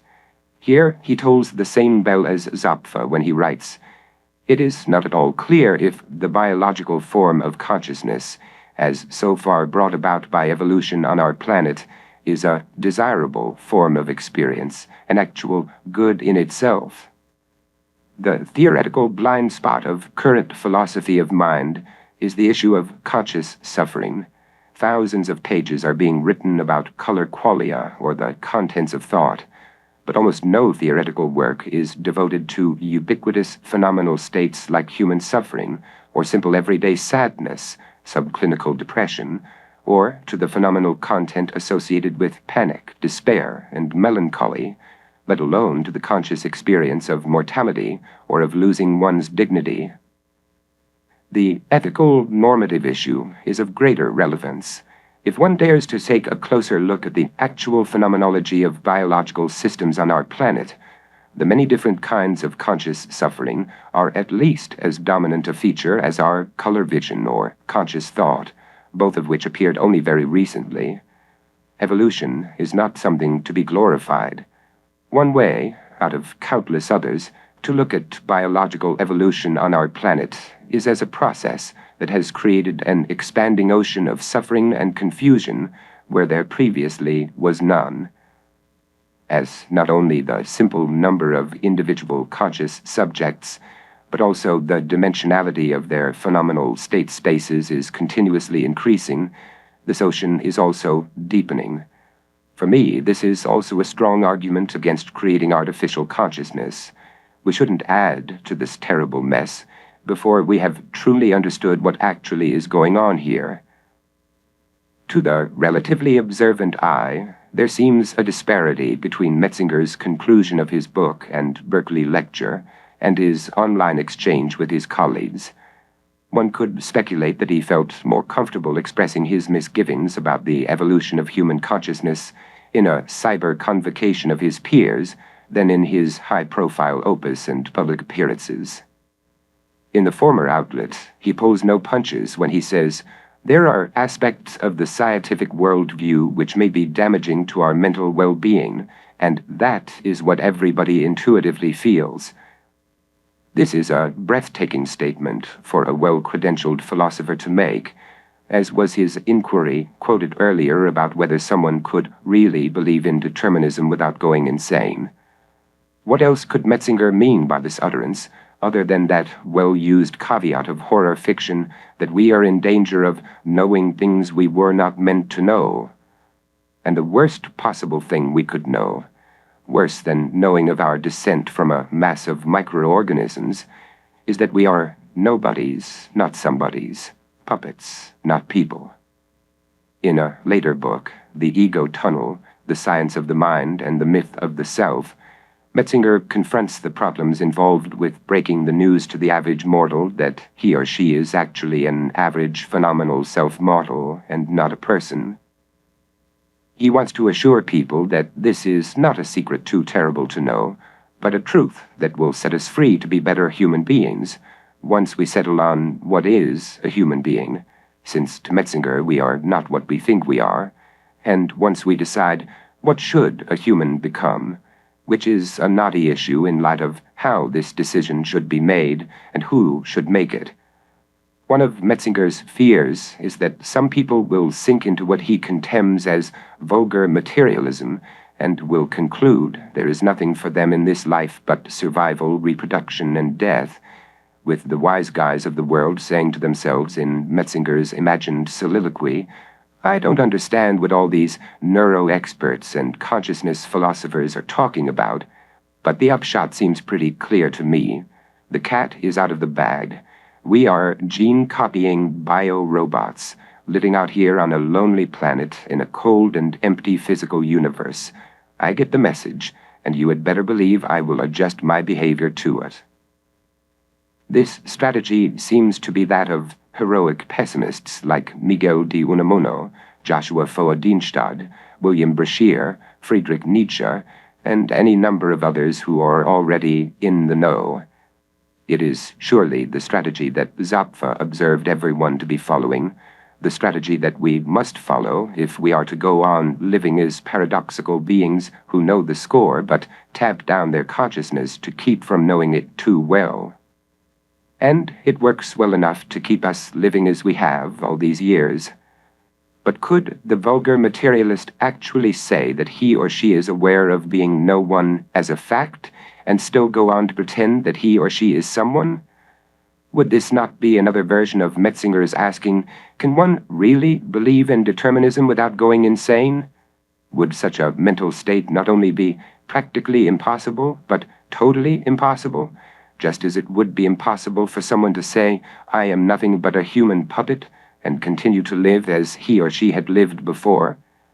It does not seem likely that you could ever see yourself as what you are, per Metzinger. You would then know the horror, and know that you know it. No longer would it be impossible to believe that you are nothing but a human puppet. What now? Answers. Now we go insane. Now our species goes extinct in great epidemics of madness, because now we know that behind the scenes of life there is something pernicious that makes a nightmare of our world. Now we know that we are uncanny paradoxes. We know that nature has veered into the supernatural by fabricating a creature that cannot and should not exist by natural law, and yet does.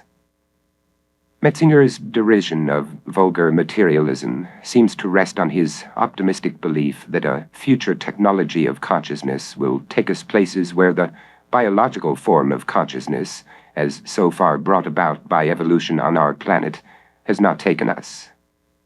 Beautiful and wonderful places, in Metzinger's admittedly well-informed and extraordinarily humane opinion. If we do not yet know what it is to be human, we have a ballpark idea of what it is to be humane, and Metzinger's preoccupation with the suffering of sentient beings matches that of any pessimist.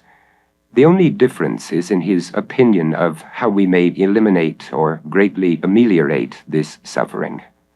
In any event, while Metzinger has been audacious enough to state that there are aspects of the scientific worldview which may be damaging to our mental well-being, and that is what everybody intuitively feels, he himself feels that everybody may not always feel that way, and that the risk-benefit calculation will add up in our favor.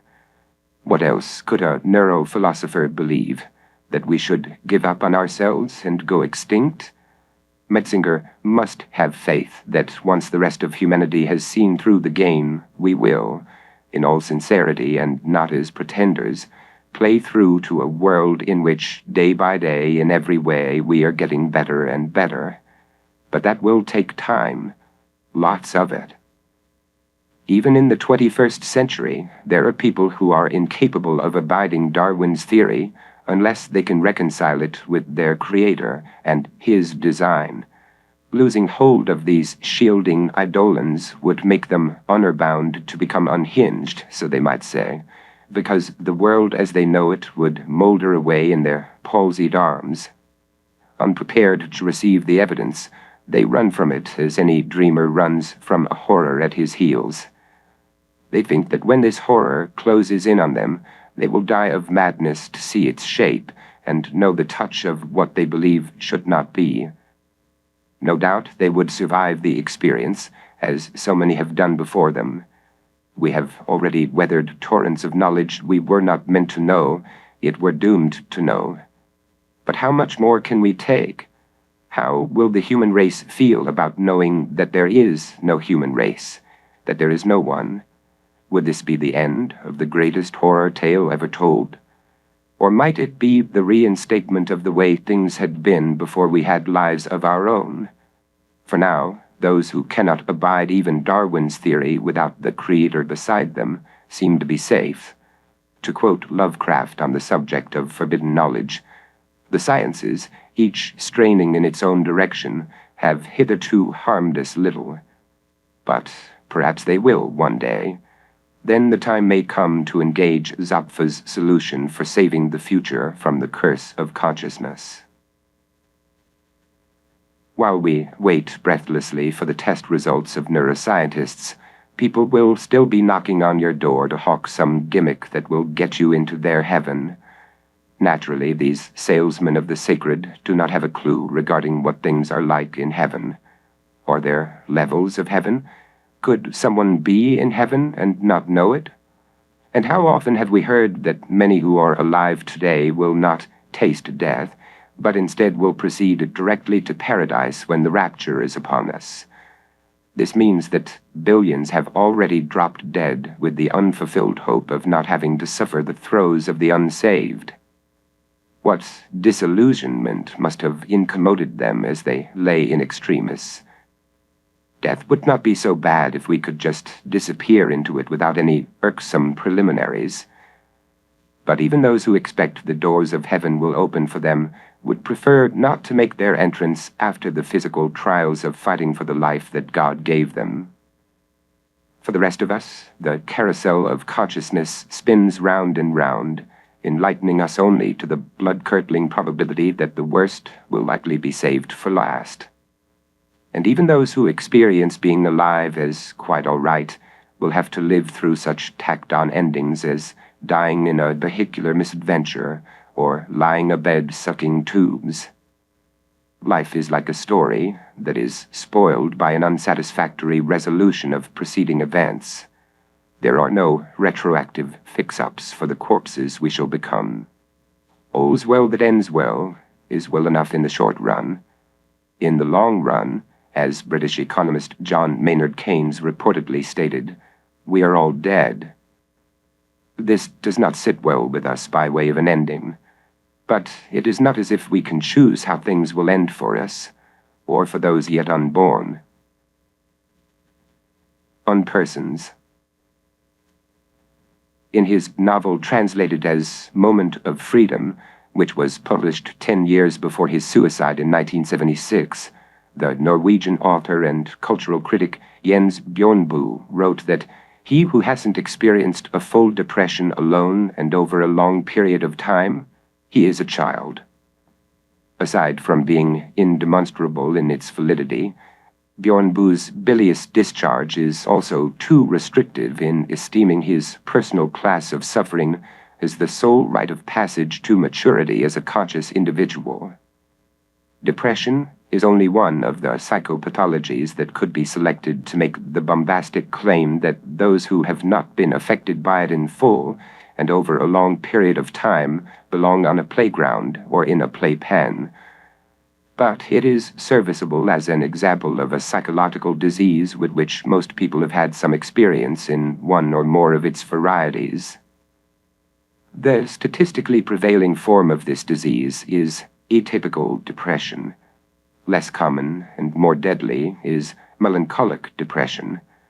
But whatever family name a given case of depression goes by, it has the same effect, sabotaging the network of emotions that make it seem as if you and your world mean something in some meaningful way. It is then you discover that your old self is not the inviolable thing you thought it was, nor is the rest of your old reality. Both are as frail as our bodies, and may be perforated as readily, deflating all that we thought meaningful about ourselves and our world. What meaning our lives may seem to have is the work of a relatively well-constituted emotional system. As consciousness gives us the sense of being persons, our psychophysiology is responsible for making us into personalities who believe the existential game to be worth playing. We may have memories that are unlike those of anyone else, but without the proper emotions to liven those memories, they might as well reside in a computer file as disconnected bits of data that never unite into a tailor-made individual for whom things seem to mean something. You can conceptualize that your life has meaning, but if you do not feel that meaning, then your conceptualization is meaningless, and you are nobody. The only matters of weight in our lives are colored by rainbows or auroras of regulated emotion which give one a sense of that old self. But a major depression causes your emotions to evaporate, reducing you to a shell of a person standing alone in a drab landscape. Emotions are the substrate for the illusion of being a somebody among somebodies, as well as for the substance we see, or think we see, in the world. Not knowing this ground-level truth of human existence is the equivalent of knowing nothing at all. Although varying in intensity and nature, our emotions must seem ever stable in their concatenation, just as a mixed drink must be made with specific ingredients in the same relative amounts so that they may blend into a vodka martini or a pina colada. United, our emotions ostensibly form a master self to which anomalous secondary selves may be compared for quality. Even as they are ever trading places or running together within us, clearly cut or amorphous, the experience of these biological twitterings makes it nearly impossible to doubt that they will stay with us as far as we can see into the future. Ask any couple who cannot imagine being without each other, a vital fiction without which, besides the fact that it often leads to procreation, no society could exist. It would have no reason to do so, because reason is merely the mouthpiece of emotion. Hume, who specialized in detaining his readers with obvious but unspoken realities, wrote in his treatise of human nature that reason is and ought only to be the slave of the passions. To free reason from this slavery would mean our becoming rationalists without a cause, paralytics crippled by mentation.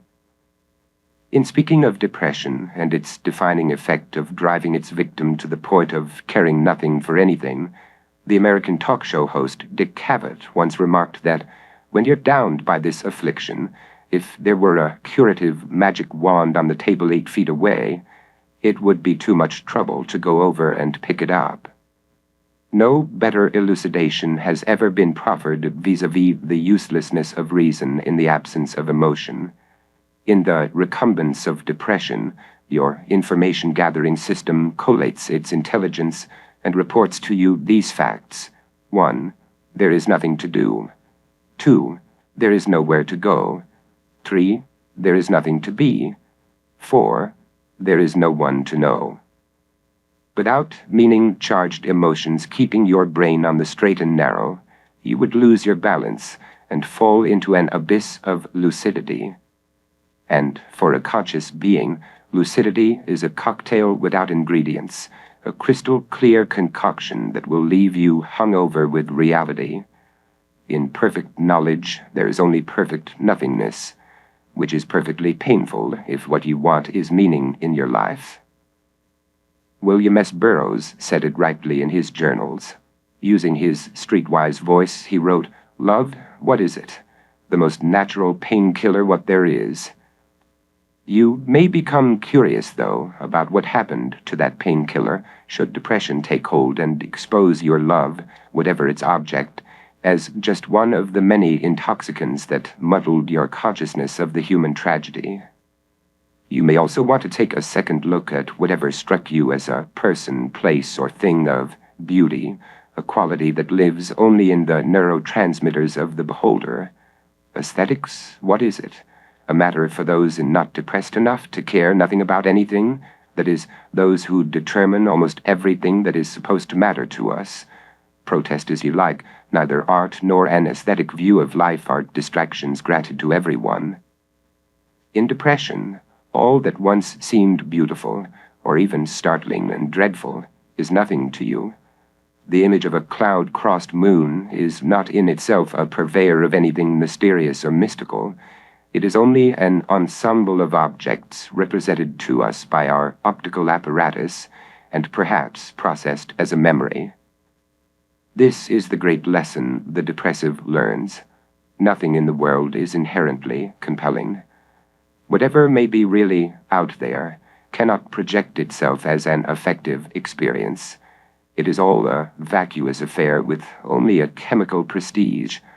Nothing is either good or bad, desirable or undesirable, or anything else except that it is made so by laboratories inside us, producing the emotions on which we live. And to live on our emotions is to live arbitrarily, inaccurately, imparting meaning to what has none of its own.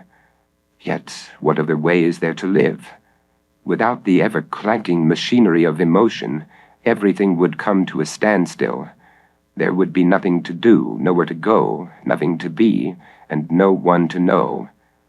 The alternatives are clear: to live falsely as pawns of affect, or to live factually as depressives, or as individuals who know what is known to the depressive. How advantageous that we are not coerced into choosing one or the other, neither choice being excellent. One look at human existence is proof enough that our species will not be released from the stranglehold of emotionalism that anchors it to hallucinations. That may be no way to live, but to opt for depression would be to opt out of existence as we consciously know it. Of course, individuals may recover from depression, but in that event they had better keep their consciousness of what they went through at heel. Otherwise, they might start thinking that being alive is not as all right as they once thought it was when they were being shuttled about by a relatively well-constituted emotional system. The same applies to bodily systems of any kind, such as the immune system, because when one of your systems goes haywire, you cannot function as you think it should. You may not even be able to think about anything except how much vomit, nasal mucus, phlegm, and watery stool you are discharging from your body when your immune system cannot withstand an onslaught from a viral or bacterial infection.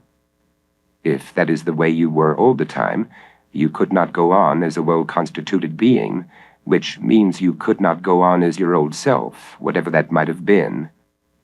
But chances are you will get better after one or more of your systems has gone haywire, and as a newly well-constituted being, you will probably think, "I'm back to being the real me." However, you might as truthfully think that the real you is the one who was sick, not the one with well-constituted systems working together so cooperatively that you do not even notice them. You cannot go around thinking that the sick you is the real you, though, or you would turn into someone who suffers from chronic anxiety about all the ways your systems can go haywire, and that would become the real you. Freaks of salvation. Downgoing. Depressing is the adjective that ordinary folk affix to the life perspectives expressed by men such as Zapffe, Schopenhauer, and Lovecraft. The doctrines of world-class religions, dolorous as they may be, will never be thus defamed, because they are perceived to be uplifting by ordinary folk. Panglossian falsehoods convene the crowd, discouraging truths disperse it. The reason? It is depression, not madness, that cows us, demoralization, not insanity, that we dread, disillusionment of the mind, not its derangement, that imperils our culture of hope. An epidemic of depression would quiet those chattering voices in our heads, stopping life dead in its tracks.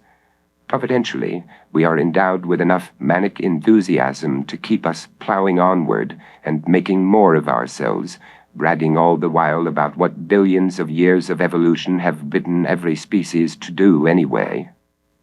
Zapffe, Schopenhauer, and Lovecraft fared well enough without surrendering themselves to life-affirming hysterics.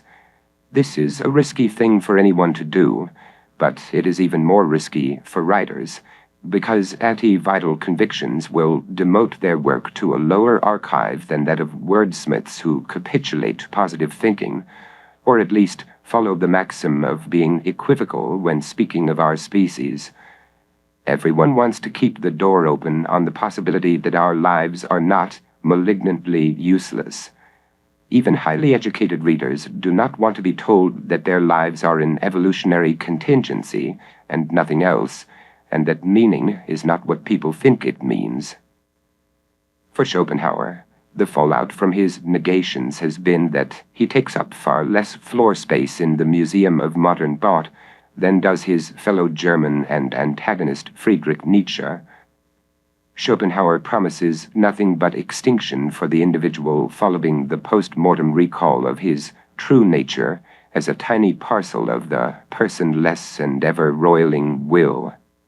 Nietzsche borrows from religion and sermonizes that, although we will not be delivered into the afterlives of his ecclesiastic models, we must be willing in spirit to reprise this life again and again to its tiniest detail for all eternity. As unappealing as repeating our lives even once may seem to some of us, we are not the ones who make a writer's reputation. This is the bailiwick of the philosophical trendsetters, who discovered in Nietzsche the most spellbinding conundrum in the history of the mind. All the better for the perseverance of his corpus, which has supplied his exegetes with lifetimes of interpretation, argumentation, and general schismatic disharmony, all the purposeful activities that any religionist, with or without a deity, goes for. Among other things, Nietzsche is famed as a promoter of human survival, just as long as enough of the survivors follow his lead as a perverted pessimist, one who has consecrated himself to loving life exactly because it is the worst thing imaginable, a sadomasochistic joyride through the twists and turns of being unto death. Nietzsche had no problem with human existence as a tragedy born of consciousness, parent of all horrors. This irregular pessimism is the antimony of the normal pessimism of Schopenhauer, who is philosophy's red-headed stepchild, because he is unequivocally on record as having said that being alive is not, and can never be, all right. Even his most admiring commentators, who do not find the technical aspects of his output to be off-putting, pull up when he openly waxes pessimistic or descants on the will as an unself-consciously stern master of all being, a cretinous force that makes everything do what it does, an imbecilic puppeteer that sustains the ruckus of our world. For these offenses, his stature is rather low compared to that of other major thinkers, as is that of all philosophers who bear an unconcealed grudge against life. Although both Schopenhauer and Nietzsche spoke only to an audience of atheists, Schopenhauer erred, from a public relations stance, by not according human beings any special status among the world of things organic and inorganic, or trucking in any meaning to our existence. Contra Schopenhauer, Nietzsche not only took religious readings of life seriously enough to deprecate them at great length, but was hell-bent on replacing them with goal-oriented values and a sense of meaning that even non-believers beg for like dogs, some project in which individuals may lose or find themselves. Key to Nietzsche's popularity with atheistic immoralists is his materialistic mysticism, a sleight of mind that makes the world's meaninglessness into something meaningful and refashions fate into freedom before our eyes. As for Schopenhauer's cattle-drive existence in which an unknowable force, the will, herds us along, that had to go. In the form of a diverting fiction, it might well be worth its conceptual weight in shivers of uncanny horror, but as a proposed reality, it is self-evidently depressing. In confederacy with those whom he believed himself to have surpassed in the race toward an undefined destiny, Nietzsche did what he could to keep the human pageant strolling toward wherever. Even though he had the clarity of mind to recognize that values did not grow on trees nor were writ on stone tablets, he duped himself into thinking that it was possible to create them. But how these values would be created, and what they would be, he could not say. After demolishing the life-rejecting faith of the crucified, Nietzsche handed down his own commandments through the Antichrist-like Messiah Zarathustra, who was groomed to take over Christianity's administration of the Western world and keep it afloat with counterfeit funds, carrying around a sackload of unrealities from here to the eternal return. Perhaps no one has ever been as normal as Nietzsche. Why did this naysaying yes-man believe it was so important to keep up our esprit de corps by fending off the crisis of nihilism he predicted as forthcoming? Nietzsche could not have thought that at some point people were going to turn their heads to the wall due to a paucity of values, which may run low sometimes but will never run out. Those who were supposed to have gone running into the streets in a funk of foundationlessness have survived without a hitch. Nihilistic or not, they still carried home an armful of affirmations. To publish or perish is not a question that professional thinkers have to think about for long, and whatever moral crisis lies ahead will have to take place in an environment undamaged by nihilism. As a threat to human continuance, nihilism is as dead as God. To do away with one's values is rather impossible, an ideal to be imagined until one is seized by a natural end. Schopenhauer, a virtuoso of life's devaluation, knew that. But Nietzsche fretted about those unborn values he imagined his work would inspire, worrying over them as would an expectant parent concerned that his name, his blood, and his codes, both moral and genetic, be bodied forth by generations fading over the hills of time. Leaving no values that posterity could not cook up on its own, Nietzsche was withal an admirable opponent of enslaving values from the past. In their place, he left nothing, and for that we should thank him. Possibly stolen from Nietzsche is what has been tagged as Zapf's paradox, where human beings deceive themselves into thinking their lives are something they are not, namely, worth living.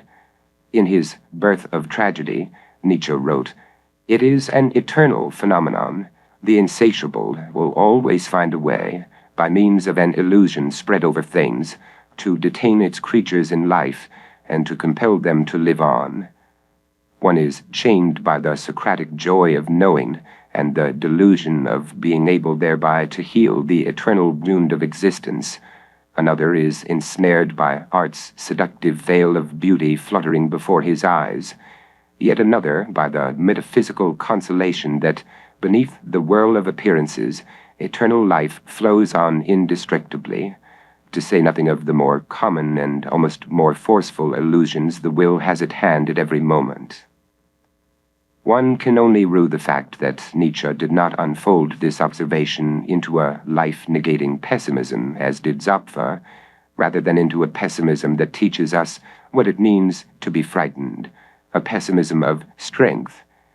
But by the time Nietzsche wrote these words in his attempt at a self-criticism, published as a preface to the 1886 edition of The Birth of Tragedy, it was too late for his conversion or reconversion to a purist's pessimism. He had already hit the road toward what would indeed frighten average mortals, a set of persons in which he did not include himself, or did not want to include himself.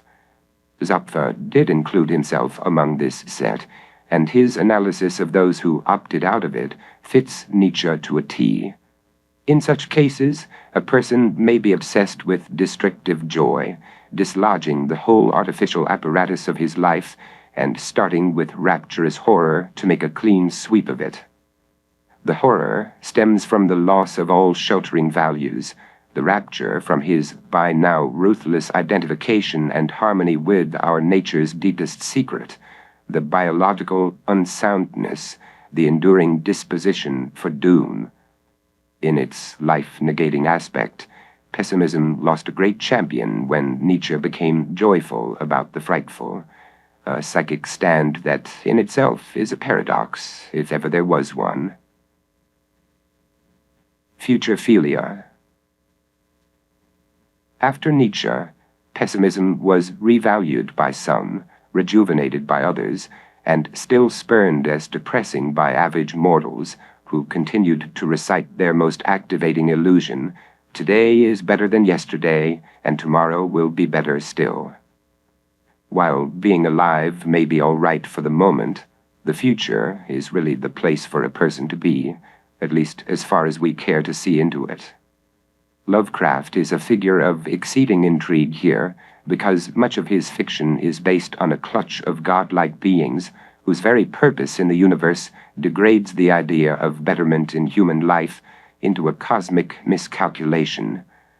Azathoth, the blind idiot god, Nyarlathotep, the crawling chaos, Cthulhu, the dead dreamer, these are some of the entities that symbolize the Lovecraftian universe as a place without sense, meaning, or value. This perspective is memorably expressed in Lovecraft's poem Nemesis. I have seen the dark universe yawning, where the black planets roll without aim, where they roll in their horror unheeded, without knowledge or luster or name. These lines, and others like them, are not cordially received by votaries of the future, who will deny the vision of this quatrain or treat it as only a literary diversion, which in effect is all that it is, along with every glyph and scribble ever recorded since Gilgamesh sojourned in the land of the dead.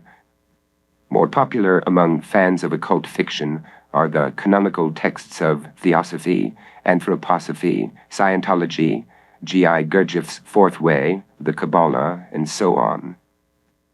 Among this select bibliography of arcane studies should be added the curiosa of transhumanism, a zealous type of utopian thought underwritten by the belief that day by day we are getting closer and closer to building a better human. Like defenders of libertarian free will, transhumanists believe we can make ourselves into who we are today and, should the mood strike us, remake ourselves into who we will be tomorrow. But this is impossible. Because of evolution, we got made. We did not bring ourselves out of the primeval ooze, and everything we have done since we became a species has been a consequence of being made. No matter what we do, it will be what we were made to do, and nothing else. We may try to make something of ourselves, but we cannot take over our own evolution. We made antibiotics because we were made to be the kind of beings who make such things as antibiotics. That changed our condition without changing us, being as we are the kind of creatures who do things and make things, yet are not in the business of getting ourselves made. Nature had plans for us, and still does. One of those plans seems to be the dream of transhumanism, which may just be a plan to unmake us. If so, we are not going to alter that plan simply because we imagine we can make a new person with new evolutionary programs that we will write. We know how to survive, and we know how to reproduce. We know how to do many things, but we do not know what to do with ourselves that is over and above our preset patterns. Some of us only think we do. We are not even part of the process of getting remade. We are following orders, as we have always done, that nature is forever barking out. As humans conceived transhumanism, transhumanists have conceived posthumanism, a far-off condition in which none will live as we have all these years, but will have evolved into something beyond our present selves. And then what? Have the transhumanists really thought this through? And how could they? We have no idea where our next thought is coming from, not excluding the thoughts of transhumanists. We do have thoughts, but we do not know what we are going to make of them. How, then, are we to know what to make of ourselves? Even posthumans would still be caught without a clue in the malignantly useless rut of being, and notwithstanding the cachet of a future paradise that drifts about the scheme of a post-humanity, it is not as if this idea was first conceived in the late 20th century. In its search for the good, or at least the better, it recapitulates our most ancient fantasies. Like a song we feel we have heard even though we are hearing it for the first time, the machinations of transhumanists serenade us from the past, and even from a prehistorical Eden of perfect existence, depending on whether or not one likes their song or cares for a homecoming in Eden. But these machinations may also sound like something that was over the moment it began, old, stale, nothing. By definition, transhumanists are dissatisfied with what we are as a species. Naturally, they think that being alive is all right, so much so, in fact, that they cannot stand the idea of not being alive and have envisioned strategies for staying alive forever. Their problem is that they need being alive to be vastly more all right than it is, and the power of positive thinking is not enough to get them where they want to go.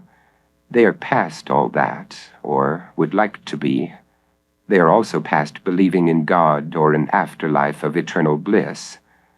To a believer, transhumanism would be a useless appendage to what they already believe, as well as an offense against Him who made us as He made us, with nature as the go-between, and long ago laid down the ways in which we can make ourselves better and better. Those ways may be hard to follow, but the alternative is the despair of living without hope of an unimaginably better future. For the believer's alternative to despair, transhumanists have substituted their own. Yet, while transhumanists operate on the assumption that we will massively profit when we self-mutate into post-humans, the upshot of their program is still unknown. It could begin a dynamic new chapter in the history of our race, or it could trumpet the end of us. Either way, the prophesized leap will be jump-started by all manner of gadgetry and will somehow involve artificial intelligence, nanotechnology, genetic engineering, and other habiliments of high technology. These will be the instruments of the new Genesis, the Logos of tomorrow, or so says one desperate group of scientific thinkers. For a less desperate group of scientific thinkers, posthumanism is a chimera and will not occur. We will go on with our lives as stumblebums of the same old story. Understandably, the transhumanist view is more arousing than old fogey humanism, precisely because an apocalypse has been inserted as a wild card. In this sense, transhumanism is a secular retelling of the Christian rapture, and some of its true believers foresee it as happening within the lifetime of many who are alive today, just as the early Christians believed in an impending judgment day. Perhaps at some time in the future, such predictions will not have to take into account eschatological contingencies, and we can all relax, secure in the knowledge that day by day, in every way, we are getting made better and better. Transhumanism encapsulates a long-lived error among the headliners of science. In a world without a destination, we cannot even break ground on our Tower of Babel, and no amount of rush and hurry on our part will change that. That we are going nowhere is not a curable condition, that we must go nowhere at the fastest possible velocity just might be curable, though probably not. And what difference would it make to retard our progress to nowhere? Zapfa reviled technological advancements and the discoveries to which they led, since those interested in such things would be cheated of the distraction of finding them out for themselves at whatever pace they chose. Every human activity is a tack for killing time, and it seemed criminal to him that people should have their time already killed for them by explorers, inventors, and innovators of every stripe. Zapfa himself reserved his leisure hours for that most purposive time-killer, mountain climbing. As we should know by now, it is as easy to make fun of religious or scientific visionaries as it is to idolize them. Which attitude is adopted depends on whether or not they tell you what you want to hear. Given the excitements promised by transhumanism, odds are that it will collect a clientele of hopefuls who want to get a foot in the future, for nobody doubts that tomorrow will be better than today.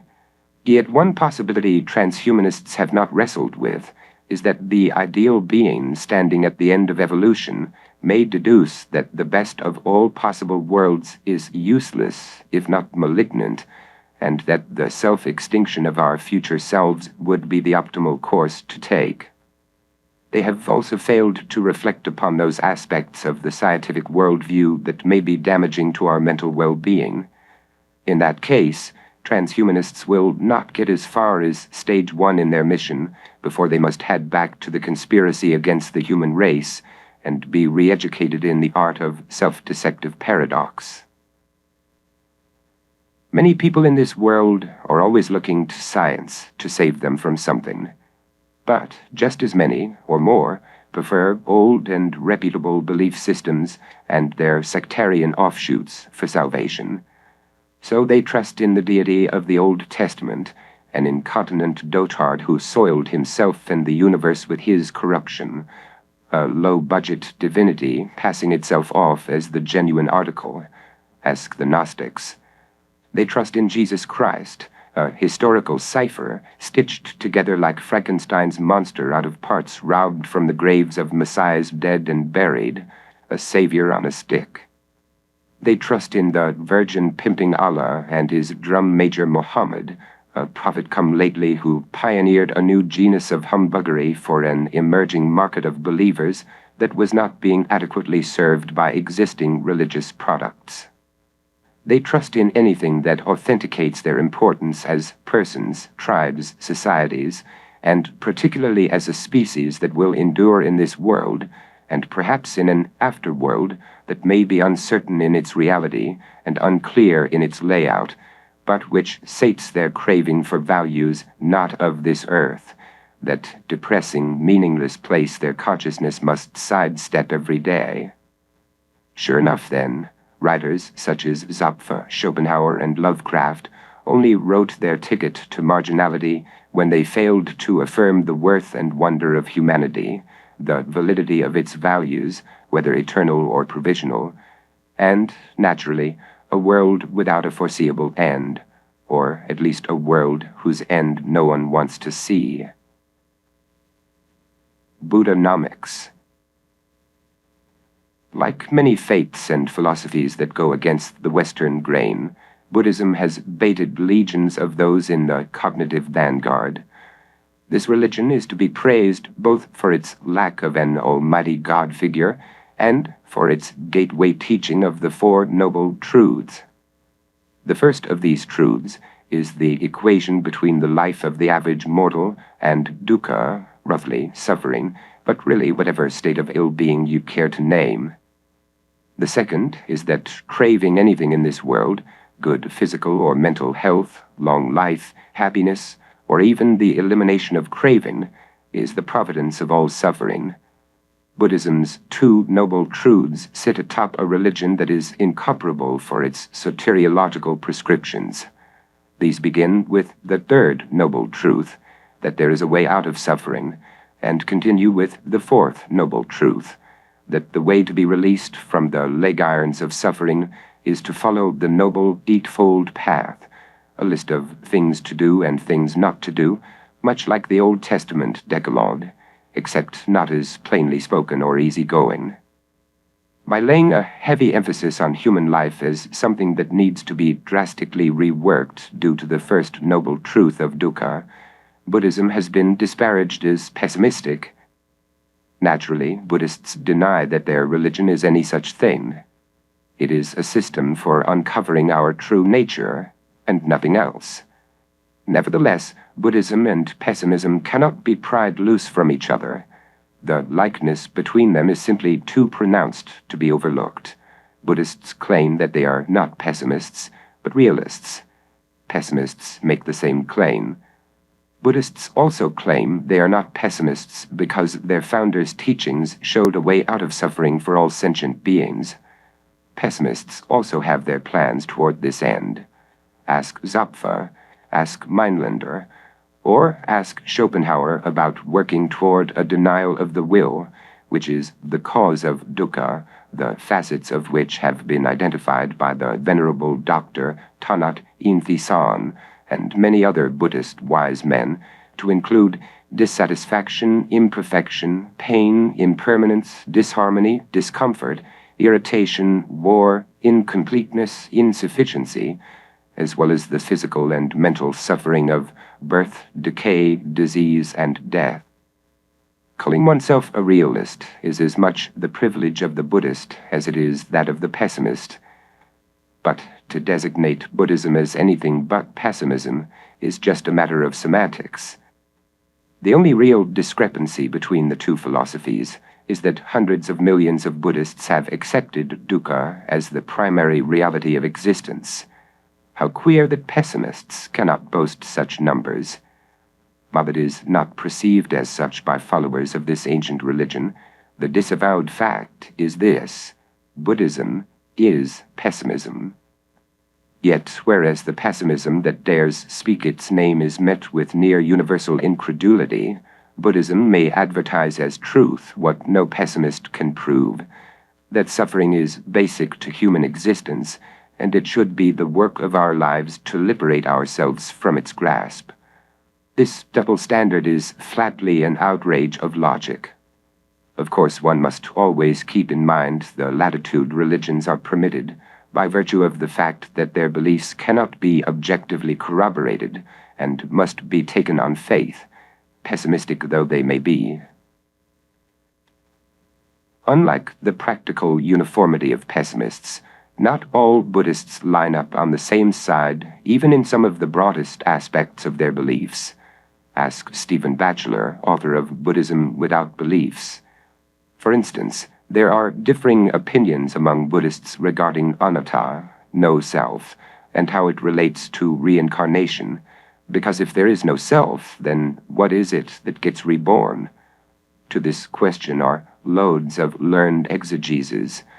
One belief held by many Buddhists is that human beings are bits and pieces that add up to nothing, things of parts, hollow puppets, non-beings that think they are something they are not.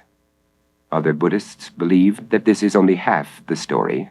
Things both exist and do not exist. Things are not what they seem, nor are they other than they seem. Things are many and they are one. Everything is nothing, including nothing.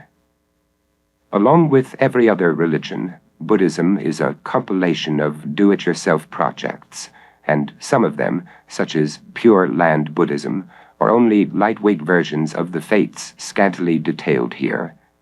This principle has its parallel in every philosophy, ideology, and bag of myths that has ever been presented to the world. Because no two minds are contoured alike, no one system or collocation of systems will ever be sized to fit all. If truth is what you seek, then the examined life will only take you on a long ride to the limits of solitude and leave you by the side of the road with your truth and nothing else. This gives leave to believers in anything to have an opinion about whatever they like. For Buddhists, though, this is a problem, because clinging to opinions, or whatever else ordinary folk cling to, is an obstruction to becoming a right-minded practitioner of Buddhism. But you can believe that in Buddhist law, or in someone's opinion of Buddhist law, there are allowance conditions that stipulate when clinging is not really clinging. All religions must have allowance conditions, or they would implode upon themselves by the pressure of their own doctrines. Since Buddhism's only objective is attaining enlightenment, that high road to nirvana, it is at one with other religions in pitching a brighter future for believers in deliverance from the woes of this world. One problem: human beings are rarely so sensitive to the woes of this world that they feel a pressing need to reject all cravings for the pleasures of this world, as Buddhism would have them do. And it seems that any amount of pleasure is pleasure enough to get us to keep the faith that being alive is all right for everyone, or almost everyone, and will certainly be all right for any children we caused to be delivered into this world. How else could we stave off a craving to become extinct? The good news for Buddhism as a for-profit religion is that there are more than enough people who are sensitive to the woes of this world and who are willing to let go of their cravings for its pleasures, to seek the extinction of their everyday selves in the oasis of nirvana, absolute beatitude, permanent detachment from all attachment to a benighted way of life, a step off from the cycle of death and rebirth, or whatever happy thing you like.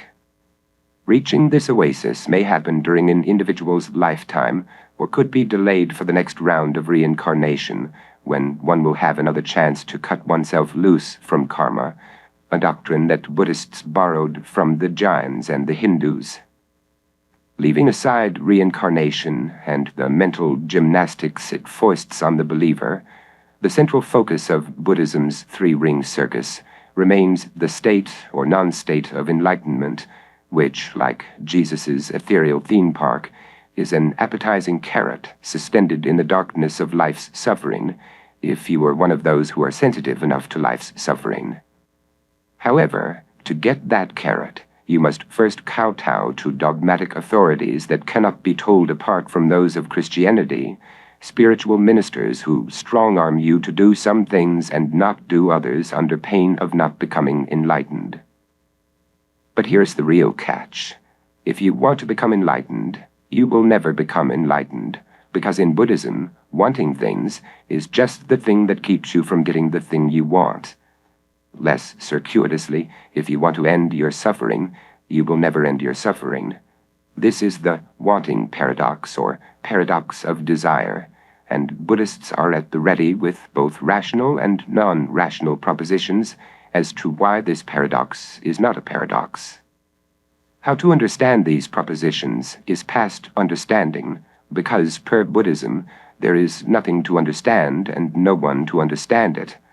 And as long as you think there is something to understand and someone to understand it, you are doomed. Trying for this understanding is the most trying thing of all. Yet, trying not to try for it is just as trying. There is nothing more futile than to consciously look for something to save you. But consciousness makes this fact seem otherwise. Consciousness makes it seem as if, 1, there is something to do, 2, there is somewhere to go, 3, there is something to be, 4, there is someone to know. This is what makes consciousness the parent of all horrors, the thing that makes us try to do something, go somewhere, be something, and know someone, such as ourselves, so that we can escape our malignantly useless being, and think that being alive is all right, rather than that which should not be. The Buddhist wanting paradox might be regarded as correlative to Zapfa's paradox, the paradox of conscious beings attempting to disclaim their consciousness of the flagrantly joyless possibilities of their lives. The difference between Buddhism's paradox and Zapfa's paradox is that the latter is not amenable to being resolved, explained away, or denied, either rationally or non-rationally.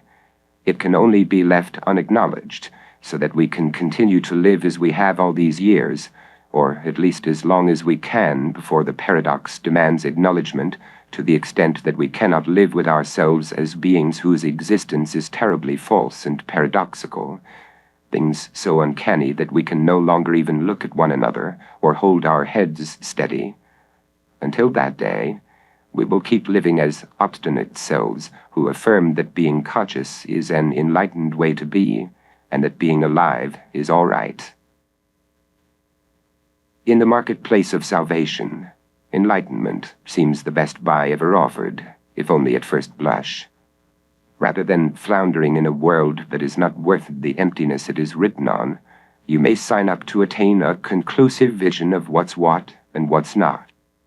Broadly speaking, enlightenment is the correction of our consciousness and the establishment of a state of being in which muddy illusion is washed away and a diamond of understanding shines through.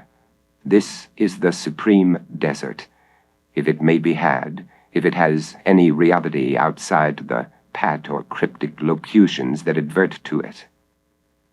Millions of people have spent their lives, and some have even lost their minds, trying to win enlightenment without ever comprehending, as they sucked their last breath, what it was they had gambled to get. Had they attained enlightenment without being aware of it? Are there stages of enlightenment?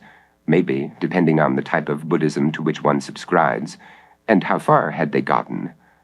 In his One Taste, Daily Reflections on Integral Spirituality, Ken Wilber, a widely known and highly influential multidisciplinary scholar and theorist of spiritual traditions, reported that he asked one Zen Buddhist master how many truly enlightened, deeply enlightened, Japanese Zen masters there were alive today. The master replied, "Not more than a dozen." Another Zen master put the number of fully enlightened individuals in the East at 1,000 throughout Zen Buddhism's history. Wilber's conclusion, thus, without in any way belittling the truly stunning contributions of the glorious Eastern traditions, the point is fairly straightforward. Radical, transformative spirituality is extremely rare anywhere in history and anywhere in the world. The numbers for the West are even more depressing. I rest my case. Indeed, enlightenment by Buddhism truly seems to be a well-defended redoubt whose location cannot be triangulated by speech, the only rule being that if you have to ask yourself if you have arrived, then it is certain you have not. Ego death. As we have heard, Buddhism's ways and means to illumination are full of shortcomings and vexations. Nevertheless, it does seem that some have reached a state corresponding to that of Buddhist enlightenment, as delineated in scads of scriptures, diaries, copyrighted publications, and public depositions. Curiously, these charmed individuals appear to have come to this state unwarned, sometimes as a result of physical trauma or a near-death experience, NDE. Perhaps the capital instance of enlightenment by accident is that of U.G. Krishnamurti. Although U.G. gave no credence to any doctrine of awakening, he claimed to have experienced clinical death at the age of 49, after which he returned to life as the kind of being glorified in the literature of enlightenment. Through his clinical death and its aftermath, which he called a calamity due to the pain and confusion he felt during this process, U.G. was transformed. For decades prior to his calamity, U.G. was an earnest seeker who sought enlightenment by effort rather than by accident. But his efforts got him nowhere, and he ended up financially drained. By chance, he met a woman who was willing to support him, and for years he was something of a layabout. It was while living with this woman that his calamity struck. Upon recovering from his calamity, he had what he once looked for, and in disgust had given up trying to find. U.G. was no longer the person he once was, for now he was someone whose ego had been erased. In this state he had all the self-awareness of a tree frog. To his good fortune, he had no problem with his new way of functioning. He did not need to accept it, since by his report he had lost all sense of having an ego that needed to accept or reject anything. How could someone who had ceased to participate in the commerce of selves, who had inadvertently forfeited his personhood, believe or not believe in anything so outlandish as enlightenment, or any other spiritual vendibles, none of which are evident in the least, and all of which are as outmoded as the gods of antiquity or tribal deities with names that sounded comical to believers in real religions. While it may seem that Yu-Ji had become a zombie, in a non-philosophical sense, his post-calamity life was nothing like that. Until his death in 2007, he spent much of his time berating people who came to him for spiritual succor, cantankerous and opinionated as some of the more famous masters of Zen Buddhism. Yu-Ji arrestingly and often humorously told those who had made the pilgrimage to his door that everything they believed about anything was wrong. Few of them could get a word in edgewise, as he assassinated all that humanity has ever held sacred.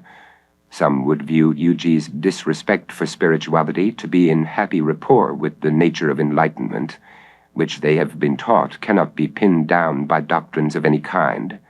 Others would deny this assertion, perhaps because they've been indoctrinated to believe that both irreverence and deference toward the transcendent are off the mark once one has awakened. Neither side of this squabble would have tempted Yu-Ji. What he enunciated in interviews is the near impossibility of human beings, except perhaps 1 in a billion, to think of themselves only as animals born to survive and reproduce.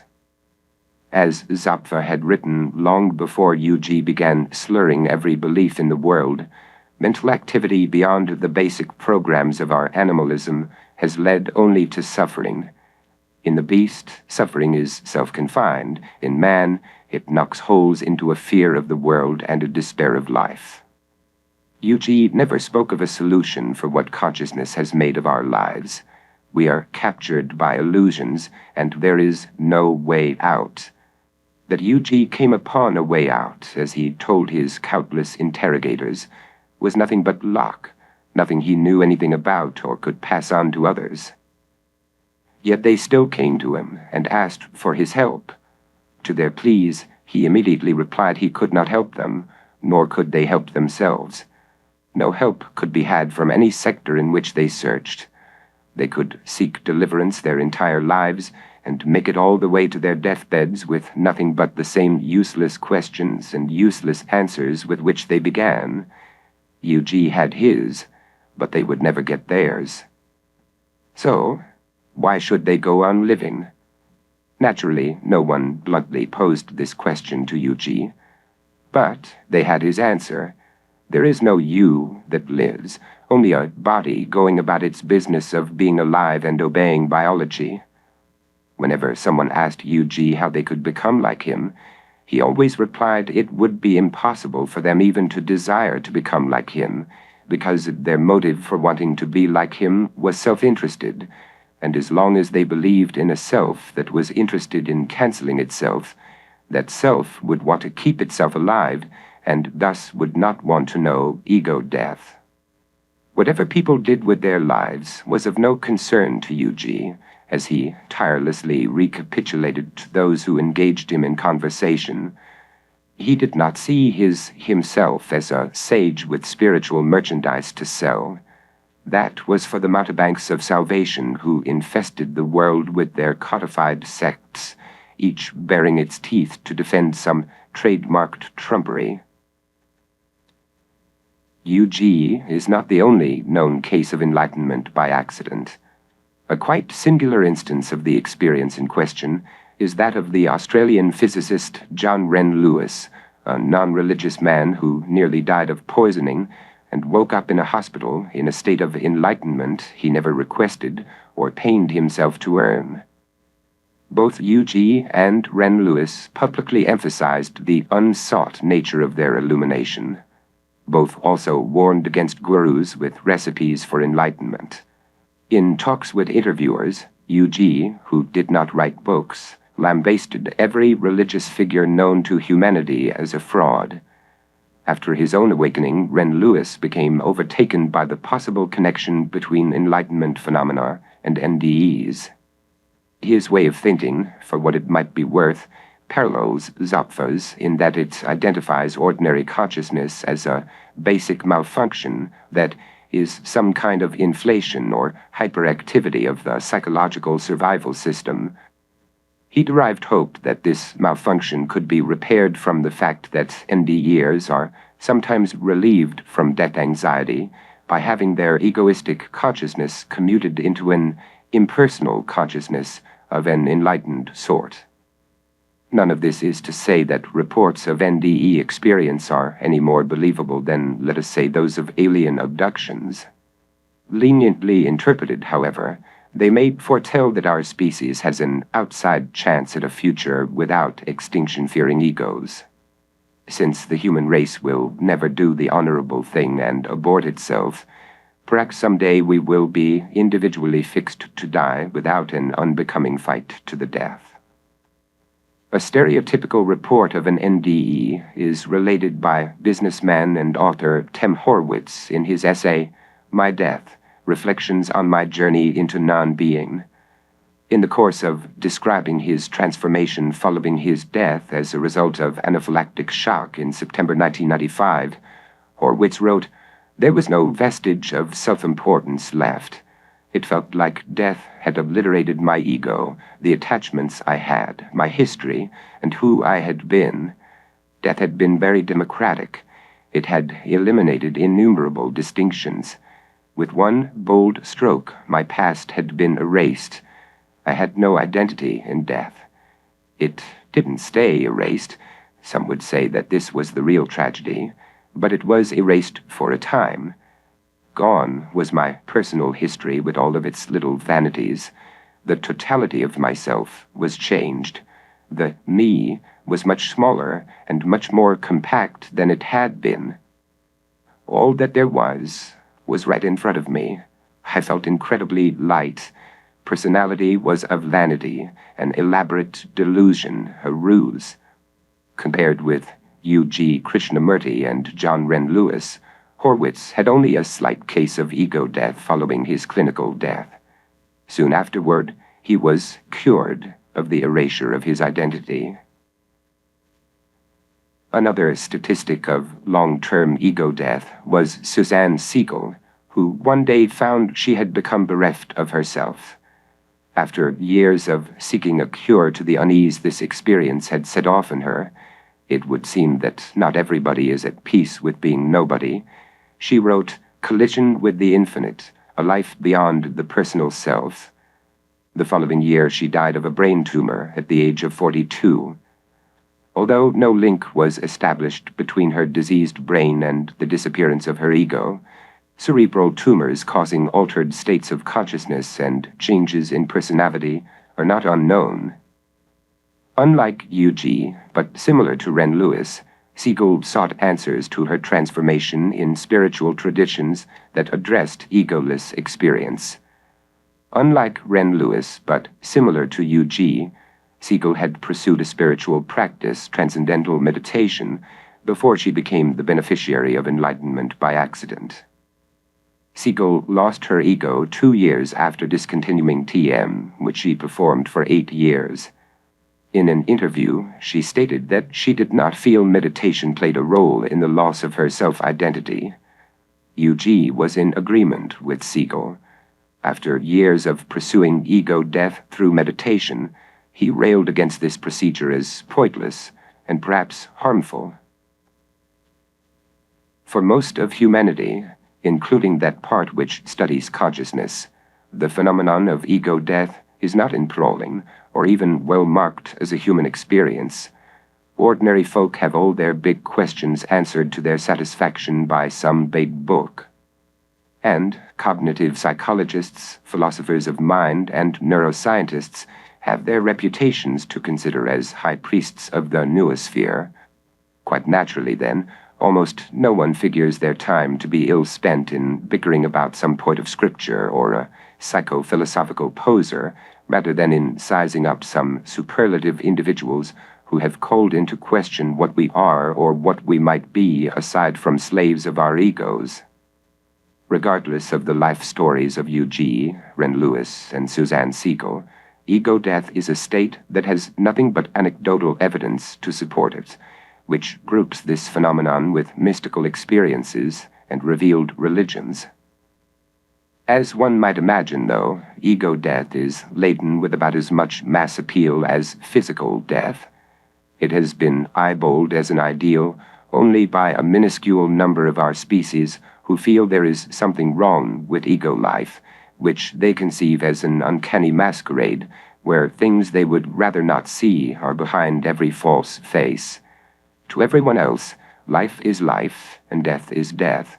We are not sold on impersonal survival. It would negate all that we are, or think we are, for what are we but egos itching to survive?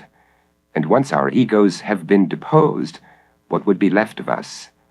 By all recorded accounts, everything would be left, except what Horwitz called a vanity, an elaborate delusion, a ruse. Some would say that if human beings must exist, the condition in which U.G., Ren Lewis, and Seco found themselves is the optimum model, one in which everyone's ego has been overthrown and our consciousness of ourselves as persons goes up in smoke. As Seco tried to explain what had happened to her, the experience of living without a personal identity, without an experience of being somebody, an I or a me, is exceedingly difficult to describe, but it is absolutely unmistakable. It can't be confused with having a bad day, or coming down with the flu, or feeling upset or angry or spaced out. When the personal self disappears, there is no one inside who can be located as being you. The body is only an outline, empty of everything of which it had previously felt so full. The mind, body, and emotions no longer referred to anyone. There was no one who thought, no one who felt, no one who perceived. Yet the mind, body, and emotions continued to function unimpaired. Apparently, they did not need an I to keep doing what they always did. Thinking, feeling, perceiving, speaking, all continued as before, functioning with a smoothness that gave no indication of the emptiness behind them. No one suspected that such a radical change had occurred. All conversations were carried on as before. Language was employed in the same manner. Questions could be asked and answered, cars driven, meals cooked, books read, phones answered, and letters written. As the ego dead, so we might imagine, we would continue to know pain in its various forms, that is the essence of existence, but we would not be cozened by our egos to take it personally, an attitude that converts an individual's pain into conscious suffering. Naturally, we would still have to feed, but we would not be omnivorous gourmands who eat for amusement, gorging down everything in nature and turning to the laboratory for more. As for reproduction, who can say?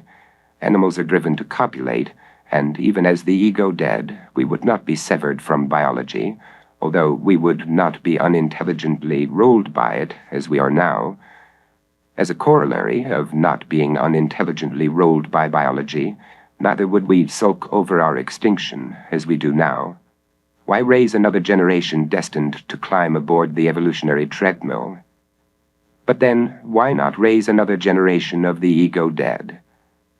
For those who do not perceive either their pleasures or their pains as belonging to them, neither life nor death would be objectionable or not objectionable, desirable or not desirable, all right or not all right.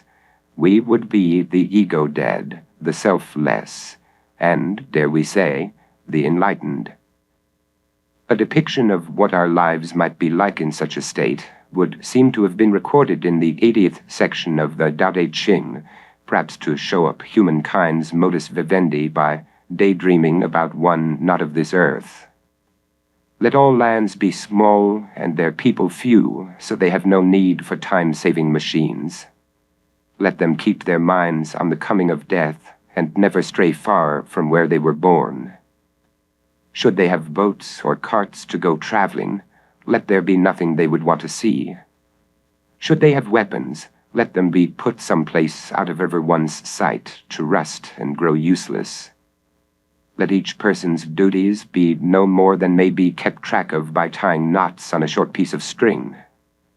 Let their food be enough, and their clothes drab, their homes decent shelter, and their lives unremarkable. If the next land is so close that they can hear its dogs barking at night and its roosters crowing at dawn, let them get old and die rather than be troubled by the least curiosity to have a look over there. One might think of this not as a description of an ego-dead society, but of one that is dead all the way. But one would be wrong.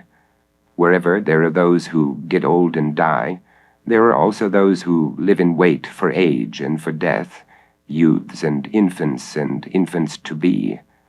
And because none of them should take his fate personally in the Taoist scripture quoted, why not take it as it comes? Of course, this would not occur to the ego-dead, just as it does not occur to species of a lower order that recycle themselves as nature bids them.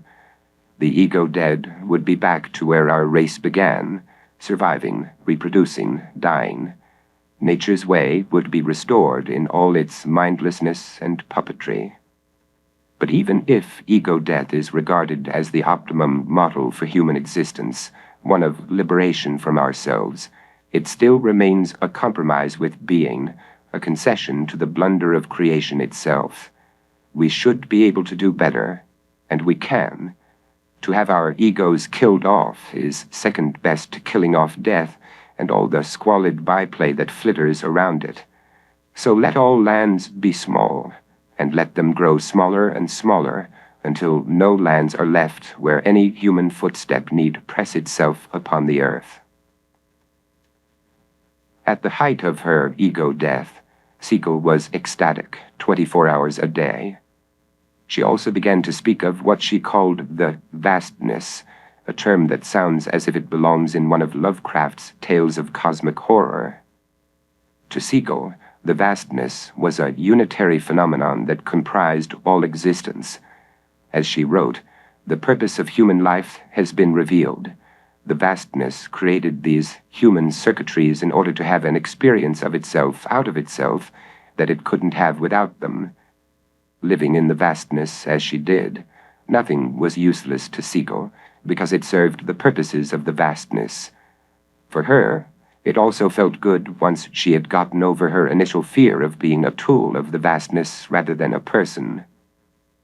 However, toward the end of her life, as American psychotherapist and Buddhist Stephen Bodian recounts in his afterword to Collision with the Infinite, Siegel began to have more intense experiences in which the vastness became even vaster for itself. This new phase of the vastness both distressed her emotionally and sapped her physical energy until she died from her unsuspected brain tumor not long afterward. Like Siegel's vastness, Schopenhauer's will has the same purpose in mind for human beings, to use our circuitries to acquire some kind of knowledge of its mindless self. For Schopenhauer, though, the self-seeking will does not feel good to human beings, except during moments when we temporarily satisfy its universal ravening as it emerges within us. Why the vastness or the will should want to use us in this way is a mystery. Both of these meta-realities do serve the purpose of making sense of human life in their own way. But whether they make us feel good does not seem to matter to either of them. We are just vehicles, they are the drivers, and wherever we are going, as Siegel and Schopenhauer have assured us, along with every other individual whose consciousness has been opened to the vastness by whatever name or nature, we must keep in mind that we are not what we think we are. Taking things a step further, Professor Nobody would teach us that neither is our world what we think it is, lecturing with a flamboyant dispassion on the omnipresence of the infernal in The Eyes That Never Blink. Mist on a lake, fog in thick woods, a golden light shining on wet stones. Such sights make it all very easy. Something lives in the lake, rustles through the woods, inhabits the stones or the earth beneath them. Whatever it may be, this something lies just out of sight, but not out of vision for the eyes that never blink. In the right surroundings, our entire being is made of eyes that dilate to witness the haunting of the universe. But really, do the right surroundings have to be so obvious in their spectral atmosphere? Take a cramped waiting room, for instance. Everything there seems so well anchored in normalcy. Others around you talk ever so quietly. The old clock on the wall is sweeping aside the seconds with its thin red finger. The window blinds deliver slices of light from the outside world and shuffle them with shadows. Yet, at any time and in any place, our bunkers of banality may begin to rumble. You see, even in a stronghold of our fellow beings, we may be subject to abnormal fears that would land us in an asylum if we voiced them to another. Did we just feel some presence that does not belong among us? Do our eyes see something in a corner of that room in which we wait for we know not what?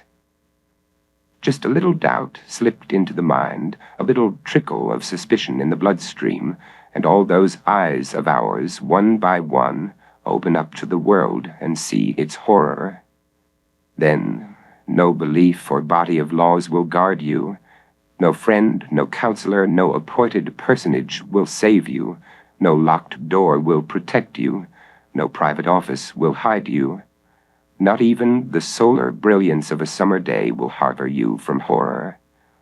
For horror eats the light and digests it into darkness. Sick to death. Bleakness 1. To salve the pains of consciousness, some people anesthetize themselves with sunny thoughts. But not everyone can follow their lead. Above all, not those who sneer at the sun and everything upon which it beats down. Their only respite is in the balm of bleakness.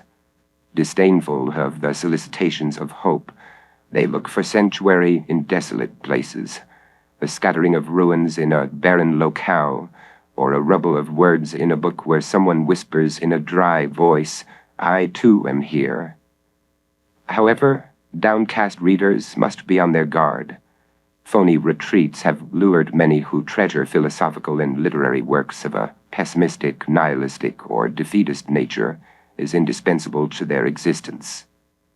Too often they have settled into a book that begins as an oration on a bleak experience, but wraps up with the author slipping out the back door and making his way down a shining path, leaving downcast readers more rankled than they were before entering what turned out to be only a facade of ruins, a trompe-l'oeil of bleakness. A Confession, by Leo Tolstoy, is the archetype of such a book. Having basked in his status as the author of War and Peace and Anna Karenina, not to forget his station as a wealthy landowner, Tolstoy was ripe for a devastating reversal of some kind. This came in the form of a crisis of consciousness during which he became mightily disenchanted with human life. Naturally, he began casting about for something to ease his discomfiture. After turning to science for answers to the big questions that had lately begun to eat at him, he came up with this. In general, the relation of the experimental sciences to life's questions may be expressed thus. Question: why do I live? Answer: in infinite space, in infinite time, infinitely small particles change their forms in infinite complexity, and when you have understood the laws of those mutations of form, you will understand why you live on the earth. Post-19th century discoveries and speculations aside, quantum mechanics, multiverses, panpsychism, simulated realities, those still inclined to query the various sciences will come upon much the same answer. It is a useless answer to a useless question. But Tolstoy did not think the question useless, only the answer, so he kept on digging until he read Schopenhauer, who only exasperated the Russians' crisis by answering, "Life is that which should not be, an evil, and the passage into nothingness is the only good in life." Tolstoy was impressed with Schopenhauer as a thinker, and tried to hold the plow steady as he made his way through the philosopher's daunting works. At length, Tolstoy narrowed down the options that people like himself had available to them, depending on whether they wanted to keep believing that being alive was all right, or were ready to consider the alternative. Please pardon the length of this quotation, but Tolstoy's 4 principal strategies by which his high-class circle managed the predicament of conscious existence deserves as much of a hearing as Zapf's 4 principal strategies by which everyone manages the same predicament. I found that for people of my circle there were 4 ways out of the terrible position in which we are all placed. The first was that of ignorance. It consists in not knowing, not understanding, that life is an evil and an absurdity. People of this sort have not yet understood that question of life. They see neither the dragon that awaits them, nor the mice gnawing the shrub by which they are hanging, and they lick the drops of honey. But they lick those drops of honey only for a while. Something will turn their attention to the dragon and the mice, and there will be an end to their licking. From them I had nothing to learn. One cannot cease to know what one does know. The second way out is Epicureanism. It consists, while knowing the hopelessness of life, in making use meanwhile of the advantages one has, disregarding the dragon and the mice, and licking the honey in the best way, especially if there is much of it within reach. Solomon expresses this way out thus: "Then I commended mirth, because a man hath no better thing under the sun than to eat and to drink and to be merry, and that this should accompany him in his labor the days of his life, which God giveth him under the sun. Therefore eat thy bread with joy, and drink thy wine with a merry heart. Live joyfully with the wife whom thou lovest all the days of the life of thy vanity. For this is thy portion in life, and in thy labors which thou takest under the sun. Whatsoever thy hand findeth to do, do it with thy might. For there is not work, nor device, nor knowledge, nor wisdom in the grave, whither thou goest." That is the way in which the majority of people of our circle make life possible for themselves. Their circumstances furnish them with more of welfare than of hardship, and their moral dullness makes it possible for them to forget that the advantage of their position is accidental, and that not everyone can have 1,000 wives and palaces like Solomon, that for every one who has 1,000 wives there are 1,000 without a wife, and that for each palace there are 1,000 people who have to build it in the sweat of their brows, and that the accident that has today made me a Solomon may tomorrow make me a Solomon's slave. The dullness of these people's imagination enables them to forget the things that gave Buddha no peace, the inevitability of sickness, old age, and death, which today or tomorrow will destroy all these pleasures. So think and feel the majority of people of our day and our manner of life. The fact that some of these people declare the dullness of their thoughts and imaginations to be a philosophy, which they call positive, does not remove them, in my opinion, from the ranks of those who, to avoid seeing the question, lick the honey. I could not imitate these people.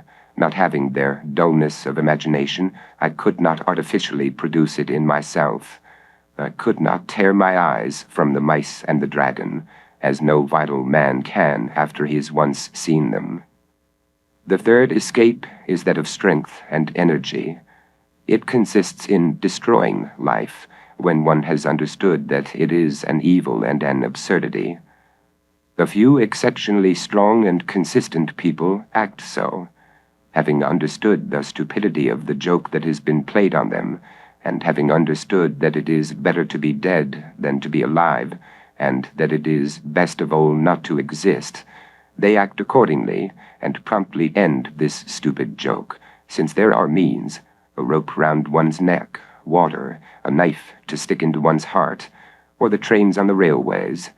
And the number of those of our circle who act in this way becomes greater and greater, and for the most part they act so at the best time of their life, when the strength of their mind is in full bloom, and few habits degrading to the mind have as yet been acquired.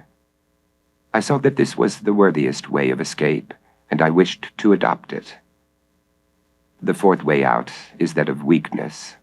It consists in seeing the truth of the situation and yet clinging to life, knowing in advance that nothing can come of it.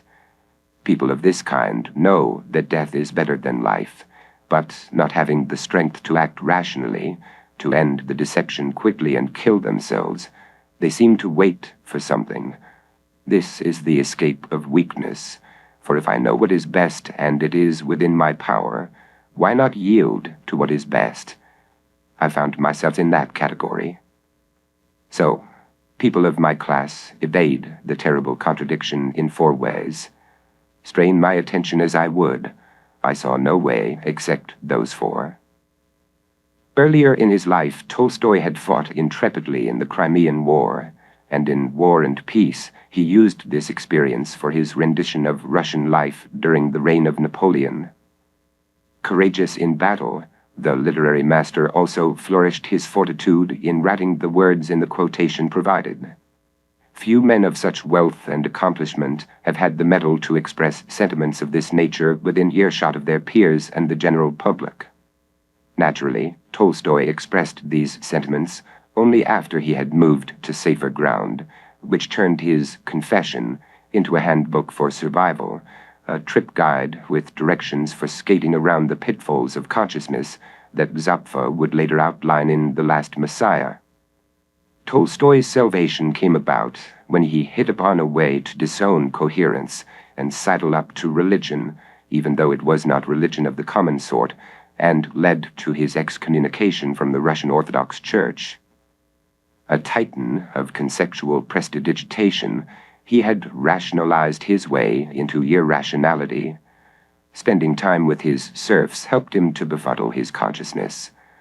Like them, more nicely like his perception of them, he began living not by his brain, but by his gut. Then he started reasoning with his gut, which showed him the way to recovery and spared him the ordeal of becoming a suicide. Later, though, his mind went to work again, and he was once more in crisis. He remained preoccupied with life and death and meaning for the rest of his days, and as an author preached a brand of positive thought, as in the pathetic Death of Ivan Ilyich, in an ongoing crusade against the bleakness that dogged him. Bleakness 2. Having been betrayed by such works as Tolstoy's Confession, connoisseurs of bleakness may become shrewd readers. If they are mistrustful of a book, leery that the promise of its inaugural pages will be broken by its conclusion, they turn first to the ending. Many books promoted as vehicles of a dark vision finish up by lounging in a warm bath of affirmation, often doing a traitorous turnabout in their closing pages or paragraphs. As every author, publisher, and carnival owner knows, lurid billing gets a patron in the door. And so we have innumerable books and magazine articles with such inquiring titles as The Misadventure of Consciousness, Are Human Beings a Mistake of Evolution? Or Should We Stop Having Children? The answer is almost always no, sometimes resounding in its declamation, but more often qualified, which is even more vile. Searchers after bleakness would do well then to begin at the ending of books and magazine articles with doomful titles or angst-fraught openings, if they are not to be chiseled by a bait-and-switch maneuver. One of the finest curtain closers in fiction is that of Horace McCoy's short novel, They Shoot Horses, Don't They? The protagonist of this story is a young woman named Gloria Beatty. Hoping to walk away with a sum of much-needed cash, and for lack of anything better to do, Gloria becomes an entrant in a grueling dance marathon during the Great Depression of the 1930s. A disconsolate loser from the start of the book, she begins the dance with an insight not habitually stressed in popular fiction. "It's peculiar to me," Gloria says to her partner in the marathon, "that everybody pays so much attention to living and so little to dying. Why are these high-powered scientists always screwing around trying to prolong life instead of finding pleasant ways to end it? There must be a hell of a lot of people in the world like me who want to die but haven't got the guts." After the dance marathon has taken its toll on Gloria and the other contestants, her once happy-go-lucky partner goes over to her side, and with more nobility than any high-powered scientist and more mercy than any god born of human imagination, he helps her to end it all. This liberation is effectuated in one of the most common and untidy ways the suicidal have been forced to use for so long: a bullet to the brain. The ending of McCoy's novel is what the average mortal would call bleak. Naturally, bleak-minded readers of They Shoot Horses swoon with relief when the gunshot has done its work. Yet even the consolations of bleakness have their limits for those who treasure philosophical and literary works of a pessimistic, nihilistic, or defeatist nature as indispensable to their existence. And should bleakness itself fail them, they have been failed indeed. Pro-life. They Shoot Horses, Don't They? Was first published in 1935. Since that time, scientists have continued screwing around to draw out our days of pain and have done almost nothing on the other front. It is as if they have taken Victor Frankenstein as a role model and emulate him as they can. In his 1994 bestseller, How We Die, Reflections on Life's Final Chapter, Surgeon Sherwin B. Newland recounts how he coaxed a 92-year-old woman into having an operation that would wring from her a few more months or years of life. When she initially declined, content to die at what was already an advanced age, Dr. Newland wore her down and got her into the operating room, figuring, as he states, that his patient was one of those people to whom survival was not worth the cost. He admits that he withheld from her the exact nature of that cost, as it would be extracted in the form of post-operative agonies should she survive the surgery. She did survive long enough to suffer those agonies, and to let Newland know what a villain she considered him to be. Subsequent to some perfunctory hand-wrenching about his dishonorable ministration, the doctor tries to vindicate himself by confiding that, had he not performed this operation, he would be chastised by his peer group at the hospital's weekly surgical conference for not following standard operating procedure. Newland's fellow surgeons, so he informs us, would have viewed his compliance with a patient's request to let her body die without further tampering as an ethical call. But that was not his call to make. He was not a moral philosopher. He was a technician entrusted to keep bodies beating with life. All his decisions, then, must comply with this trust, or he would have to answer for why they did not. And to answer that his patient chose not to go under the knife would be unacceptable, since doctors should be the only ones to decide such things. In their actions, Newland and his colleagues played out a mainstay of the horror genre, that of an experiment gone wrong. This convention became proverbial following the publication in 1818 of a novel that immortalized Mary Shelley. It is as if Newland and his fellow mad doctors took the botched surgery in that book as their guiding light. What protocol would Frankenstein follow? They might have asked themselves. He was their mentor, the one for whom life was the greatest show on earth. To boot, Newland had already sized up the old woman as one of those people. Not as philosophically ahead of her years as McCoy's Gloria in They Shoot Horses, Don't They? Newland's patient did know when the time had come for her to bow out gracefully. She thought she might be allotted that much control over her life. What she did not know was that she was strapped down in Frankenstein's world, and by damn she would live and die by Frankenstein's oath.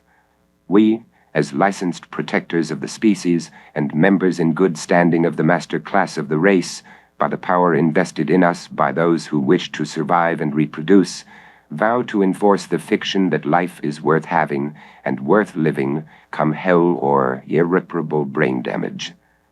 How could an old woman who had been stigmatized as one of those people go up against such a juggernaut of chicanery?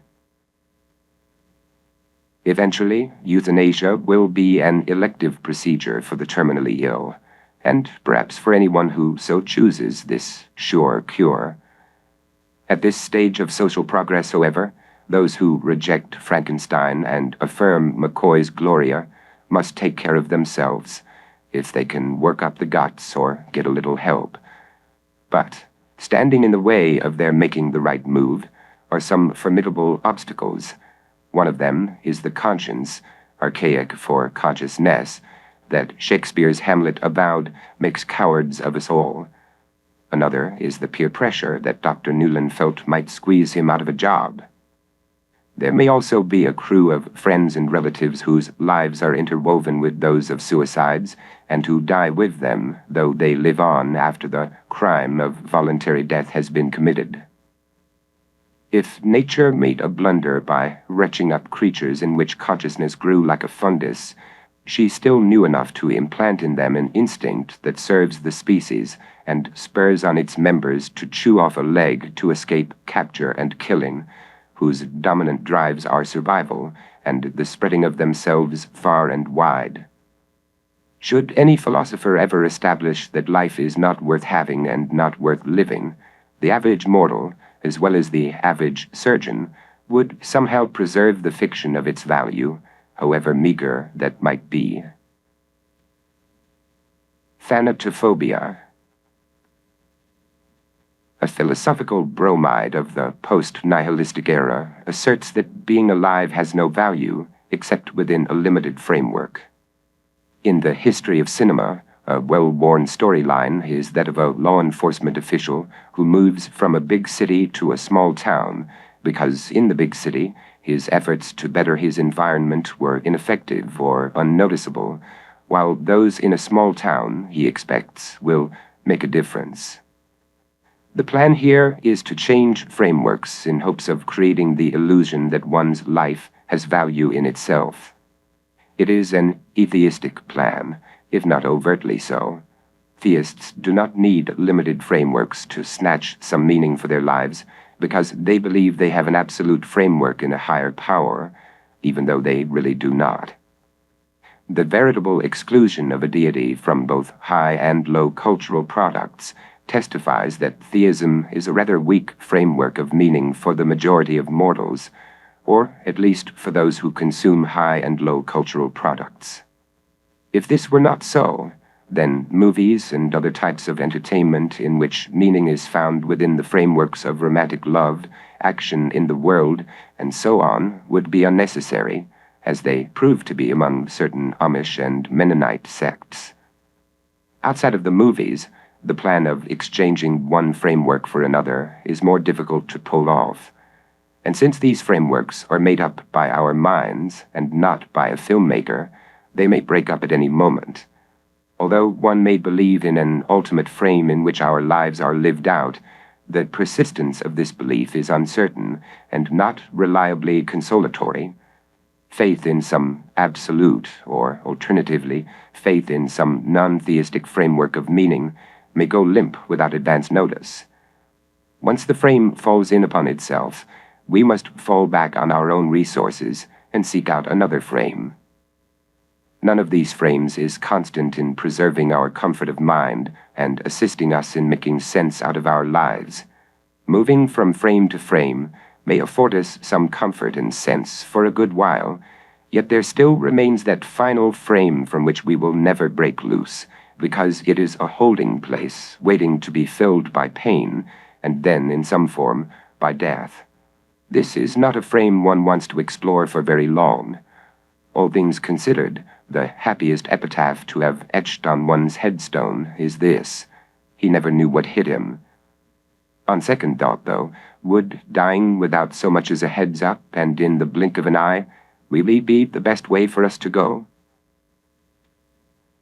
In his Letter on Happiness, addressed to Menesius, Epicurus wrote, "Foolish is the man who says that he fears death, not because it will pain when it comes, but because it pains in the prospect."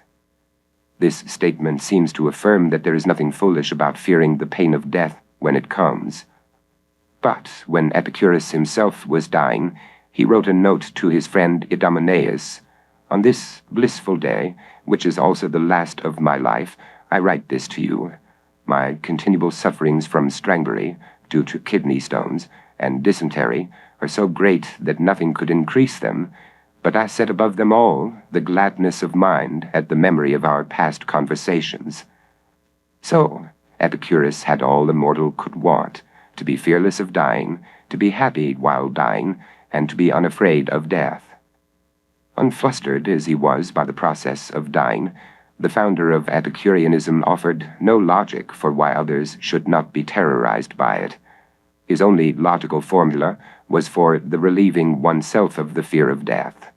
Whatever causes no annoyance when it is present causes only a groundless pain in the expectation. Death, therefore, the most awful of evils, is nothing to us, seeing that, when we are, death is not come, and, when death is come, we are not. Some persons may believe in Epicurus's logic, and by it not suffer the groundless pain in the expectation of death. But how many can say the same about death's pain before it comes, or when it comes? This question brings us back to our second thoughts on what would be the happiest epitaph to have etched on one's headstone. Suppose that the pain of dying were taken out of our lives. Suppose that we all died without so much as a heads up, and in the blink of an eye, because if our deaths did not happen in this manner, then dying would necessarily be painful. How else would you know you were dying without the presence of pain, the fear of which even Epicurus did not think was foolish? 1 second we are alive, and the next we are dead. Then all of us would never know what hit us, a gift that is now reserved only for a happy few. Ideally democratic, this system of mortality would equalize our ruination as one by one, or thousands in a stroke, we departed from this life without so much as a heads up and in the blink of an eye. Every time we sat down in a chair, we could not be sure we would rise again before the Reaper impalpably took our hand. We could bypass every pain that would lead to our death, which is not to say we would bypass pains that would not lead to our death. Being in pain would then mean that one was not dying. Everything would be as it is now, except that we would succumb without so much as a heads up and in the blink of an eye. We would never have to think about how we would die, only when. And when the when came, we would not even know we had died. Each breath could be our last. Under such an arrangement, we would either have to become Epicureans and not fear death, or, more likely, we would divert from our consciousness the thought that we could die without so much as a heads up and in the blink of an eye. The latter is more likely because this is our present approach to the inevitability of our death. Only we would never have to fear the all but inevitable pain of dying. Some morbid citizens among us might become cataleptic with anxiety because their next breath may be their last, but most of us would not be wrecked by such unremitting worry. As a further bonus, we would have no grisly images about the how, since the how would be the same for all. So, even on second thought, the happiest epitaph to have etched on one's headstone would be, "He never knew what hit him." We would still have to live our lives in shaky frameworks, but death would be nothing to us, because dying would be nothing to us, or most of us, since some of us might be cataleptic with the morbid fear that our next breath may be our last. But at least most of us would have it all, as did Epicurus, and would not be the least bit pained about dying, as the Greek philosopher was not. Who among us would be so unrepentantly wayward as to want a painful heads-up that we are dying, or to die in anything more than the blink of an eye? And only our most morbid citizens would feel anxious about death. Be that as it may, there is a school of psychology that has us all figured as morbid citizens, known as Terror Management Theory, TMT. Its principles were inspired by the writings of the Canadian cultural anthropologist Ernest Becker, who was one with Zapfa in wondering why a damning surplus of consciousness had not caused humanity to go extinct during great epidemics of madness. In his best-known work, The Denial of Death, Becker wrote, I believe that those who speculate that a full apprehension of man's condition would drive him insane are right, quite literally right. Zapfa concluded that we kept our heads by artificially limiting the content of consciousness. Becker stated his identical conclusion as follows: man literally drives himself into a blind obliviousness with social games, psychological tricks, personal preoccupations so far removed from the reality of his situation that they are forms of madness, but madness all the same, outlawed truisms, taboo commonplaces.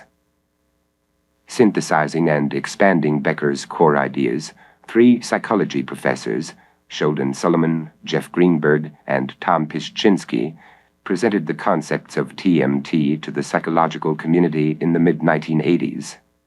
In its clinical studies and research, TMT indicates that the mainspring of human behavior is thanatophobia, and that this fear determines the entire landscape of our lives. To subdue our death anxiety, we have trumped up a world to deceive ourselves into believing that we will persist, if only symbolically, beyond the breakdown of our bodies.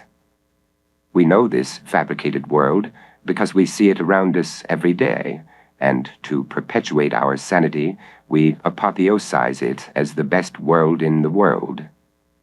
Housing the most cyclopean fabrications are houses of worship where some people go to get a whiff of meaning, which to such people means only one thing: immortality.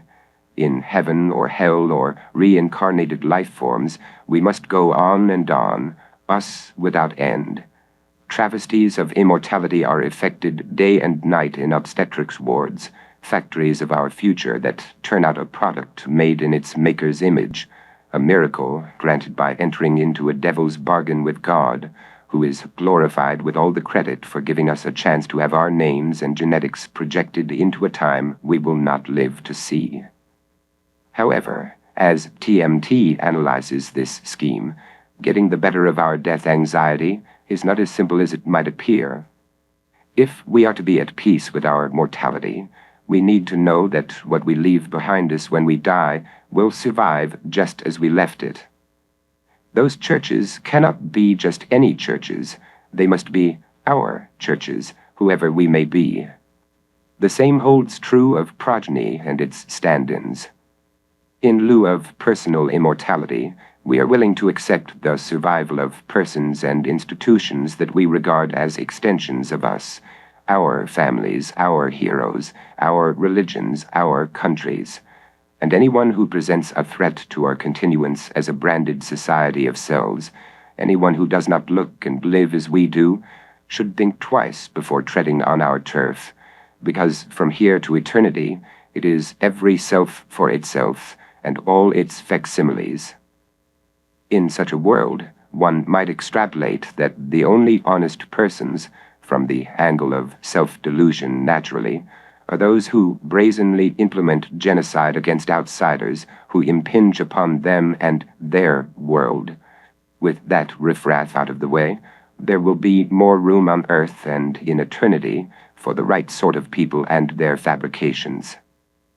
That said, promulgators of TMT believe that a universal dispersion of their ideas will make people more tolerant of the alien worldviews of others and not kill them because those worldviews remind them of how ephemeral or unfounded their own may be. The paradox of this belief is that it requires everyone to abandon the very techniques of terror management by which TMT claims we so far have managed our terror, or some of it. As usual, though, there is an upbeat way out for terror management theorists, in that they argue that the best worldviews are ones that value tolerance of different others, that are flexible and open to modifications, and that offer paths to self-esteem minimally likely to encourage hurting others. Of course, this is just another worldview that brandishes itself as the best worldview in the world, meaning that it would agitate others with a sense of how ephemeral or unfounded their own may be, and cause them to retaliate. But terror management theorists also have a backup plan, which is that in the future we will not need terror management, and instead will discover that Serious confrontations with mortality can have positive, liberating effects, facilitating real growth and life satisfaction. There is no arguing that humanity may someday reap the benefits of a serious confrontation with mortality. While waiting for that day, we still have genocide as the ultimate insurance of our worldviews.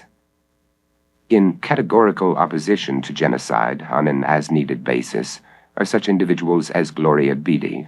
Without making too much of a mess, they quietly shut the door on a single life, caring not that they leave behind people who are not like them. Most of these antisocial types are only following the logic of pain to its conclusion. Some plan their last bow to serve the double duty of both delivering them from life and avenging themselves for some wrong, real or imagined, against them. Also worthy of mention is a clique among the suicidal, for whom the meaning of their act is a darker thing. Frustrated as perpetrators of an all-inclusive extermination, they would kill themselves only because killing at all is closed off to them. They hate having been delivered into a world only to be told by and by, "This way to the abattoir, ladies and gentlemen." They despise the conspiracy of lies for life almost as much as they despise themselves for being a party to it. If they could unmake the world by pushing a button, they would do so without a second thought. There is no satisfaction in a lonesome suicide. The phenomenon of suicide euphoria aside, there is only fear, bitterness, or depression beforehand, then the troublesomeness of the method, and nothingness afterward. But to push that button, to depopulate this earth and arrest its rotation as well, what satisfaction, as of a job prettily done. This would be for the good of all, because even those who know nothing about the conspiracy against the human race are among its injured parties. Tragedy.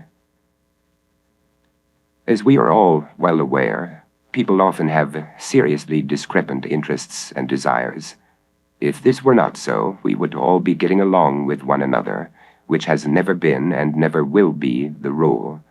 Nothing in our history or our nature even hints that we will ever liquidate our differences, which can be anything from a good-natured divergence of opinion to a war-making contentiousness over property rights. Some people would like to have a little peace rather than the ever-sounding disharmony of bloodletting, but for that to happen, our myriad voices would have to dissolve into a single pitch, a unison that would bore to tears anyone who is not a saint or ego-dad. Our common preference as a species is for difference rather than unity.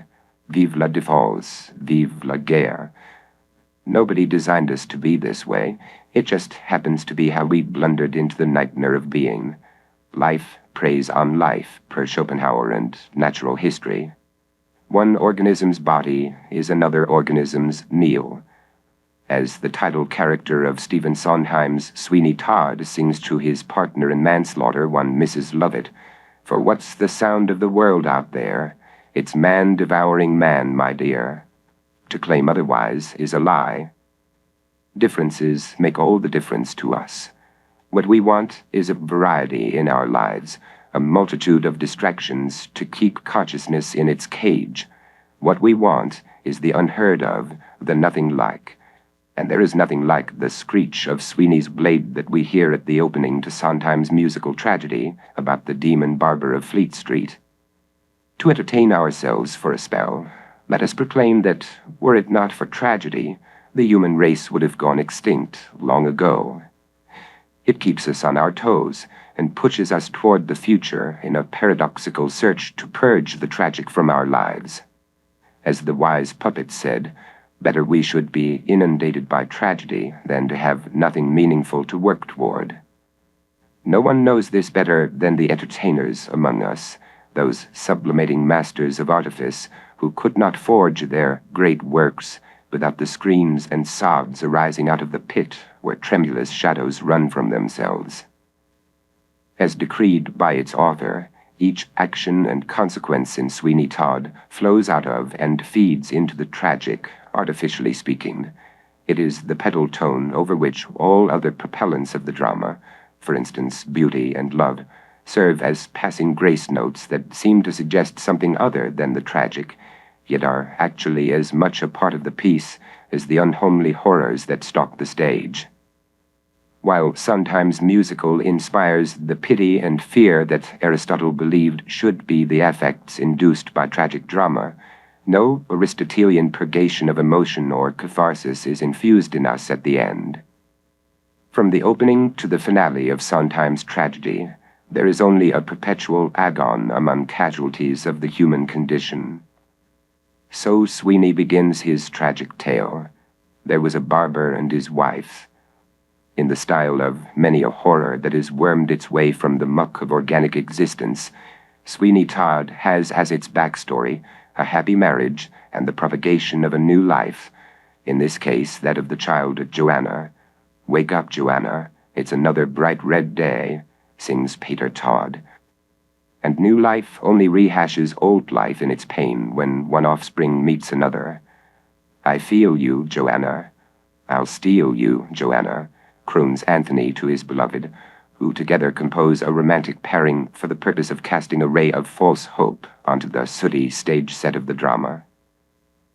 However, to anyone who has not fallen asleep during the performance, this new Adam and Eve are only being readied for the meat grinder of existence, just as were a barber named Benjamin Barker and his wife Lucy, all because Judge Turpin lusted after Benjamin's spouse and got him out of the way by unjustly sentencing the hair cutter to a long prison term in Australia.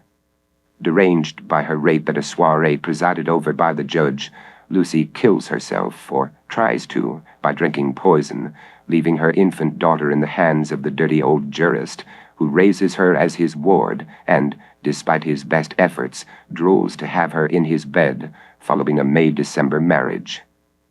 When Benjamin returns after his escape from prison some decades later, all he wants is to be reunited with his wife and child.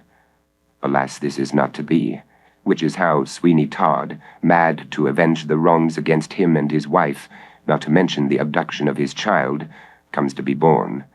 In league with Mrs. Lovett, an unscrupulous maker of meat pies, the tragedy begins in earnest, as Sweeney begins slicing throats, and his consort grinds his victims into tasty edibles to be sold at her shop. As husband and wife raising a girl child, Benjamin and Lucy would have been galloping boars.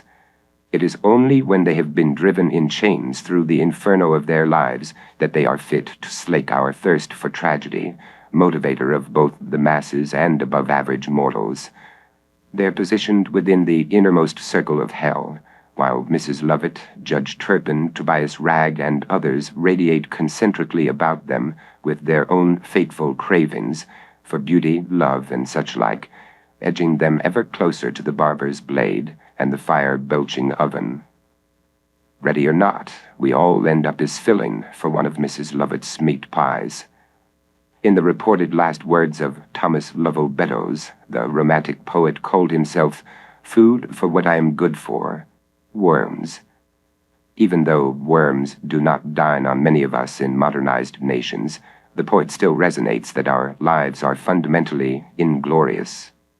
It is as a counterweight to the blithering fatuousness of human life that tragedy as entertainment performs a crucial function, that of coating the spattered nothingness of our lives with a veneer of grandeur and style, qualities of the theatrical world and not the everyday one. That is why we are thrilled with the horror of Sweeney Todd, and envy the qualities that he possesses and we lack. He is as edifying as any sage when he sings, "We all deserve to die," given that none of us can unmake our making. He has a sense of mission that few who are made of flesh and blood rather than of music and poetry will ever know. But the work waits. I'm alive at last, and I'm full of joy. Most of all, he has the courage and bravado to do that which he knows needs to be done. To seek revenge may lead to hell, he cautions, to which Mrs. Lovett answers, but everyone does it, and seldom as well as Sweeney. Nature is limited to grand guignol, spectacles of bloodlust and fests of slaughter, But we humans can reach for things more heady than the corpse. After murder and cannibalism have been played out in Sweeney Todd, the dead rise up for an encore, one of many they will make in a world where nature is not in charge, a world that spins in the supernatural, our world. Collectively, we are the undead, and for us the work will always be waiting. The devouring will never be done until someone or something performs the service of killing our rat race, or we kill off ourselves. As in the beginning, so at the end, the dangling puppets sing, "Attend the Tale of Sweeney Todd," a story that makes for a wonderfully tragic evening at the theater. Whatever else we may be as creatures that go to and fro on the earth and walk up and down upon it, we are meat. A cannibalistic tribe that once flourished had a word to describe what they ate. That word translates as the food that talks. Most of the food that we have eaten over the course of human history has not talked, but it does make other noises, terrible sounds, as it is converted from living meat to dead meat on the slaughterhouse floor. If we could hear these sounds every time we sat down to a hearty meal, would we still be the wanton gobblers of flesh that most of us are now? This is hard to say, but as Farmer Vincent, Rory Calhoun, says in the movie Motel Hell, meat's meat, and a man's gotta eat. And it takes all kinds of critters to make Farmer Vincent's fritters. Beef, pork, sometimes goat, they go into us and come out of us. This is part of the regimen of nonsense that nature forced upon us. But it is not all the nonsense we must endure as we go to and fro on the earth and walk up and down upon it. The nature nonsense, the God nonsense. How much nonsense can we take in our lives? And is there any way we can escape it? No, there is not. We are doomed to all kinds of nonsense. The pain nonsense, the nightmare nonsense, the sweat and slave nonsense, and many other shapes and sizes of insufferable nonsense. It is brought to us on a plate, and we must eat it up or face the death nonsense. But perhaps by lustfully consuming the worst nonsense of our lives, including the death nonsense, we may eat our way out of our all-consuming tragedy as a conscious species. Professor Nobody has something to say about this tactic in his lecture, Sardonic Harmony. Here he builds to a tone of undisguised acrimony unusual for the coolly didactic, self-styled savant. But that is no reason we should not listen to his nonsense once more. Compassion for human hurt, a humble sense of our impermanence, an absolute valuation of justice. All our so-called virtues only trouble us and serve to bolster, not assuage, horror. In addition, they are the least vital of our attributes, the least in line with life. More often than not, they stand in the way of one's rise in the welter of this world, which found its pace long ago and has not deviated from it since. The putative affirmations of life, each of them based on the propaganda of tomorrow, reproduction, revolution in its most wide-ranging sense, piety in any form you can name, are only affirmations of our desires, and in fact these affirmations affirm nothing but our propensity for self-torment, our mania to preserve a demented innocence in the face of gruesome facts. By means of supernatural horror, we may evade, if momentarily, the horrific reprisals of affirmation. Every one of us, having been stolen from non-existence, opens his eyes on the world and looks down the road at a few convulsions and a final obliteration. What a weird scenario. So why affirm anything? Why make a pathetic virtue of a terrible necessity? We are destined to a fool's fate that deserves to be mocked, and since there is no one else around to do the mocking, we will take on the job. Bent on a perverse self-gratification, let us indulge in cruel pleasures against ourselves and our pretensions. Let us delight in the cosmic macabre. At least we may send up a few bitter laughs into the cobwebbed corners of this crusty old universe. Supernatural horror, in all its eerie constrictions, enables a reader to taste treats inconsistent with his personal welfare. Admittedly, this is not a practice likely to find universal favor. True macabrists are as rare as poets, and form a secret society by the bad standing of their memberships elsewhere, most being debarred at birth from the festivities of the social mask. But those who have gotten a good whiff of other worlds and sampled a cuisine marginal to stable existence will not be able to stay themselves from the uncanny feast of horrors that has been laid out for them. They will loiter in moonlight, eyeing the entranceways to cemeteries, waiting for some propitious moment to crash the gates and see what is inside. Once and for all, let us speak the paradox aloud. We have been force-fed for so long the shutters of 1,000 graveyards that at last, seeking on the macabre redemption, a salvation by horror, we willingly consume the terrors of the tomb and find them to our liking. The cult of grinning martyrs. Institutionalized. Undeniably, one of the great disadvantages of consciousness, that is, consciousness considered as the parent of all horrors, is that it exacerbates necessary sufferings and creates unnecessary ones, such as the fear of death. Not having what it takes to take their own lives, ask Gloria Beatty, those who suffer intolerably learn to hide their afflictions, both necessary and unnecessary, because the world does not run on pain time, but on happy time, whether or not that happiness is honestly felt, or a mask for the blackest despondency. Every shrewd slave knows enough to be as perky as he is submissive in the presence of his master, and those seated in the head offices of the earth know that gales of gleeful talk must be blown the way of ordinary folk, who need to hear that things are all right all the time, or, if they are not all right, soon will be. Whether your ambition is to roll over your fellows, or simply to maneuver among them, a show of jaunty optimism is requisite.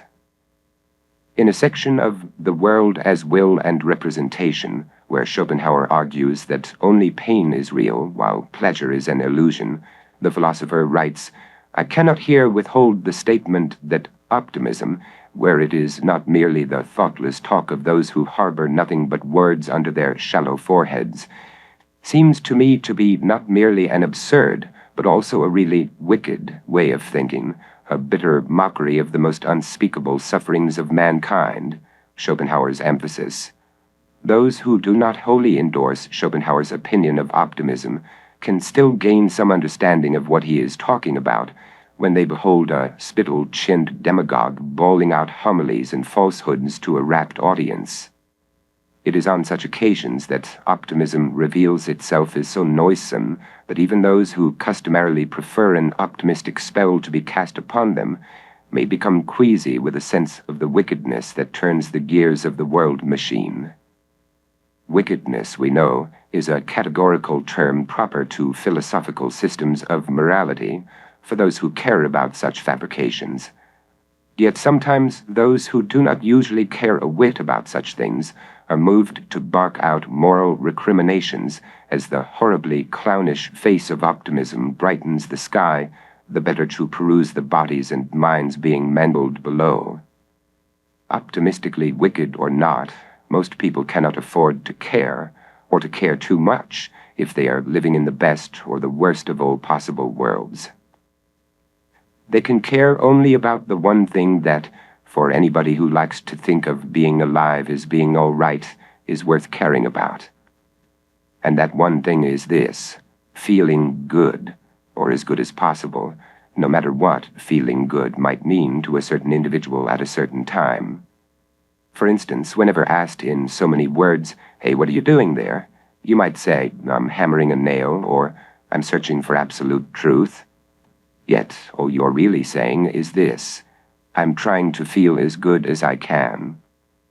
Of course, you may be caught in a tight spot where the best you can feel is not very good, or is even very bad. These are situations in which the alternative, or the perceived alternative, is to feel worse, Ergo, you are still trying to feel as good as you can, though you might not see it that way as you mark time feeling not so good until you can once again feel good in the way you like most. But, as evolution would have it, we seem to have a negativity bias that reins in those feelings which, when we feel them, are felt to be unquestionably good. As one arm of evolutionary psychology hypothesizes, pleasurable emotions and sensations germinated because they were adaptive. Example, in past ages, climactic release from the stress of carnal desire was an unarticulated catalyst for the generative survival of our species, the link between the two phenomena not yet being known. The illiteracy at issue now long gone, most of us are given to praise fleshly pleasure, though few celebrate the biological drive that leads to it, just as everyone praises a good meal, but not the hunger that makes it so pleasurable. The analogy between these pleasures and others that are also appetite-driven, such as those of a drug addict, should be clear. Being freed of a desire is indeed a pleasure. But, knowing the remorseless ways of nature, should anyone be thunderstruck that, by mutation, she has put a lid on the extent of our pleasure and a limit on how long it may last, not to mention favoring pain as the main inducement for our behavior? If human pleasure did not have both a lid and a time limit, we would not bestir ourselves to do things that were not pleasurable, such as toiling for our subsistence, and then we would not survive. By the same token, should our mass mind ever become discontented with the restricted pleasures doled out by nature, as well as disgruntled over the lack of restrictions on pain, we would omit the mandates of survival from our lives out of a stratospherically acerbic indignation, and then we would not reproduce. As a species, we do not shout into the sky, "The pleasures of this world are not enough for us." In fact, they are just enough to drive us on like oxen pulling a cart full of our calves, which in their turn will put on the yoke. As inordinately evolved beings, though, we can postulate that it will not always be this way. A time will come, we say to ourselves, when we shall remake this world in which we are battered between long burden and brief delight, and without disruption wallow in gladness all our days. That belief in the possibility of long-lasting, high-flown pleasures is a deceptive but adaptive flim-flam. It seems that nature did not make us to feel too good for too long, which would be no good for the survival of the species, but only to feel good enough for long enough to keep us from complaining that we do not feel good all the time. In the workaday world, complainers will not go far. When someone asks how you are doing, you had better be wise enough to reply, "I can't complain." If you do complain, even justifiably, people will stop asking how you're doing. Complaining will not help you succeed and influence people. You can complain to your physician or psychiatrist because they are paid to hear you complain, but you cannot complain to your boss or your friends if you have any. You will soon be dismissed from your job and dropped from the social register. Then you will be left alone with your complaints, and no one to listen to them gratis. Perhaps then the message will sink into your head. If you do not feel good enough for long enough, you should act as if you do, and even think as if you do. That is the way to get yourself to feel good enough for long enough, and stop you from complaining for good, as any self-improvement book can affirm. But should you not improve, someone must assume the blame, and that someone will be you. This is monumentally so if you are a pessimist or a depressive. Should you conclude that life is objectionable or that nothing matters, do not waste our time with your nonsense. We are on our way to the future, and the philosophically disheartening or the emotionally impaired are not going to hinder our progress. If you cannot say something positive, or at least equivocal, keep it to yourself. Pessimists and depressives need not apply for a position in the enterprise of life. You have two choices. Start thinking the way God and your society want you to think, or be forsaken by all. The decision is yours, since you are a free agent who can choose to rejoin our fabricated reality or stubbornly insist on what? That we should mollycoddle non-positive thinkers like you, or rethink how the whole world transacts its business? That we should start over from scratch, or that we should go extinct? Try to be realistic. We did the best we could with the tools we had. After all, we are only human, as we like to say. Our world may not be in accord with nature's way, but it did develop organically according to our consciousness, which delivered us to a lofty prominence over the creation. The whole thing just took on a life of its own, and nothing is going to stop it any time soon. There can be no starting over, and no going back.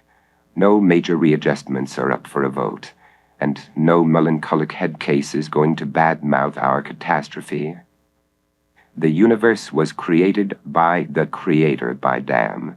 We live in a country we love and that loves us back. We have families and friends and jobs that make it all worthwhile. We are somebodies, not a bunch of nobodies without names or numbers or retirement plans. None of this is going to be overhauled by a thought criminal who contends that the world is not double plus good and never will be. Our lives may not be unflawed. That would deny us a better future to work toward. But if this charade is good enough for us, then it should be good enough for you. So, if you cannot get your mind right, try walking away. You will find no place to go, and no one who will have you. You will find only the same old trap the world over. Lighten up, or leave us alone. You will never get us to give up our hopes. You will never get us to wake up from our dreams. We are not contradictory beings whose continuance only worsens our plight as mutants who embody the contorted logic of a paradox. Such opinions will not be accredited by institutions of authority or by the middling run of humanity. To lay it on the line, whatever thoughts may emerge from your deviant brain are invalid, inauthentic, or whatever dismissive term we care to hang on you, who are only one of those people. So, start pretending that you feel good enough for long enough. Stop your complaining and get back in line. If you are not as strong as Samson, that no-good suicide and slaughterer of Philistines, then get loaded to the gills and return to the trap. Keep your medicine cabinet and your liquor cabinet well stocked, just like the rest of us. Come on and join the party. No pessimists or depressives invited. Do you think we are morons? We know all about those complaints of yours. The only difference is that we have sense enough and feel good enough for long enough not to speak of them. Keep your powder dry and your pessimistic, nihilistic, and defeatist temperaments in check. Our shibboleth, up the conspiracy and down with consciousness.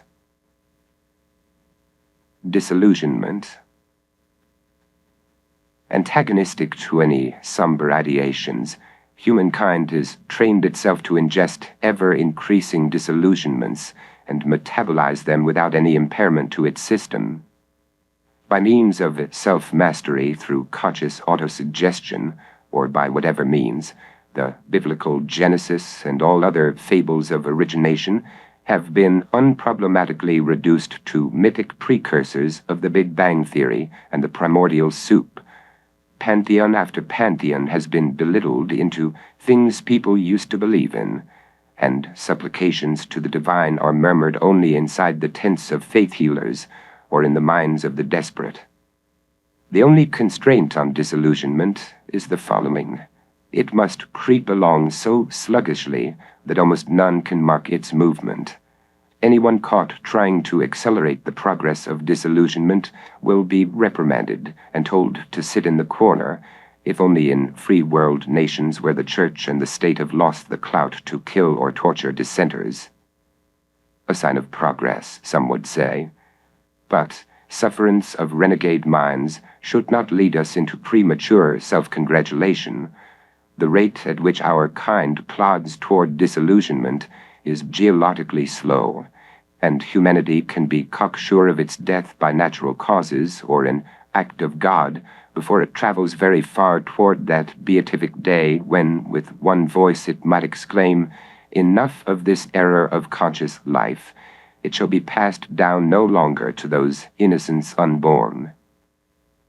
In The Last Messiah, Zapfa conjectures that with the passing of generations, the more profligate will become humanity's means of hiding its disillusionments from itself, the more brainless and delusional its isolation from the actualities of existence, the more stupefying and uncouth its distractions from the startling and dreadful, the more heavy-handed and madcap its anchorings in unreality, and the more callous, self-mocking, and detached from life its sublimations in art.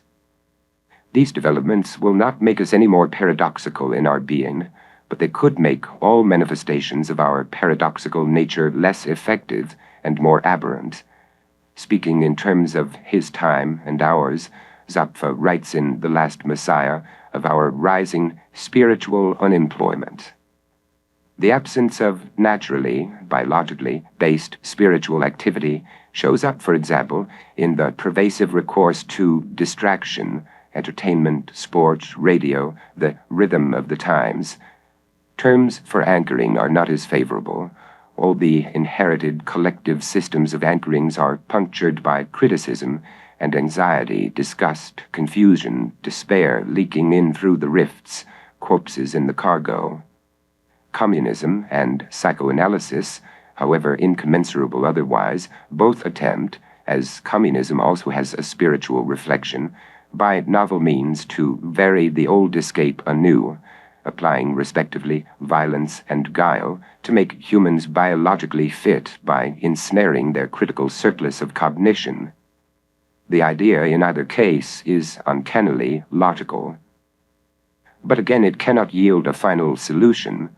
Though a deliberate degeneration to a more viable nadir may certainly save the species in the short run, it will, by its nature, be unable to find peace in such resignation, or indeed find any peace at all. If we continue on these considerations to the bitter end, then the conclusion is not in doubt. As long as humankind recklessly proceeds in the featful delusion of being biologically fated for triumph, nothing essential will change. As the numbers mount and the spiritual atmosphere thickens, the techniques of protection must assume an increasingly brutal character. Rather than being a visionary or a prophet, Zapfa was an analyst of disaster, and his pessimism is nothing if not down to earth. Pressurized. The Romanian-born French writer E.M. Turan counted among his greatest accomplishments breaking himself of the habit of cigarette smoking, and the fact that he never became a parent. Nothing in Turan's file would lead one to think he was ever tempted to have children. His remark was a derision of people whose fecundity had swollen a world he would rather have seen in ashes. A maestro of pessimism, Turan published several volumes of philosophical essays and aphorisms that assaulted what he considered the inexcusable crumminess of all creation. Contained in his works is an ample stock of quotable outbursts, any one of which could serve as a synopsis of his conviction that human existence was a wrong turn made by the universe. Life, he wrote, is an uprising within the inorganic, a tragic leap out of the inert.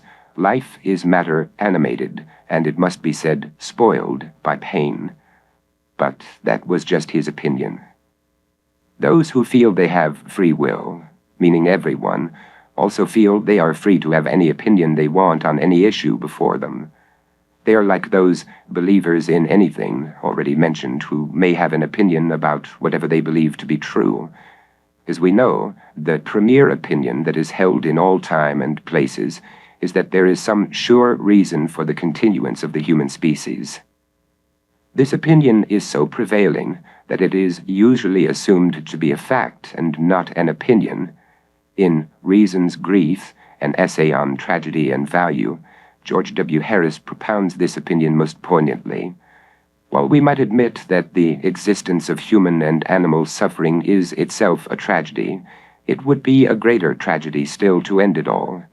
How can we account for this tragic sense, the sense that something would be lost with such a termination, that it would be a greater tragedy to end all animal and human suffering than to have it continue, is an opinion stated as a fact. Granting that something would be lost with such a termination, it remains to be established whether or not that something were better let go than kept going, and that this termination inspires us in a tragic sense for which we need to account is also only Harris's opinion, one that he later, with disarming honesty, concedes is reserved for those who are fortunate enough to have lives they believe are worth having. Otherwise, what he calls the apocalyptic option would be all right. Nothing definitive supports the opinion that humanity should persist in being, just as nothing definitive supports the opinion that humanity should cease to exist. In place of universally convincing reasons in this matter, or even common-sense thought, there is pressure. Thus, people who hold the opinion that the human race should go extinct are pressured by the bad opinion of almost all others to excoriate themselves as wrong in having this opinion. All said, the opinion of an anti-natalist is not reckoned a praiseworthy one in this world, and anti-natalists are cognizant of this fact.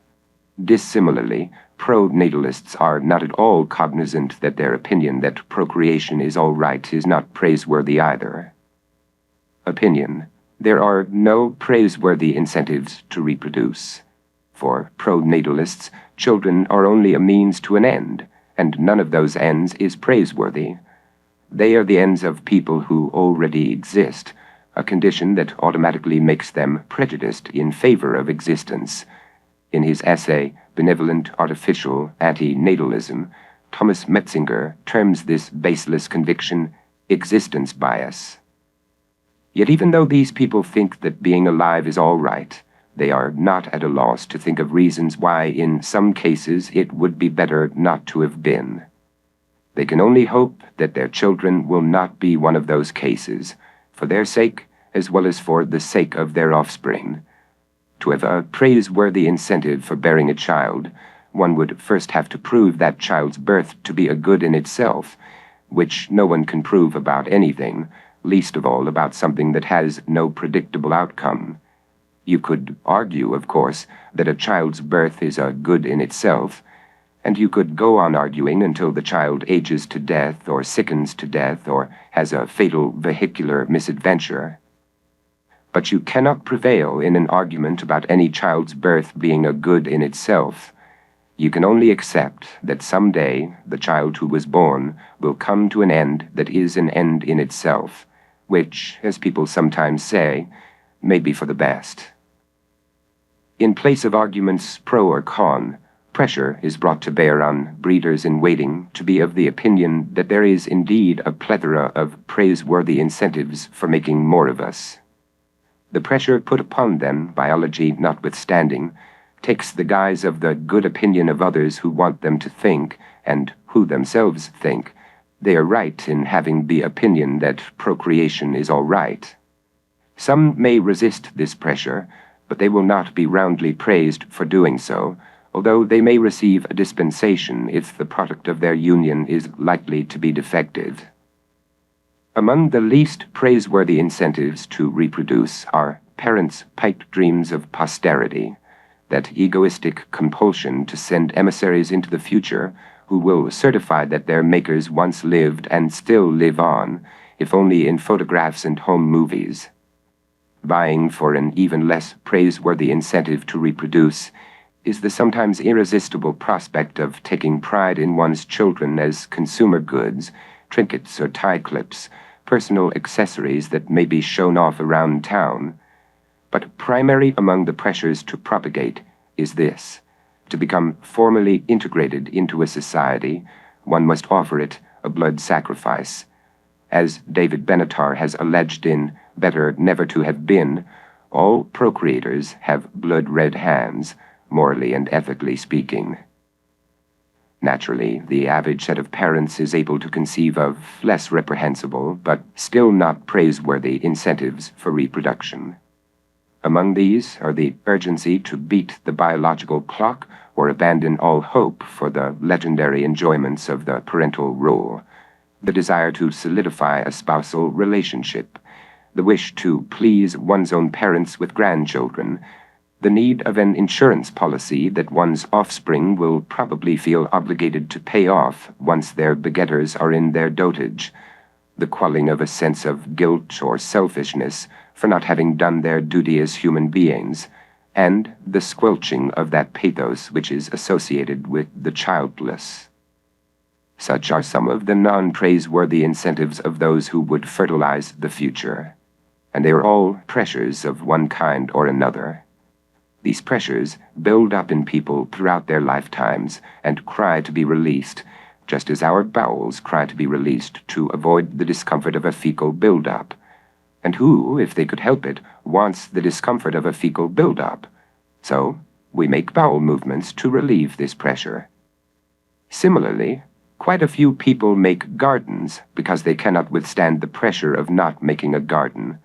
Others commit murder because they cannot withstand the pressure building up within them to kill someone, either a person known to them or a passing stranger, and so on. Most of our days consist of pressures to make metaphorical as well as actual bowel movements. Releasing these pressures can have greater or lesser consequences in the scheme of our lives, but they are all bowel movement pressures of some kind. At a certain age, children are praised for making a bowel movement in the approved manner. Later on, the praise of others dies down for this achievement, and our bowel movements become our own business, although we may continue to praise ourselves for them. Yet pressures go on influencing our lives, including pressures to have some opinions rather than others, and even the proper release of these literal bowel movement pressures may once more come up for praise, congratulations, and huzzas of all kinds. No different from other species on this planet, humanity will flourish while it can, even though there is no praiseworthy incentive to do so. Nevertheless, we cannot count out the possibility that with the passing of hundreds or thousands of years, we will attain immortality, or something close to it, which would obviate our function as servants of our species whose primary interests are to survive and reproduce ourselves. Let us also presage that at this distant stage of human evolution, we have fully fathomed all material matters of the universe, its beginning, its end, and all its workings. Having reached such an intellectual apex, we would need only to bar from our thoughts a single question, one to which there can be no positive answer in either material or metaphysical terms. The question takes various forms. We have already investigated one form of this question: what use is it to exist? Hermann Tennyson, in his essay Happiness is for the Pigs, Philosophy versus Psychotherapy, cites another form of the question: what is it all about? He then explains the context and significance of the question. Nietzsche, in The Brothers Karamazov, felt that though his question may be absurd and senseless, yet he had to ask just that, and he had to ask it in just that way. Socrates bandied about that an unexamined life is not worthy of man, and Aristotle saw man's proper goal and proper limit in the right exercise of those faculties which are uniquely human. It is commonplace that men, unlike other living organisms, are not equipped with built-in mechanisms for automatic maintenance of their existence. Man would perish immediately if he were to respond to his environment exclusively in terms of unlearned, biologically inherited forms of behavior.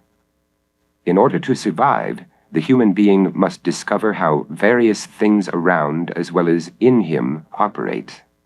And the place he occupies in the present scheme of organic creation is the consequence of having learned how to exploit his intellectual capacities for such discoveries.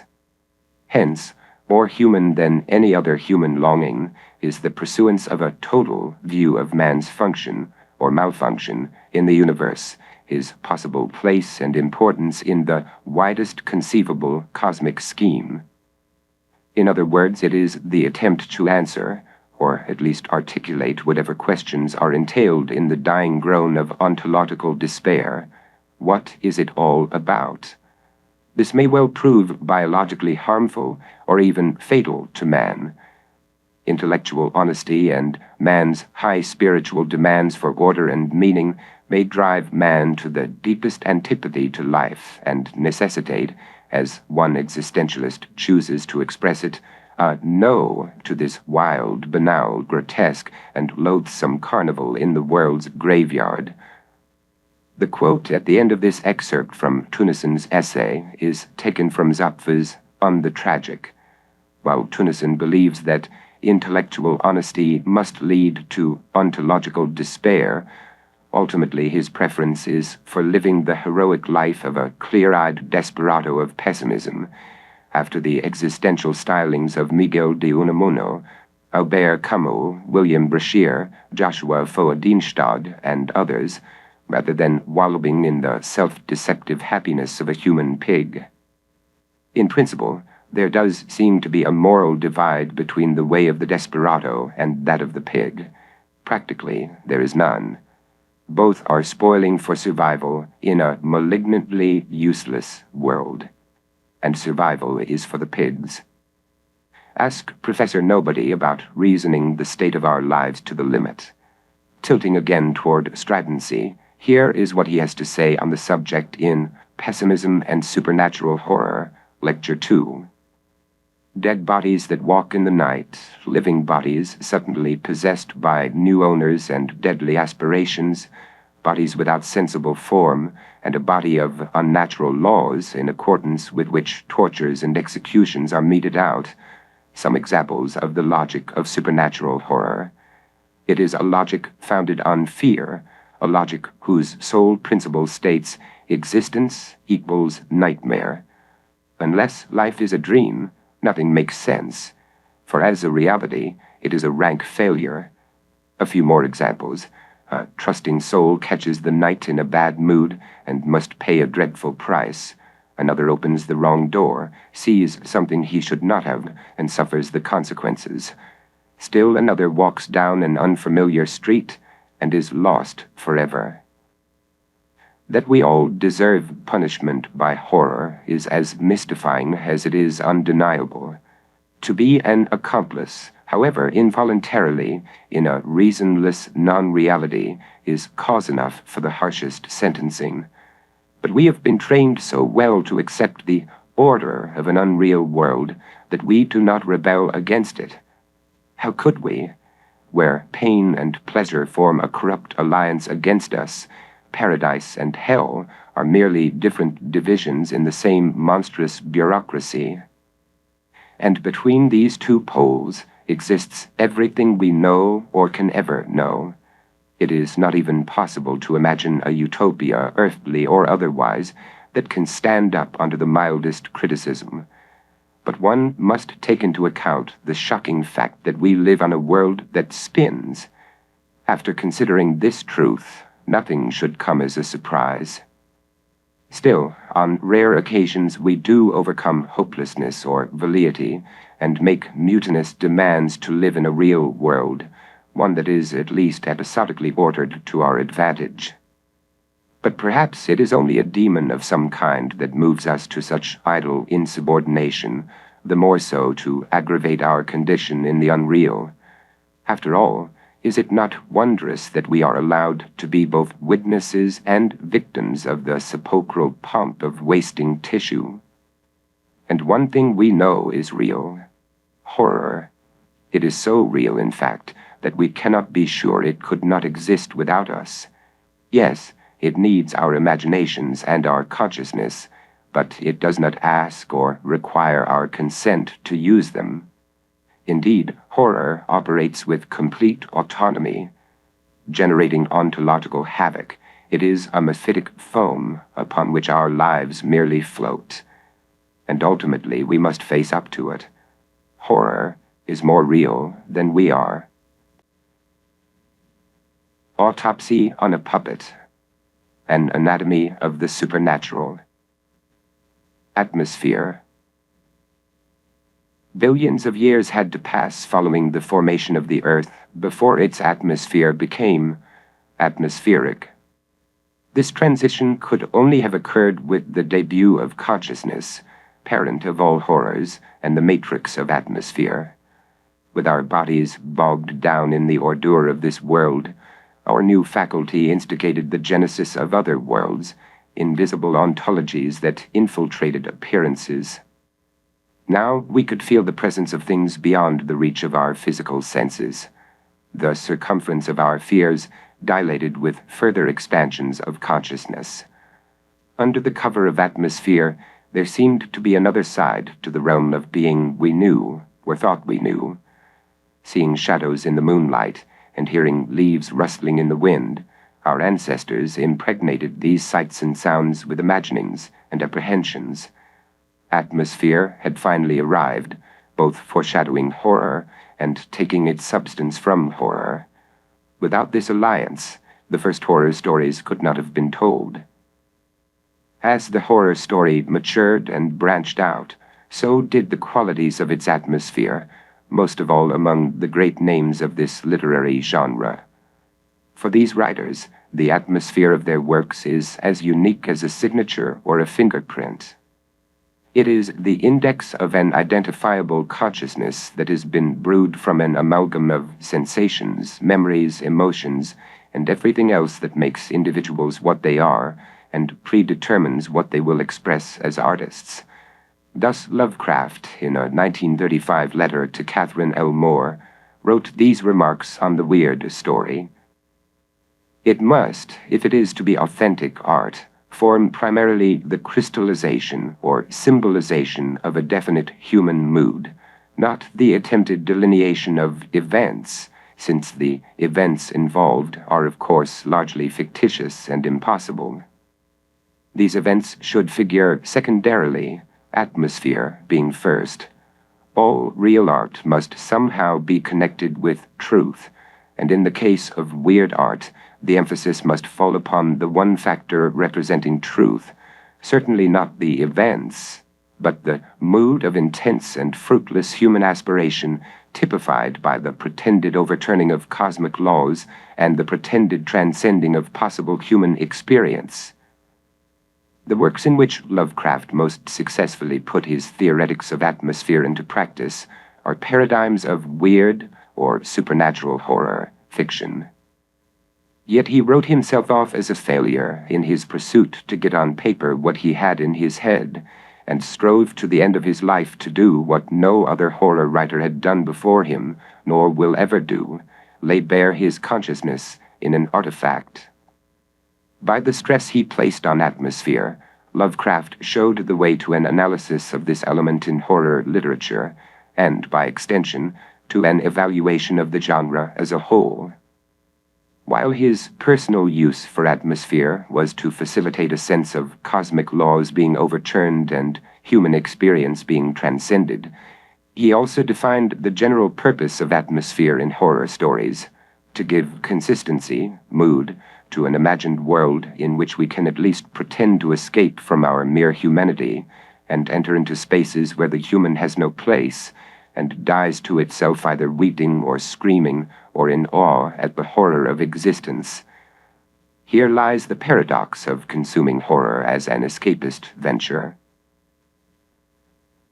The secret of atmosphere in supernatural horror is simplicity itself.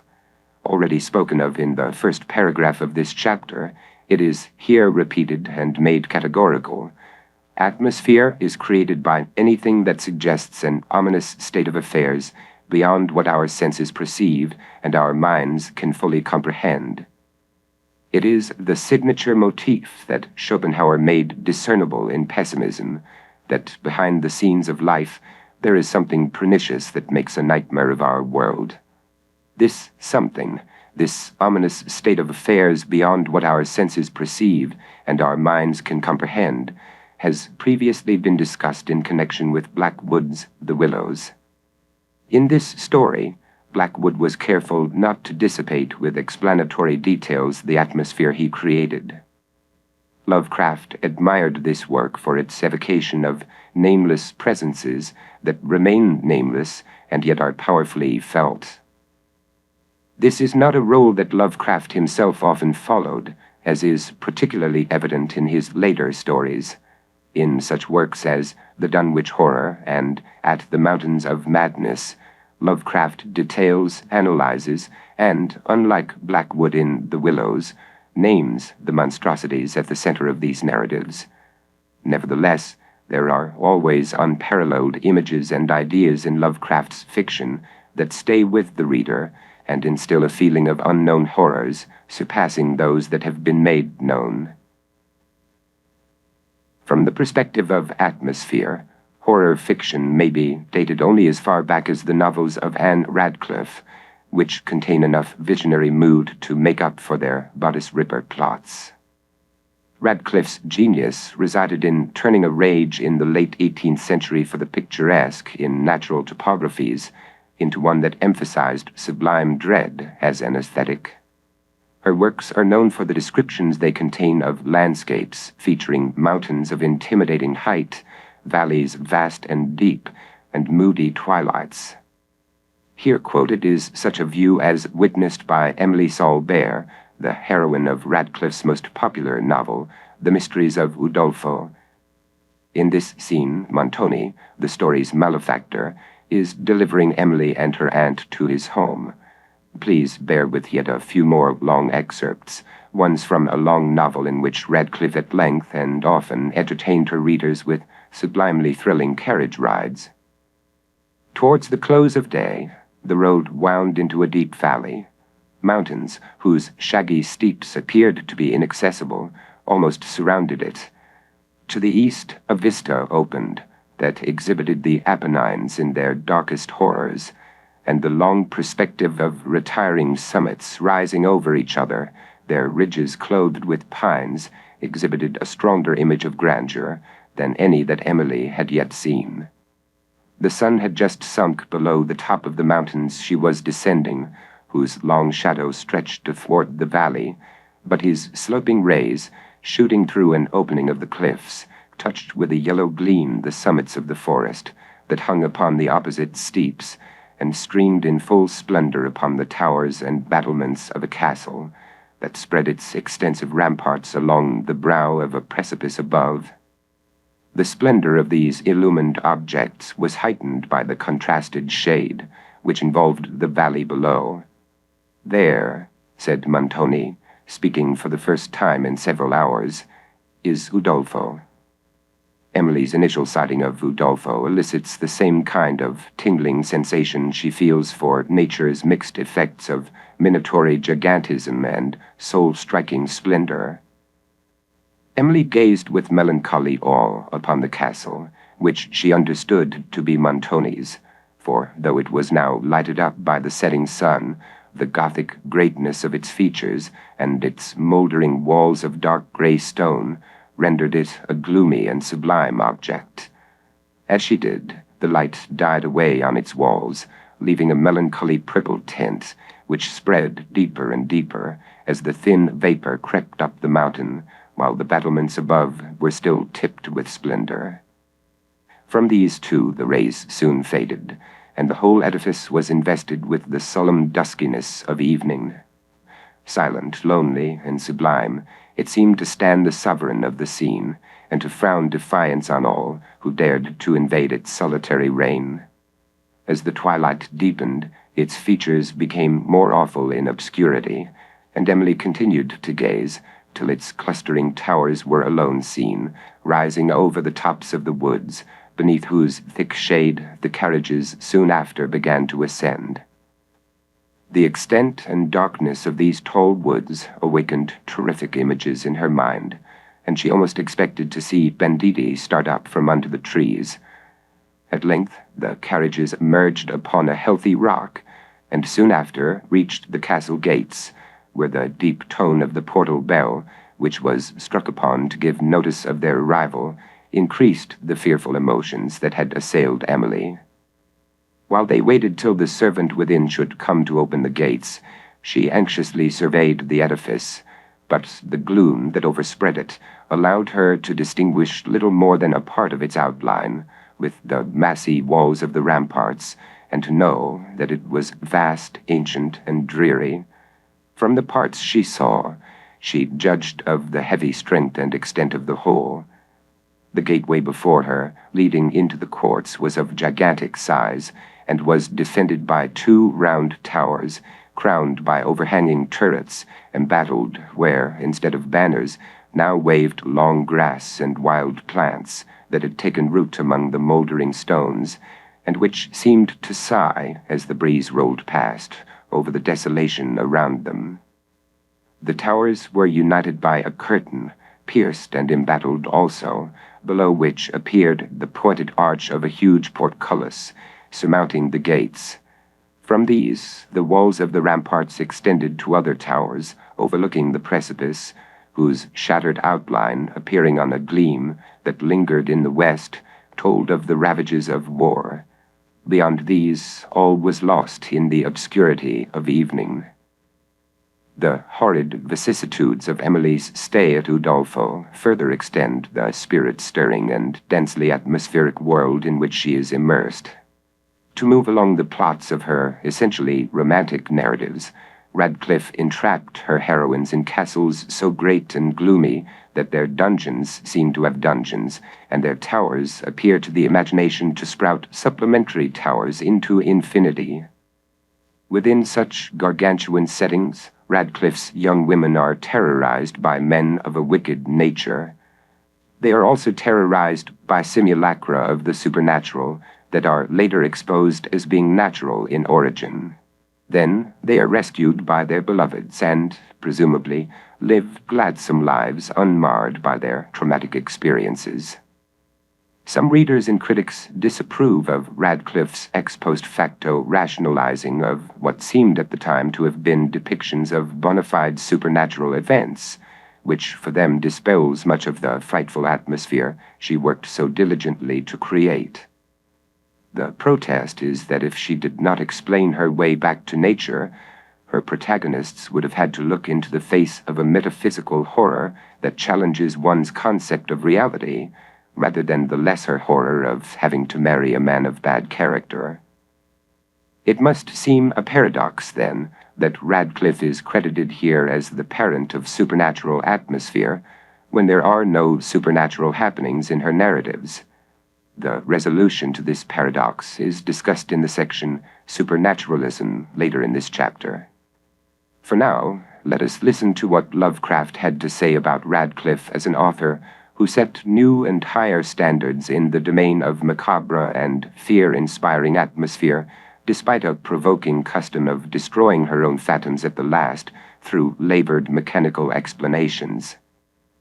To the familiar Gothic trappings of her predecessors, Mrs. Radcliffe added a genuine sense of the unearthly in scene and incident which closely approached genius, every touch of setting and action contributing artistically to the impression of illimitable frightfulness which she wished to convey. A few sinister details like a track of blood on castle stairs, a groan from a distant vault, or a weird song in a nocturnal forest can with her conjure up the most powerful images of imminent horror, surpassing by far the extravagant and toilsome elaborations of others. Nor are these images in themselves any the less potent because they are explained away before the end of the novel. The only real disappointment of Radcliffe's novels is that she did not follow through on the death threats to her main characters with their actual deaths, which, considering each of her novels in whole, burns off some of their atmospheric setup with the resplendent sun of a happy ending. But to leave her heroines or heroes lying dead at the end of one of her narratives would have violated the terms of the genre of Gothic romance in which she wrote. And that would truly have been a blemish on her record as an adept storyteller. Atmospherically, death itself had not yet been added as an element to concentrate the effect of a horror tale. The next innovation in atmosphere began with Poe in the early 19th century. Poe was familiar with Radcliffe's works, which laid the groundwork of the Gothic genre and registered brisk sales. Possibly in reaction to Radcliffe, he turned the world of scenic thrills and salvation upside down in The Fall of the House of Usher. The story begins at evening, as its narrator approaches on horseback a secluded mansion flanked by a swampy and putrid-looking tarn. While the House of Usher may at first seem to be oozing an enchanting Gothic atmosphere, the narrator goes out of his way to argue that this is not so. The dilapidated manse, which has a deep crack running across its facade, is not sublimely desolate in the manner of the ruined castles of Radcliffe's novels. It is rather a locus of indomitable despair. Here is how we see the Usher estate through the eyes of the character who has come to visit the old pile. I know not how it was, but with the first glimpse of the building, a sense of insufferable gloom pervaded my spirit. I say insufferable, for the feeling was unrelieved by any of that half-pleasurable, because poetic sentiment with which the mind usually receives even the sternest natural images of the desolate or terrible.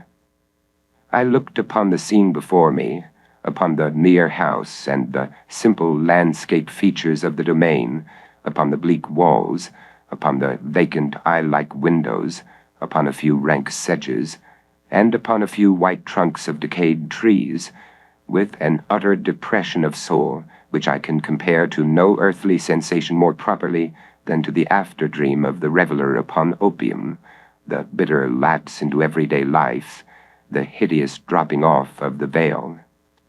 There was an iciness, a sinking, a sickening of the heart, an unredeemed dreariness of thought which no goading of the imagination could torture into aught of the sublime.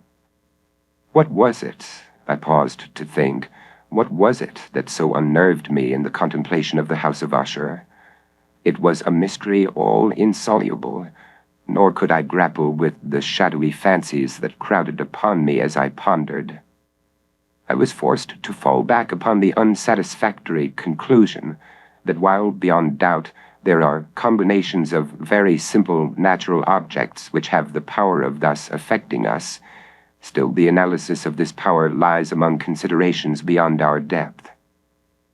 It was possible, I reflected, that a mere different arrangement of the particulars of the scene, of the details of the picture, would be sufficient to modify, or perhaps to annihilate its capacity for sorrowful impression, and acting upon this idea, I reined my horse to the precipitous brink of a black and lurid tarn that lay in unruffled luster by the dwelling, and gazed down, but with a shudder even more thrilling than before, upon the remottled and inverted images of the gray sedge, and the ghastly tree stems, and the vacant and eye-like windows. However the narrator tries to relish rather than be distraught by the atmosphere of the house and its bedraggled grounds, he cannot do so. From the tenor of this beginning, the reader can expect no saving outcome. The atmosphere Poe created in the introductory section of his greatest tale is genuinely atmospheric because it bodes doom, which can mean only one thing: death. And in The Fall of the House of Usher, such is the portion of Roderick and Madeline, the brother and sister who are the last of their family to occupy the hereditary domicile. Furthermore, the precarious condition of the house worsens to the point where the structure itself begins to cave. To thicken this climate of demise, the light of a blood-red moon shines through a widening breach in the masonry of the Usher abode as it sinks stone by stone beneath the still surface of the noxious tarn. Earlier, the narrator told us of the identity that the local townspeople perceived between the House of Usher and its inhabitants. Admirably, Poe's tale culminates in the extinction of both. With this conclusion, Radcliffe's picturesque Gothic world had been supplanted by an atmosphere spilling out of death, the most ominous state of affairs with which we must deal. In his tales, Poe created a world that is wholly evil, desolate, and doomed. These qualities give consistency to his imagined world, and there is no escape from this world, only a fall into it.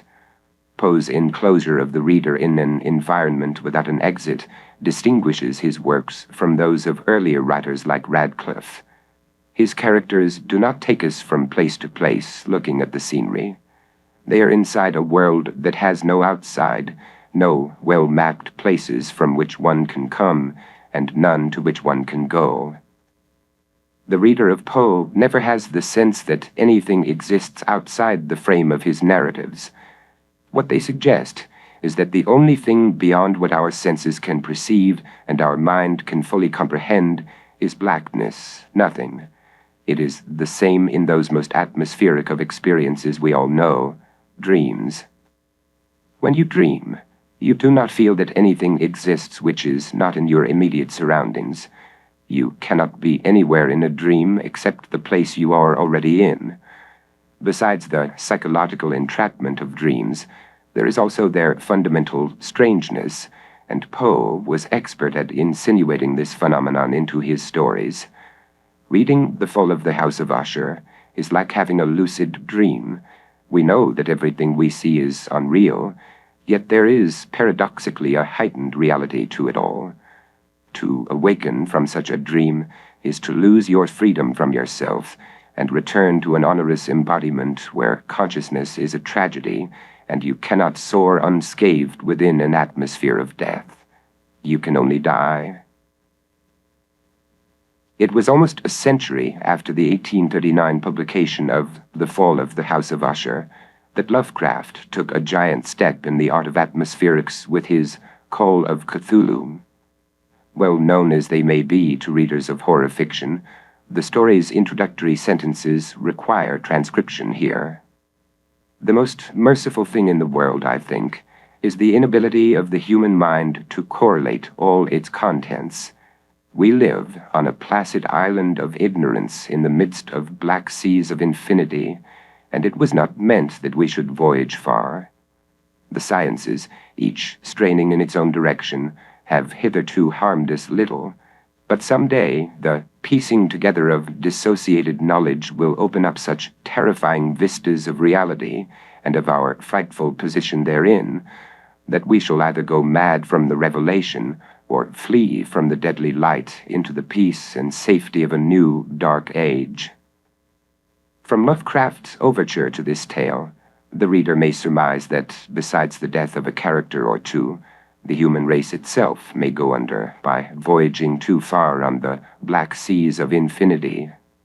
While the statement is abstract, it is all the more atmospheric for being so, and we are ardent to read what dissociated knowledge, not a stunningly evocative phrase, has been pieced together by one Francis Wayland Thurston, who is displaced from his old reality and set into an ill-starred fictional world that makes all of his former days seem a heaven of naivete. I have looked upon all that the universe has to hold of horror, F.W. Thurston writes after he has pieced together the puzzle, and even the skies of spring and the flowers of summer must ever afterward be poison to me. In other words, he has done what no one has been in a position to do before him, sort out the worst of existence from any compensatory dividends, a process which leads him to conclude that life is a malignancy it were better not to know. This is Lovecraft's atmosphere, that of a world in which the frightful position he has placed all human existence could lead to universal madness or extinction at a moment's notice. Through this atmosphere, Lovecraft gives consistency to an imagined world where there is greatness in knowing too much of the horror of a planet in the shadow of Cthulhu, and all that this implies about our existence. As for those people who still go about their ordinary, average business, complacently enjoying the skies of spring and the flowers of summer, innocently unaware of the monstrosities with which they coexist, they are children. They have no idea that there is nothing worth living for in Lovecraft's world. They are not in its atmosphere. Yet, at any time, they could be. It must be remembered that the atmosphere of a supernatural world and its horror exists only in the human imagination. There is nothing like it in nature, nor can nature provoke it. It is a contrivance of our consciousness, and only we can know it among all the organisms of the earth. We are alone in our minds with the atmosphere of a supernatural world and its horror. We are both its creators and what it has created, uncanny things that have nothing to do with the rest of creation. Theme. The literary world may be divided into two unequal groups, the insiders and the outsiders. The former are many, and the latter are few. The placement of a given writer into one group or the other could be approached by assessing the consciousness of that writer as it is betrayed by various components of his work, including verbal style, general tone of voice, selection of subjects and themes, etc. As any reader knows, such things do vary among authors. To pin any of them down within a capricious or oniric taxonomy of insiders and outsiders would then perforce become an experiment in uselessness. Ernest Hemingway, William Faulkner, Jean-Paul Sartre, Samuel Beckett, T.S. Eliot, Knut Hamsun, Hermann Hesse, who is on the inside and who is on the outside? The brain reels when considering well-known works by these writers, as they seem to express sensibilities at several arm's length from those of average mortals. Immediately we recall Hemingway's story, A Clean, Well-Lighted Place, which ends with a travesty of the Lord's Prayer, Our Nata, who art in Nata, Nata be thy name. Then our thoughts turn to the collection of degenerates in Faulkner's novels, which do not seem intent on showing off the nobler side, if there is one, of the human race. Nor should we forget Eliot's homage to entropy, the wasteland, or the unbalanced protagonists who lead us through Hamsun's hunger, Hesse's Steppenwolf, Sartre's nausea, and the entire output of Beckett. Conveniently, the status of these authors, insider or outsider, has been adjudicated for us by the Swedish committees that dispensed to each of them a Nobel Prize in Literature, which is annually given out to authors who produce the most outstanding work of an idealistic tendency. But should these literary greats be classed as insiders exclusively because they received a prize from a panel of Swedish judges?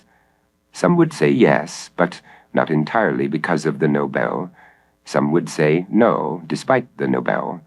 These conflicting opinions leave our job unfinished insofar as determining the consciousness of an author to be that of an insider or an outsider. To expedite this inquest, we could use a candidate whose credentials unambiguously place him in the latter group. To fill this position, any number of worthy outsiders could be named.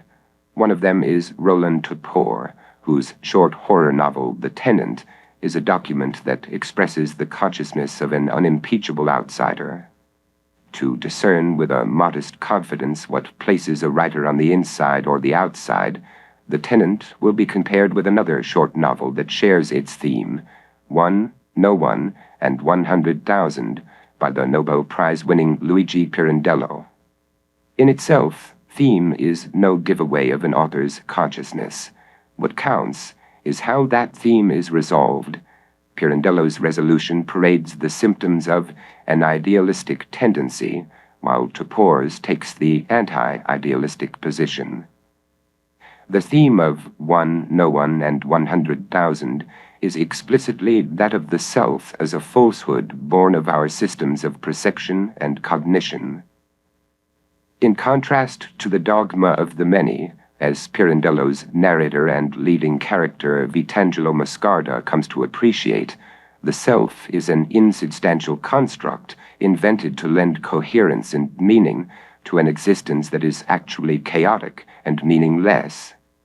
However well we function as bodies, we also recognize, because we are so often forced to do so, that they are unstable, damage-prone, and disposable phenomena.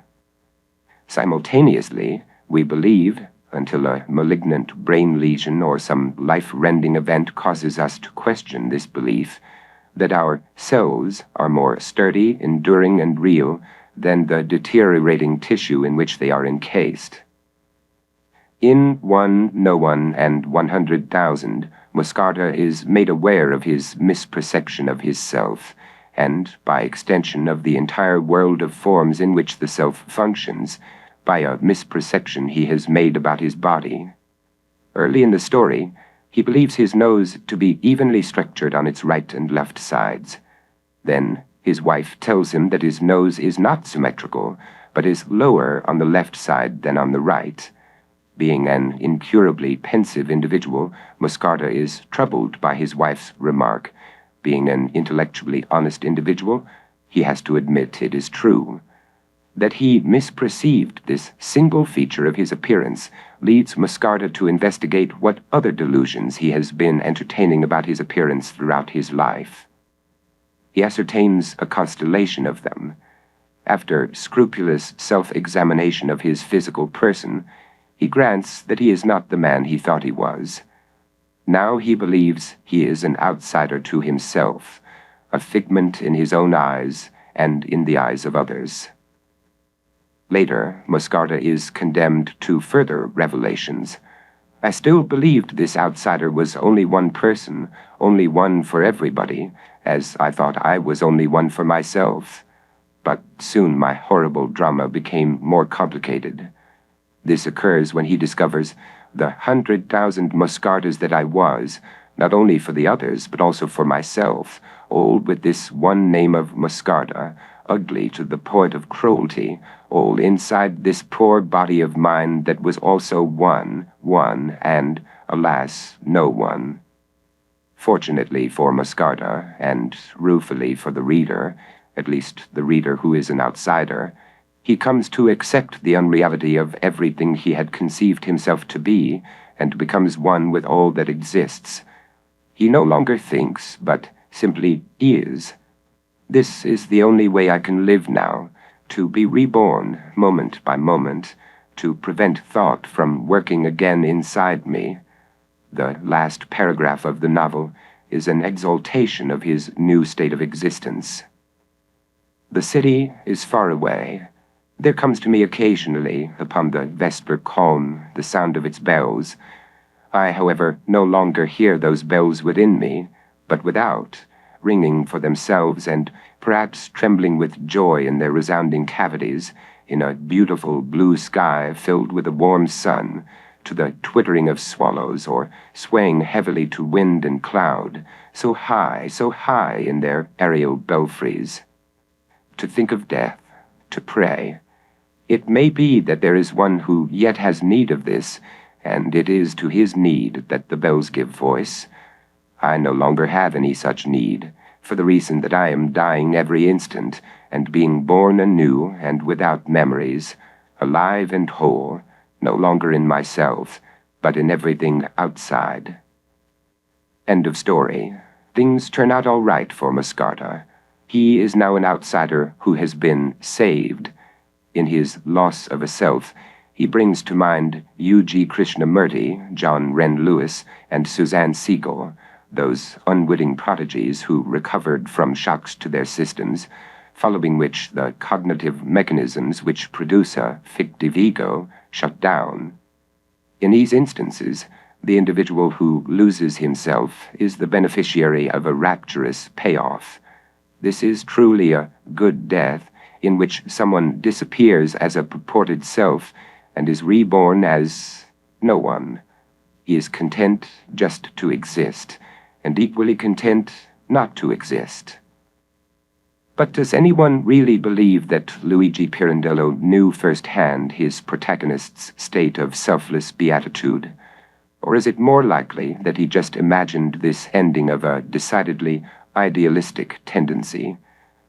Yet whether Pirandello actually experienced or merely researched the ideal resolution to Moscarda's painful self-consciousness, it is not a resolution available to the reader, who could follow Moscarda's route to salvation step by step, and never be delivered to the promised land of the ego dead. If it were so, Pirandello would have discovered the most phenomenal cure ever known for the sufferings especially reserved for humankind. He would have solved every scourge we face as a species. As one might expect, though, he did no such thing. Instead, Pirandello resolved his fairy tale by lowering down a deus ex machina. His book is a moral scan with mystical transcendence standing in for the prayer Moscarda says he no longer needs. This is what the literary insider offers. In The Tenant, Roland Topor supplies the opposing view of the outsider. When Pirandello's character Moscarda describes his escalating puzzlement over his identity as a horrible drama, his words appear as a formality, a perfunctory gesture that fails to convey the uncanny nature of his situation. In The Tenant, on the other hand, Topor affectingly dramatizes the horror of his non-hero Trolkowski as he traverses the same terrain as his Italian counterpart. A critical passage in Topor's novel begins with the following sentence: "At what precise moment," Trolkowski asked himself, "does an individual cease to be the person he, and everyone else, believes him to be?" A Parisian with a Slavic name, Trolkowski is an outsider and moves in a world where outsiders are persecuted, as they are in the real world. Hoping to move into a new apartment, one previously occupied by a woman named Simone Schul, who was critically injured and not expected to live, he is made to feel as if he is nobody by the landlord, Monsieur Z, and then by the other residents of this sinister place. By flexing their self-appointed grandiosity, Trolkowski's persecutors can maintain their own delusional status as somebodies, real persons who are well adapted to the hell they have created for themselves. Anyone who is marked as being outside of the group is fair game for those who would assert their reality over all others. Compare with the psychosocial devices of terror management theory. Yet they too are nobodies. If they were not, their persecutions would not be required. They could pass their lives with a sure mindfulness of their substance and value. But, as any good Buddhist, or even Pirandello's Moscarda, could tell you, human beings have no more substance and value than anything else on earth. The incapacity to repose alongside both the mountains and the mold of this planet is the fountainhead of the torments we wreak on one another. As long as we deny a person or group the claim to be as right and as real as we are, so long may we hold this dreamlike claim for ourselves alone. And it is the duty of everyone to inculcate a sense of being empty of substance and value in those who are not emulations of them. Without being consciously aware of it, Trolkowski experiences an epiphany at the midpoint of the novel that is inspired by his neighbor's behavior toward him. "The bastards," Trolkowski raged, "the bastards, what the hell do they want? For everyone to roll over and play dead? And even that probably wouldn't be enough." He is more right than he knows, because what they want is for everyone to roll over and play them. Martians. They were all Martians. They were strangers on this planet, but they refused to admit it. They played at being perfectly at home. He was no different. He belonged to their species, but for some unknown reason he had been banished from their company. They had no confidence in him. All they wanted from him was obedience to their incongruous rules and their ridiculous laws, ridiculous only to him, because he could never fathom their intricacy and their subtlety. Trolkowski's neighbors cannot admit to themselves what he comes to realize. Everybody is nobody. No one is empowered to define who he or she is. But people do arrogate to themselves the authority to make a ruling on who you are, and you will stand mute before their bench. From the outset, Trolkowski is manipulated to accept this verdict. Finally, he pronounces it on himself. To his broken mind, it seems that the only way to defy his neighbor's murderous conspiracy against him is to cooperate in it. He does this by allowing himself to fall from the window of his apartment and through the glass roofing over the courtyard below. The first time does not kill him, so he holds his bloody anti-self back up the stairs, jeering at his neighbors who have come out to lunge at his body with sharp objects. He then falls a second time from the window. Following in the footsteps of Gloria Beatty, he decides to call it quits in the world's lugubrious game. Interestingly, the tenant concludes with the same kind of leap beyond the mundane as does One, No One, and 100,000. Sadly for Trokovsky, it is a leap in the opposite direction. More accurately, it is a leap that does not deliver Topor's protagonist from his horrible drama, but one that catapults him into the outermost nightmare of nobodies. As an insider, Pirandello resolved the theme of One, No One, and 100,000 in a spirit-lifting mode. Imbued with a different consciousness, the outsider can only give us resolutions of a miserablest nature.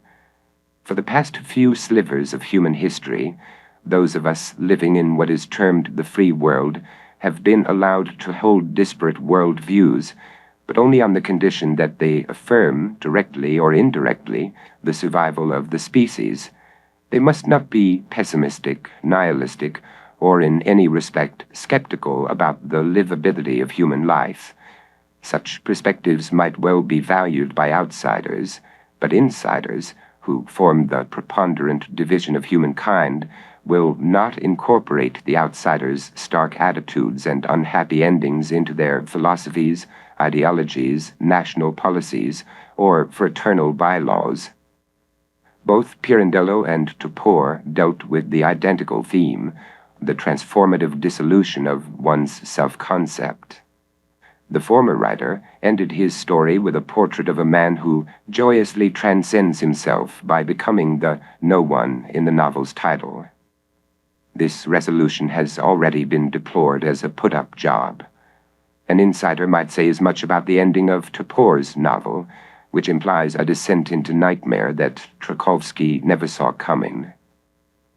In the epilogue to The Tenant, it turns out that Trokovsky survives what should have been his death plunge, but he does so in a strange way.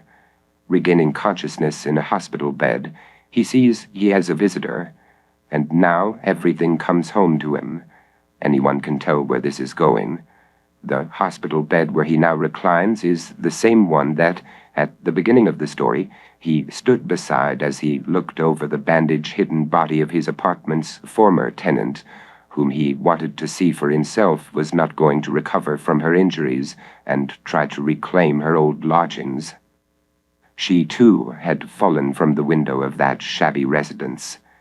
The newly bedridden patient, like the one before, identifies to his horror the one who has come to visit him. It is himself. Immobilized by his injuries, and his face dressed to expose only one eye and an opening for his mouth, he realizes that he has changed places with the woman whose apartment he once coveted. Perhaps not for the first time, as he might be caught in a loop of reincarnations, he has come to be at his own bedside.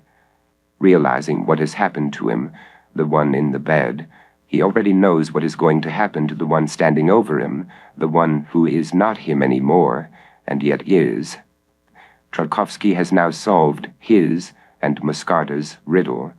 At what precise moment does an individual cease to be the person he, and everyone else, believes him to be? Answer: at the moment when an individual becomes conscious that he has been trapped in a paradox of identity, and there is no way out for him as long as he believes himself to be something he is not. Ask any puppet that thinks it is a person. As neither Pirandello nor Topor underwent the transformative dissolution of the self-concept that is the common theme of their stories, it would be the high point of each man's biography if they had. Are they not equally disingenuous? The answer to that question would seem to turn upon which author's representation of the world you deem to be more symbolically well-founded, ending one's days in serene communion with all that makes up the world, or trapped in a damaged body in a hospital bed, unable to do anything but scream at the sight of a clueless wraith, the nobody who was you in the dream that was your life. Whichever conclusion to these thematically analogous stories appears more faithful to human experience depends on who you are, or who you think you are. This is a very Pirandellian theme. While Topor's vision seems empirically sturdier, Pirandello's is the crowd favorite. To receive the prize Pirandello awards Moscarda, if only for a moment before one's death, would make amends for a lifetime of lashings. Grievously, just because something is a desideratum does not mean that believing in it will save you. But Pirandello and his kind want you, and themselves, to die trying. All Topor and his kind have to say is that you should always have your affairs in order, which may bring you some peace of mind if you are confined to a hospital bed, or only looking for a new apartment. Characters. In his essay, The Undelivered, Choron wrote, "The more we consider the Buddha's last exhortation, death is inherent in all created things, labor ceaselessly for your salvation, the more we are troubled by the impossibility of feeling ourselves as an aggregate, a transitory if not fortuitous convergence of elements." Choron could not have been more right about the impossibility of feeling oneself to be a thing of parts, a being made as it is made. Transporting ourselves to and fro on the earth and walking up and down upon it, we are doggedly believable characters, although we are not provably anything more than that. Yet we do seem to be more than that, and seeming is enough for us to get by as we have all these years. In the course of our disillusionments, we have confessed to being bodies made of elementary particles, just like everything else. But we must stop short of any tidings that would put us on a par with bacteria and beer mugs. That would be to skyrocket disillusionment out of the atmosphere, leaving us without a speck of our invaluable selves and the games they play.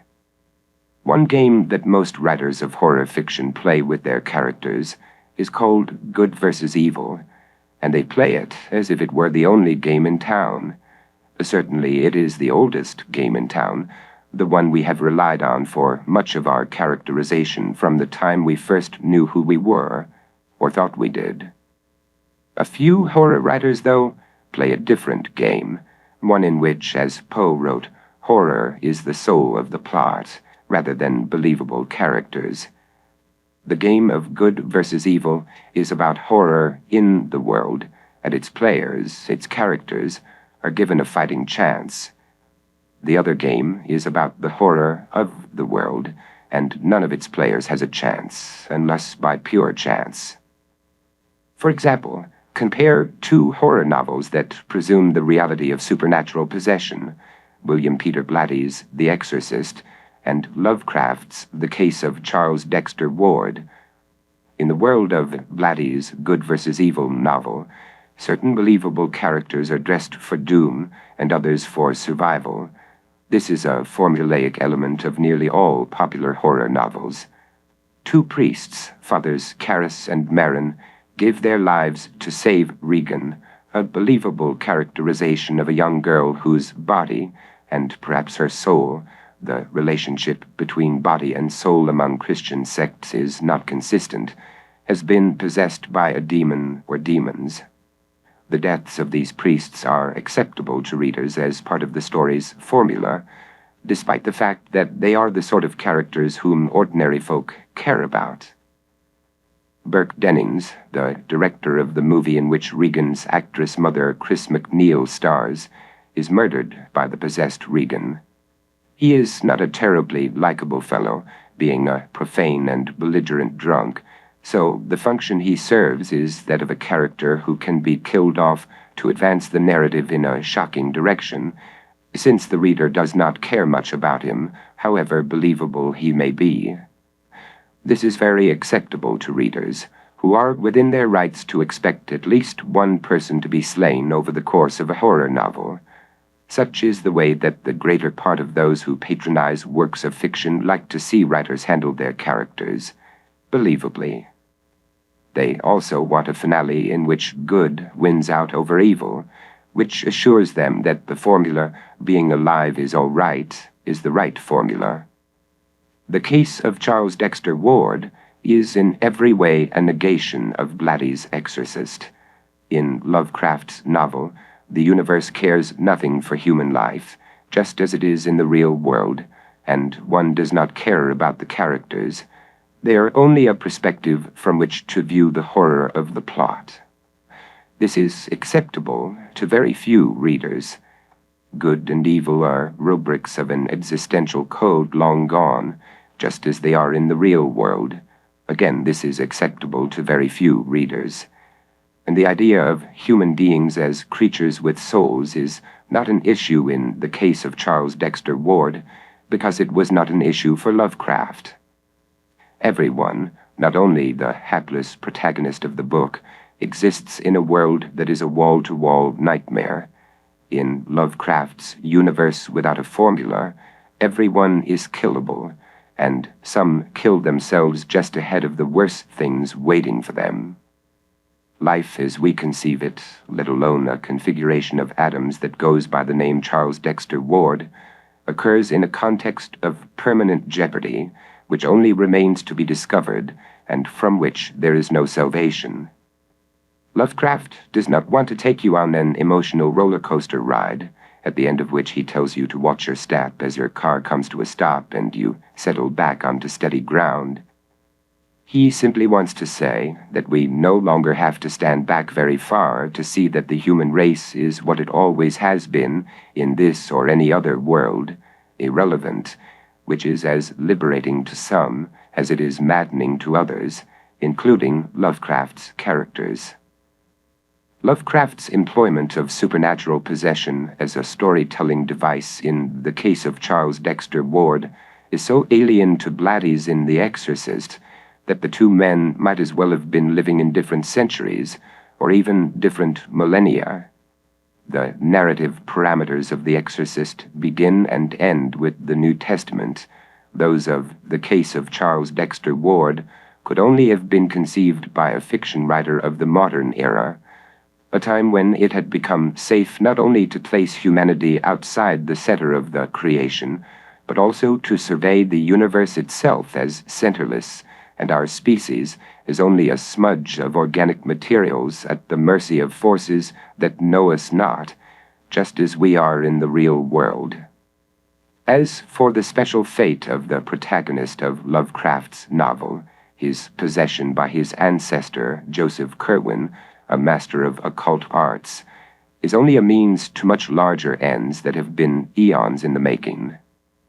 As previously imaged, he is just a configuration of atoms, not an ensouled creature of a god who has been toying with us for the past 100,000 years, more or less. Absolutely up to date, that is, post everything, the case of Charles Dexter Ward emerged from an imagination that was deferential to no traditions or dogmas, and its author went the distance of disillusionment in assuming the meaningless universe that became the starting point for later investigators in the sciences and philosophy. Ask the Nobel Prize-winning physicist Steven Weinberg, who notoriously said, "The more we know about the universe, the more meaningless it appears." Although Lovecraft did have his earthbound illusions, at the end of the day, he existed in a no-man's land of disillusionment.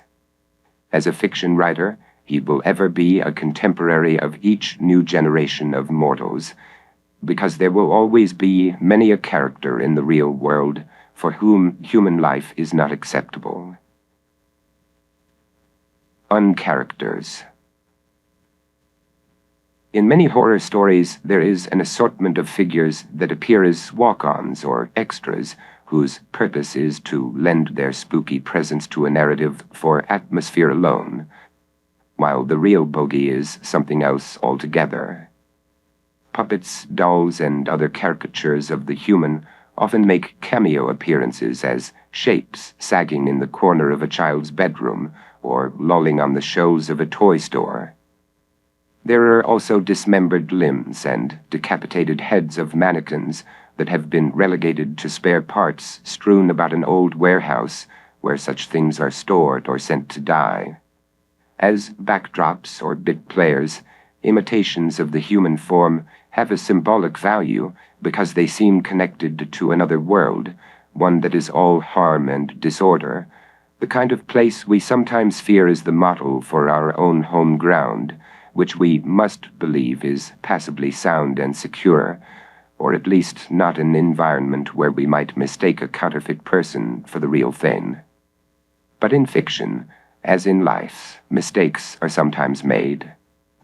When they are, one of those humanoid replicas may advance to the center of a story's action. In E.T.A. Hoffmann's The Sandman, for instance, the protagonist Nathaniel discovers that the too-perfect girl to whom he has proposed marriage is really just an automaton. This shakes him up so greatly that he is committed to an asylum until he recovers his senses. The incident with Nathaniel's mechanical fiancée, a thing of parts who is the creation of two mysterious characters in the story, also shakes up others who are in love with dream girls. As Hoffmann's story goes, many lovers, to be quite convinced that they were not enamored of wooden dolls, would request their mistresses to sing and dance a little out of time, to embroider and knit and play with their lapdogs while listening to reading, etc., and above all, not merely to listen, but also sometimes to talk in such a manner as presupposed actual thought and feeling. Toward the end of The Sandman, Nathaniel's madness returns, and he leaps to his death from a steeple, after screaming, "Turn and turn about, little doll." There are many abominable fates in horror stories, and among them is that of Nathaniel. Worse still is when a human being becomes objectified as a puppet, a doll, or some other caricature of our species, and enters a world that he or she thought was just a creepy little place inside of ours. What a jolt to find oneself a prisoner in this sinister sphere, reduced to a composite mechanism looking out on the land of the human, or one which we believe to be human by any definition of the word, and to be exiled from it. Just as we know that dreams are merely reflections of what happens in our lives, we are also quite sure that puppets, dolls, and other caricatures of our species are only reflections of ourselves. In a sane world, no correspondence could exist between those artificial anatomies and our natural flesh. That would be too strange and awful for things to become confused in such a way. More strange and awful, of course, would be to find this a living confusion, life as the dream of a puppet. Supernaturalism. When the narrator of Joseph Conrad's novel Under Western Eyes writes that the belief in a supernatural source of evil is not necessary, men alone are quite capable of every wickedness, he seems to be speaking for the author, who shunned the supernatural in his fiction. Nevertheless, Conrad was a great depictor of what he felt was an ineffable deviltry that nests in the shadows of all that is. And any close reader of Conrad will perceive the impure breath of the supernatural in many of his works. In Heart of Darkness, for example, he pulls at the color of psychological realism, plying his genius for nuance and stealing up to the very border of supernaturalism. By proceeding thus, Conrad impresses upon his audience the consciousness of a horror that goes beyond the human and takes in all of being. Conrad's odyssey into horror begins when the narrator of Heart of Darkness, Charles Marlowe, acquires a position with a European business concern as the skipper of a steamboat. His first charge is to guide the vessel down a snaking African river to a remote outpost run by one of the company's best men, Mr. Kurtz, a prolific supplier of goods to his employers. At every point, Marlowe feels his journey is taking him farther and farther into an unholy land as he progresses toward his destination. Thus, going up that river was like traveling back to the earliest beginnings of the world, when vegetation rioted on the earth and the big trees were kings, an empty stream, a great silence, an impenetrable forest. The air was warm, thick, heavy, sluggish. There was no joy in the brilliance of sunshine. The long stretches of the waterway ran on, deserted, into the gloom of overshadowed distances.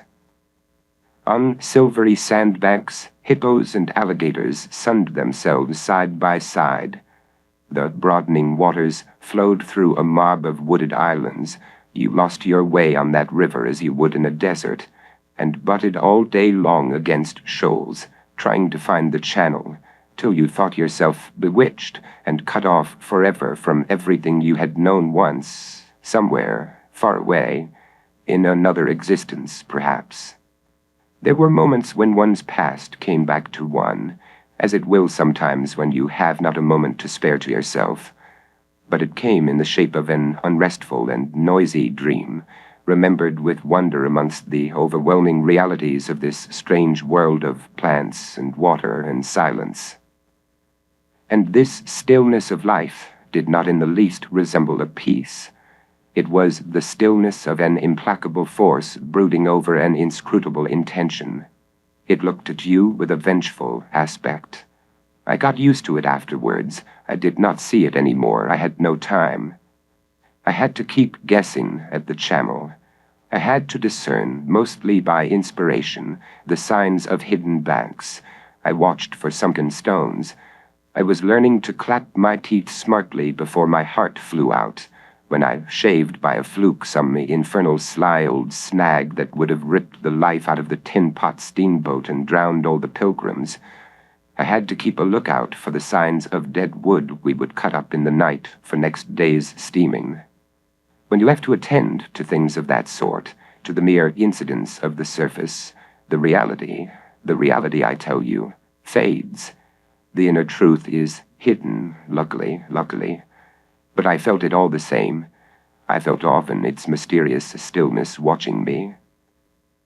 This passage substantiates that you do not need the supernatural to invoke the supernatural. Reality fades more and more as Marlowe approaches Kurtz, who embodies the horrible inner truth of things. On the level of narrative, this inner truth is outwardly made plain by one look at Kurtz's base of operations, where the barbarous means of his successful career are visible everywhere. But Kurtz is not just a bestial headman managing a trading post in Africa. His whole meaning as a character is much more than that. What the brutally atavistic Kurtz signifies to Marlowe surpasses the wickedness of men, and deposits the steamboat captain on the threshold of an occult truth about the underpinnings of the only reality he has ever known, the anchoring fictions of civilization. If Kurtz is simply a man who has realized his potential for wickedness, which by inference is a potential for each of us, then he is merely another candidate for incarceration or the death penalty. But if he is a man who has probed the mysteries of something that is wicked in its essence, then he has crossed the point of no return, and his last words, the horror, have prodigious implications. Not to say that the assorted overtones that literary critics have heard in the story, civilization is only skin deep, European colonialism was a bad business, are not horrors, but they are not the horror that every incident of the narrative prefigures. In Heart of Darkness, Conrad did not cede the horror a local habitation and name, example, the creature from the Black Lagoon, but artfully suggested a malignity conjoining the latent turpitude of human beings with that active in being itself. As a species, we might have been saved both from our turpitude, latent or not, and from any notion of turpitude active in being itself. The real horror, the real tragedy, is that we were not saved. In an 1898 letter to the Scottish writer R.B. Cunningham Graham, Conrad wrote, "Yes, egoism is good, and altruism is good, and fidelity to nature would be the best of all, if we could only get rid of consciousness. What makes mankind tragic is not that they are the victims of nature, it is that they are conscious of it. To be part of the animal kingdom under the conditions of this earth is very well, But as soon as you know of your slavery, the pain, the anger, the strife, the tragedy begins. We can't return to nature, since we can't change our place in it. Our refuge is in stupidity. There is no morality, no knowledge, and no hope. There is only the consciousness of ourselves, which drives us about a world that is always but a vain and floating appearance. Too conscious that Heart of Darkness was not the place for such discourse, Conrad gave us Marlowe's sensitivity to an implacable force brooding over an inscrutable intention, and Kurtz's resonant last words. If our species was not saved from consciousness, at least the letter was saved, so that we could know what horror was in Conrad's heart. Some horror writers are not the least concerned with the wickedness of men, but exclusively attend to an implacable force brooding over an inscrutable intention, which is to say, something pernicious behind the scenes of life that makes our lives a living nightmare. For Lovecraft, this all-embracing nightmare became the grounding for the supernaturalism of his writings, most famously in his negative mythology of multi-dimensional horrors, sometimes collectively designated as the Great Old Ones, who came to Earth from other worlds, much like the Body Snatchers and the Thing. Their individual names alone, some of which were referenced earlier in this book, convey their otherworldly demonism. Here are some other names: Dagon, Yog-Sothoth, and Shub-Niggura, the goat with 1,000 yon.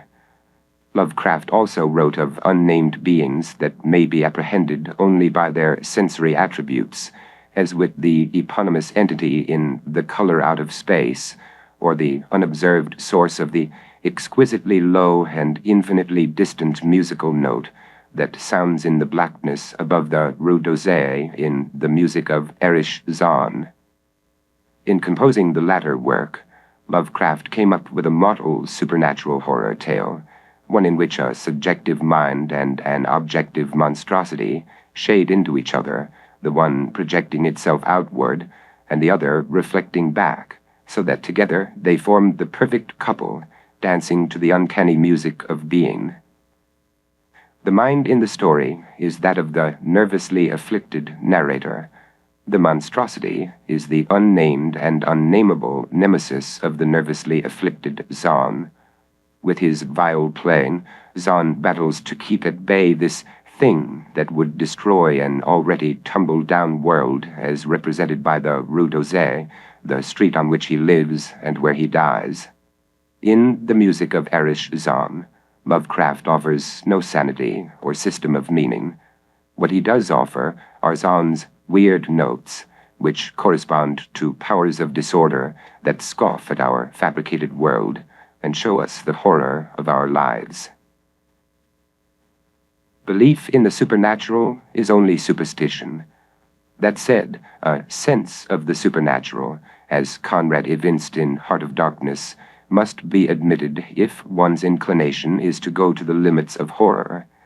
It is the sense of what should not be, the sense of being ravaged by the impossible. Phenomenally speaking, the supernatural may be regarded as the metaphysical counterpart of insanity, a transcendental correlative of a mind that has been driven mad. This mind does not keep a chronicle of man's inhumanity to man, but instead tracks a dysphoria symptomatic of our life as transience in a creation that is natural for all else that lives, but for us is anything but. The most uncanny of creaturely traits, the sense of the supernatural, the impression of a fatal estrangement from the visible, is dependent on our consciousness, which merges the outward and the inward into a universal comedy without laughter. We are only chance visitants to this jumble of blind mutations. The natural world existed when we did not, and it will continue to exist long after we are gone. The supernatural crept into life only when the door of consciousness was opened in our heads. The moment we stepped through that door, we walked out on nature. Say what we will about it and deny it till we die, We are blighted by our knowing what is too much to know, and too secret to tell one another if we are to stride along our streets, work at our jobs, and sleep in our beds. It is the knowledge of a race of beings that is only passing through this shoddy cosmos. As explained in an earlier section of the present contrivance, literary use of the supernatural may strikingly differ among the works of diverse authors, or even within the output of a single author. A noteworthy example of the latter case displays itself in a comparison of two of Shakespeare's greatest plays, Hamlet and Macbeth. In Hamlet, the supernatural element is extraneous. In Macbeth, it is integral. While both dramas are patterned along the lines of a soap opera, complete with squabbles, schemes, betrayals, and deceptions in a world on the make, Macbeth is played out within a supernatural order that is reinforced throughout the play and gives it a terrible mystery that Hamlet lacks. The latter tragedy does have its ghost, but this apparition serves only as a dramatic device to get the plot moving, which could have been done without an otherworldly intervention that gives away the work's central secret from its commencement, and in no sense tinctures the incidents of the play with a tenebrous and malefic presence, as is the case with Macbeth. Without the three witches, aka weird sisters, sisters of fate, who officiate as masters of a power that reduces the characters of the story to the status of puppets, Macbeth would not be Macbeth. Without the ghost of Hamlet Sr., Hamlet would still be Hamlet. As we all know, later in the drama, Hamlet the Younger doubts the words of his father's presumptive spirit and double-checks them by having a troupe of actors stage a number called The Murder of Gonzago, so that the indecisive protagonist can see for himself how the new king, his uncle Claudius, responds to the play's reenactment of how he killed his brother. Hamlet needs earthly evidence, not just the words of a revenant, to confirm the crime. The play's the thing, not the ghost. It is just too much that after all the inside information thunderously told by Hamlet the Elder in the first act, Hamlet the Younger would still feel the necessity to engage in his own detective work before making his move. Another setup could have been used to point the finger at Claudius's nefarious deed, a snoop in the shrubbery, perhaps, and the paternal shade could have been edited from the play. Along with this excision, there would be lost a side issue of interest to Shakespeare scholars, to wit the bard's treatment of Catholicism's doctrine of purgatory, but nothing apposite to the story would have gone missing, and the matter of whether or not the ghost is truly that of Hamlet's father or a lying goblin is not kept so much in the reader or playgoer's mind to be a source of great suspense, and would have derailed the course of Hamlet's plot had it turned out to be the latter. All told, Hamlet is not a work that gains anything considerable from a supernatural intrusion. In both Hamlet and Macbeth, the title characters deliver a mass of majestic rhetoric concerning the mysterious matters of human life. However, there is a dimension of the unknowable in Macbeth that situates us in a world of cosmic misrule outside the boundaries of the natural order. Hamlet is a tragedy of human errors, Macbeth an uncanny puppet show. The springboard of the earlier play is, once more, the treacherous murder of Hamlet's father. That of the later piece is a malicious witchery in the world, an unbodied agency that tugs Macbeth through motions that curse him and his wife as much as they do their victims. The play is a ferment of fatality.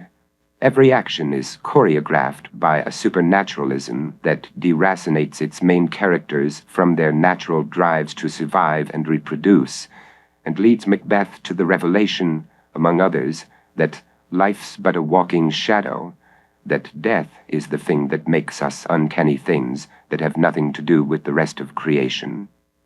Hamlet has bad dreams, as do we all, but Macbeth cannot dream. As contracted by fate, he has murdered sleep and knows only a waking nightmare.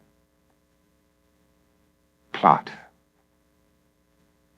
In his Idea of the Holy, an inquiry into the non-rational factor in the idea of the divine and its relation to the rational, the German theologian Rudolf Otto writes of the numinous, the holy other, that is, God, as a mysterium tremendum et fascinans, a terrifying and fascinating mystery. Confrontations with the numinous are uncommon outside the lives of religious mystics, who may be terrified by their supernatural assignations, but are never undone by them.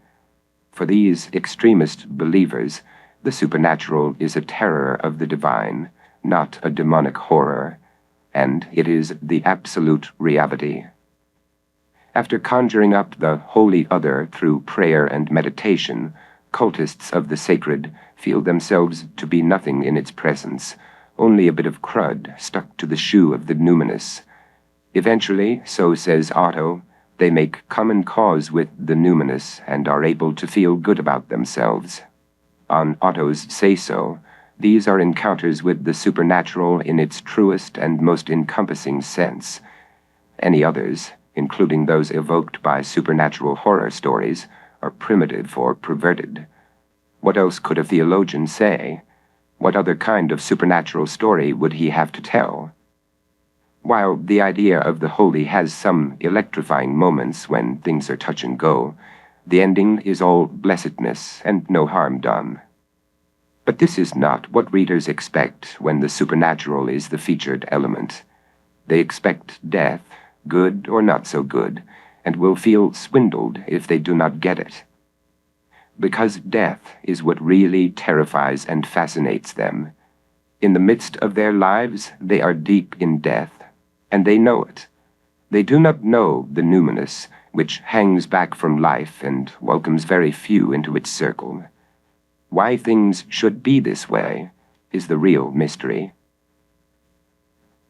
The context of Otto's tract is the nature and origins of religion, a respectable fixation for scholars, divines, and anyone else who has a few coins to throw in the pot. But paranormal researchers have written with as much conviction, investigative rigor, and personal experience about their own field of study. They too have tales to tell of the terrifying and fascinating, as if anyone could have a monopoly on these emotions or reserve their copyright for true believers only. The supernatural is in the public domain, and whatever the ontological angle, it is packaged with plots that are missing from the natural world. When we and our prototypes were part of that world, our lives had as little plot to them as the doings of Earth's flora and fauna. Later, as our consciousness began to inflate, we strayed off from the natural. Our bodies stayed behind, but our minds searched for stories with better plots than just survival and reproduction. However, these stories could not be set in the natural world, where there are no stories, where things just happen willy-nilly and events have no meaning outside of material practicality. These stories had to have plots at a distance from biology. Say what we like, we do not believe ourselves to be just organisms. Ask any medical researcher in his home sweet home if he thinks of himself and his wife and kids in the same way he does the animals he left back in the lab. That we are critters is only a scientific technicality. What we see in our mirrors are human beings, and what we need in our diet is the sustenance of stories telling us that we are more than the sum of our creaturely parts. And our supply of this provender comes from only one source, our consciousness, which dramatizes survival as storied conflicts between everyone and his brother, and tricks up procreation as legends of courtly love, bedroom farces, and romantic fictions with or without laughs. But such narratives are not really very far from nature, as we can confirm for ourselves. Those recitals of physical or psychological strife among us, are they really so removed from survival in the natural kingdom? No, they are not. They are still nature, red in tooth and claw, masked by our consciousness and its illusions to seem uniquely human. Our war stories, success stories, and other biodramas are not qualitatively different from their analogues in the wilderness. This goes doubly for romance yarns, those dolled-up variations on mating rituals as seen in nature documentaries. They are not detached from the procreative dog and pony show as observed by zoologists, and would be dramatically incomplete without a sexual union as their chief motive. Properly considered, they are an ornate pornography, with oft-repeated plots having their climax in a release of tension between two parties, and their falling action in what cinematic pornographers term a money shot, which in conventional filmic products is replaced by a kiss or a marriage by way of consummation. As survivors and procreators, we unravel stories that, at their root, are not dissimilar from the habitual behaviors seen in nature. But, as beings who know they will die, we digress into episodes and epics that are altogether dissociated from the natural world. We may isolate this awareness, distract ourselves from it, anchor our minds far from its shores, and sublimate it as a motif in our sagas. Yet at no time and in no place are we protected from being tapped on the shoulder and reminded, "You're going to die, you know." However much we try to ignore it, our consciousness haunts us with this knowledge. Our heads were baptized in the font of death. They are doused with the horror of moribundity. Death. Do we really believe it is part of the order of our lives? We say that we do. But when it becomes loosened to our imagination, how natural does it feel? W.A. Mozart's attributed last words are apropos here. "The taste of death is on my tongue. I feel something which is not of this world." Death is not like survival and procreation. It is more like a visitation from a foreign and enigmatic sphere, one to which we are connected by our consciousness. No consciousness, no death. No death, no stories with a beginning, middle, and an end. Animal stories of survival and procreation have no comparable structure because animals have no consciousness of death.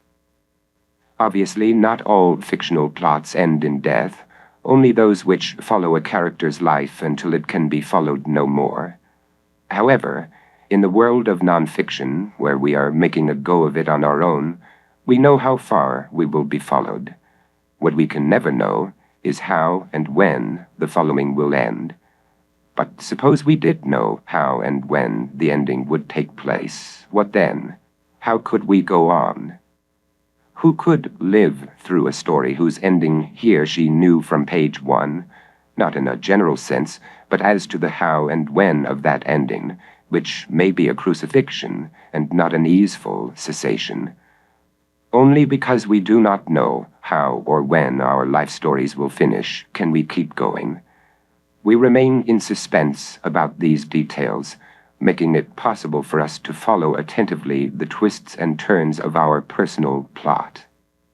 And so the story holds our interest for as long as it lasts. Yet everyone knows what is going to happen at the end. We just do not know what it will be like when what is going to happen actually happens.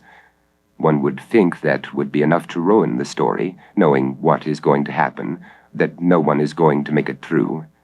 Somehow, though, it does not. Our crafty minds have taken care of that. They have thought 1,000 different endings, most prominently that of dying in one's sleep, or not thought about the ending at all. But when it comes, it comes. Nothing will turn away that distinguished visitor. After being long refused admittance into our lives, death materializes outside our door and begins pounding to be let in. Now everything quivers with an aura of the uncanny, and nameless shapes begin to form. As the end nears, consciousness surges, and the pieces fall together. Being alive is all right, or so most of us say. But when death walks through the door, nothing is all right. As some believe that life is that which should not be, the bulk of the rest of us believe the same of death. That is its terror and its fascination. Everyone knows that we are all the dead to be. There are gewgaws and knickknacks that stay in shape far longer than our mortal forms. If we called ourselves dead from the time we are born, we would not be far from the truth. But as long as we can walk or crawl or just lie abed sucking tubes, we can still say that being alive is all right. Without death, meaning without our consciousness of death, no story of supernatural horror would ever have been written, nor would any other artistic representation of human life have been created, for that matter. It is always there, if only between the lines or brushstrokes, or conspicuously by its absence. It is a terrific stimulus to that which is at once one of our greatest weapons and greatest weaknesses, imagination. Our minds are always on the verge of exploding with thoughts and images as we ceaselessly pound the pavement of our world. Both our most exquisite cogitations and our worst cognitive drivel announce our primal torment. We cannot linger in the stillness of nature's vacuity, and so we have imagination to beguile us, a misbegotten hatchling of consciousness, a birth defect of our species. Imagination is often revered as a sign of vigor in our makeup. But it is really just a psychic overcompensation for our impotence as beings. Denied nature's exemption from fictitious designs, we are indentured servants of the imaginary until the hour of our death, when the final harassments of imagination will beset us. Apart from vulgar mortality, supernatural literature also centers on the death of sanity, identity, ideals, abilities, passions, and hand-me-down conceptions about the universe and everything in it. Death is accepted in horror stories because a plot that did not ignite its terrors, in a fictional world that is, would be a narrative miscarriage. But in real life, few of us hang out in morgues and mausoleum chambers, and even those who do are only perversely inuring themselves to the graphic details of what puts us in these places. Being alive is supposed to be all right, but not when you have no choice but to consider the alternative. An example of how this might happen, one with which most of us are conversant, is the prosaic plot of a vehicular misadventure, a mischance that is ordinarily experienced as a dream-like ramble with unforeseen stops along the way.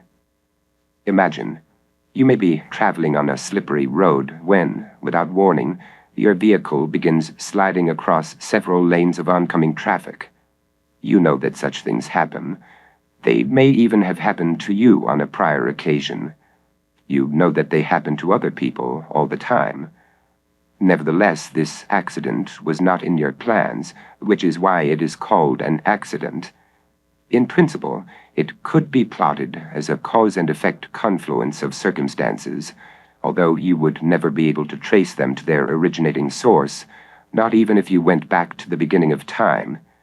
It might occur to you, though, that the responsibility for your accident to come lay with a friend or relative who called and asked you to come over and lend a hand in some fix-it project, because you would not even be out of the house except for that untimely request. Yet you would be just as right to hold other factors responsible: the slippery road on which you were driving, the weather that made the road slippery, all the things that determined the weather, the length of time you spent looking in your clothes closet for the shoes that would be most proper to wear for the fix-it project in question, that interval of perfect extent which made sure you would be just where you needed to be, so that you would not be too early or too late to become involved in a vehicular misadventure. But whatever the proximate or remote causes of your vehicular misadventure might have been, you had an idea of how things were to happen that day, as you do every day, and spinning out of control in your car while other vehicles try to circumvent a collision with you was not on your schedule. 1 second ago you had a firm grip on things, but now you are veering toward who knows where. You are not filled with horror, not yet, as you careen along the pavement that is slick with rain or snow glistening in the moonlight, the wind wailing and shadows scattering.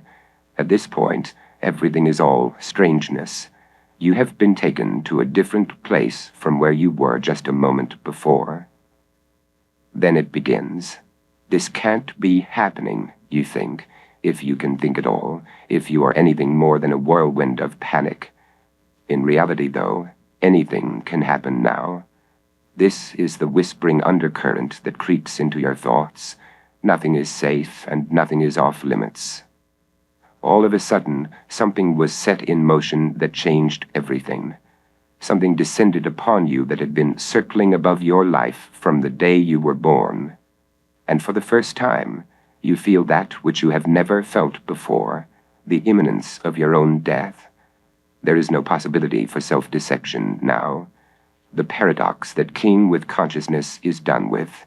Only horror is left. This is what is real. This is the only thing that was ever real, however unreal it may have seemed.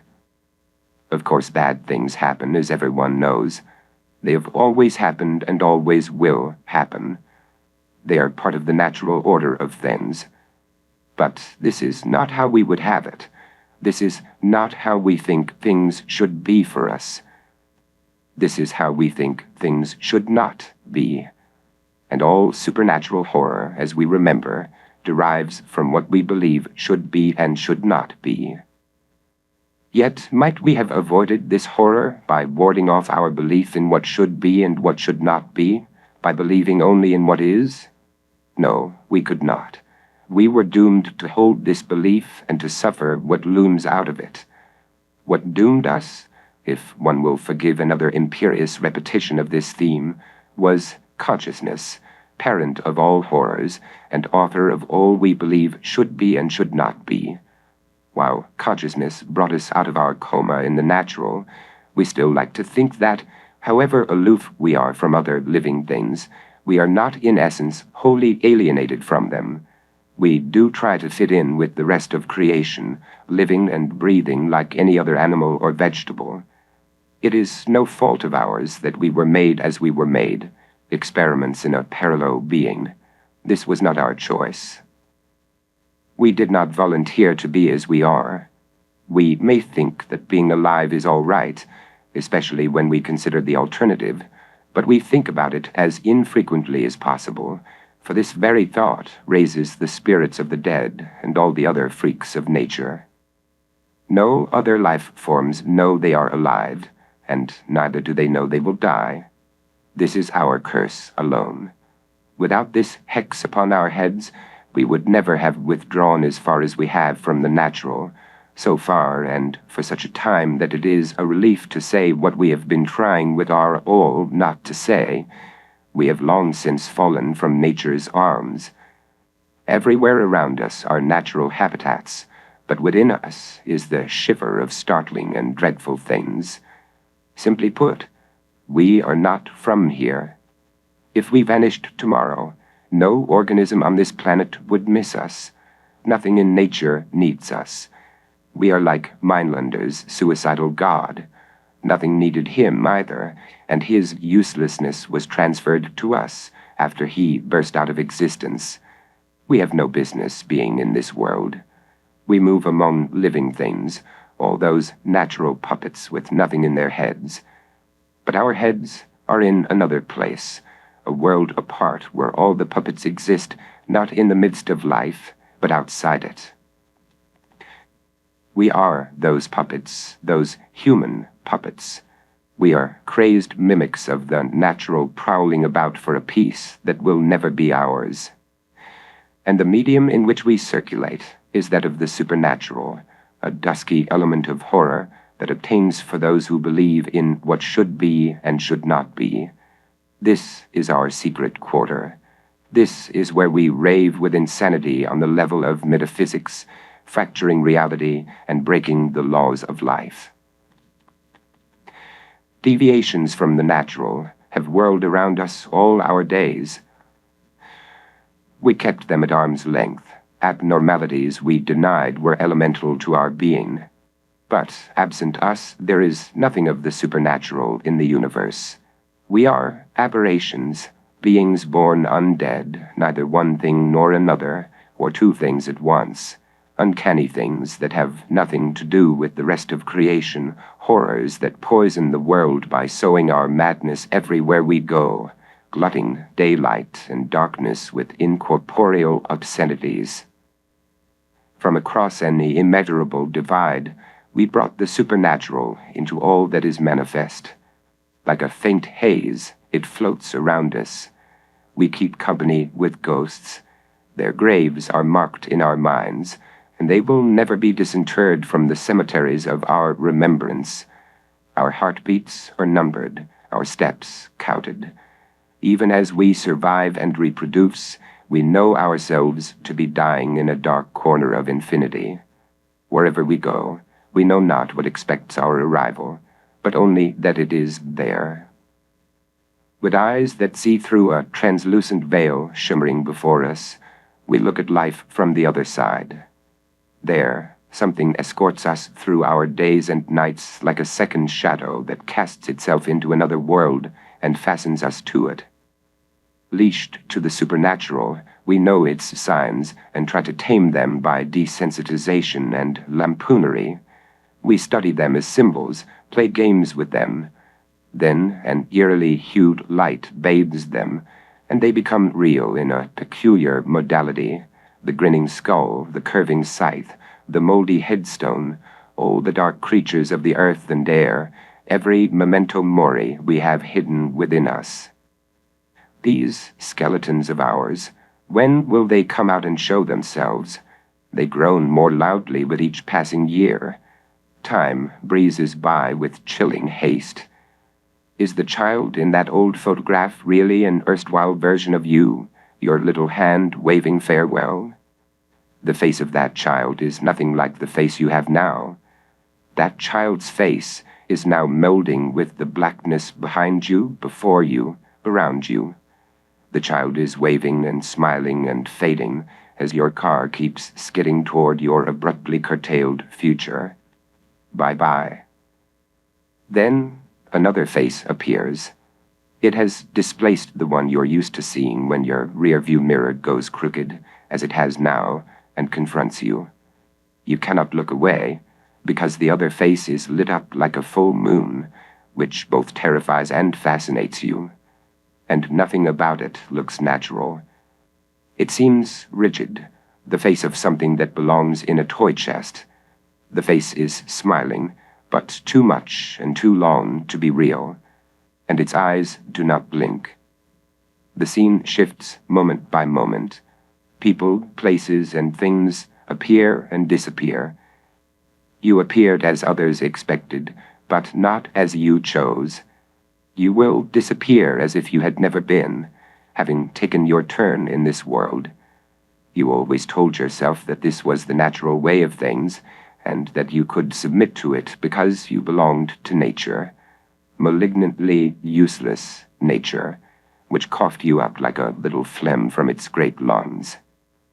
Yet the supernatural has cleaved to you from the beginning, working its oddities into your life while you waited for death to begin beating on your door.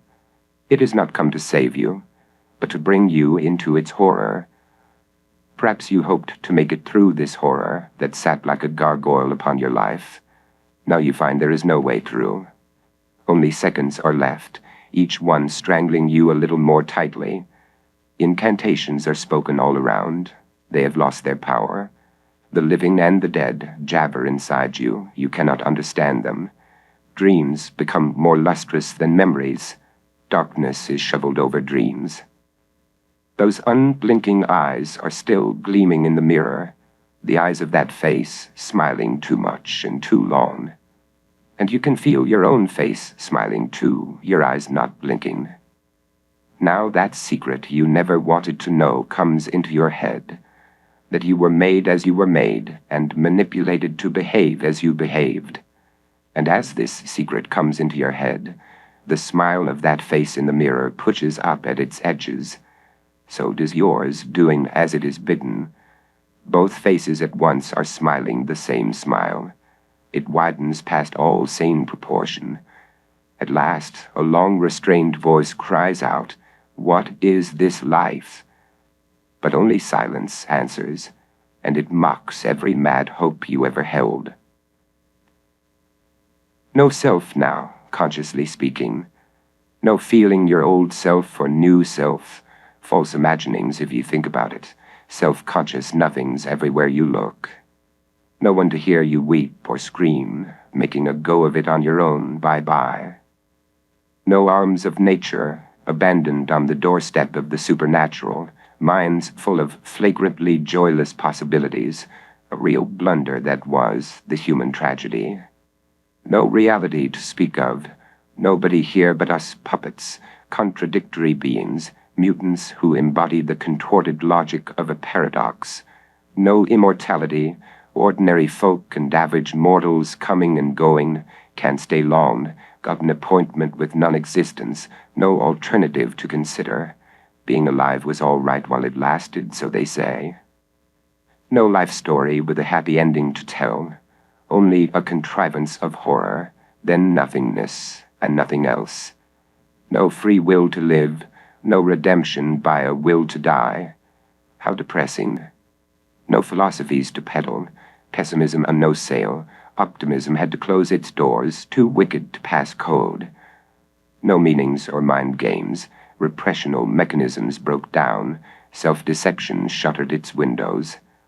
No awakening from a dream within a dream, mutation of consciousness, parent of all horrors. Best not mess with it, extinction looking better all the time.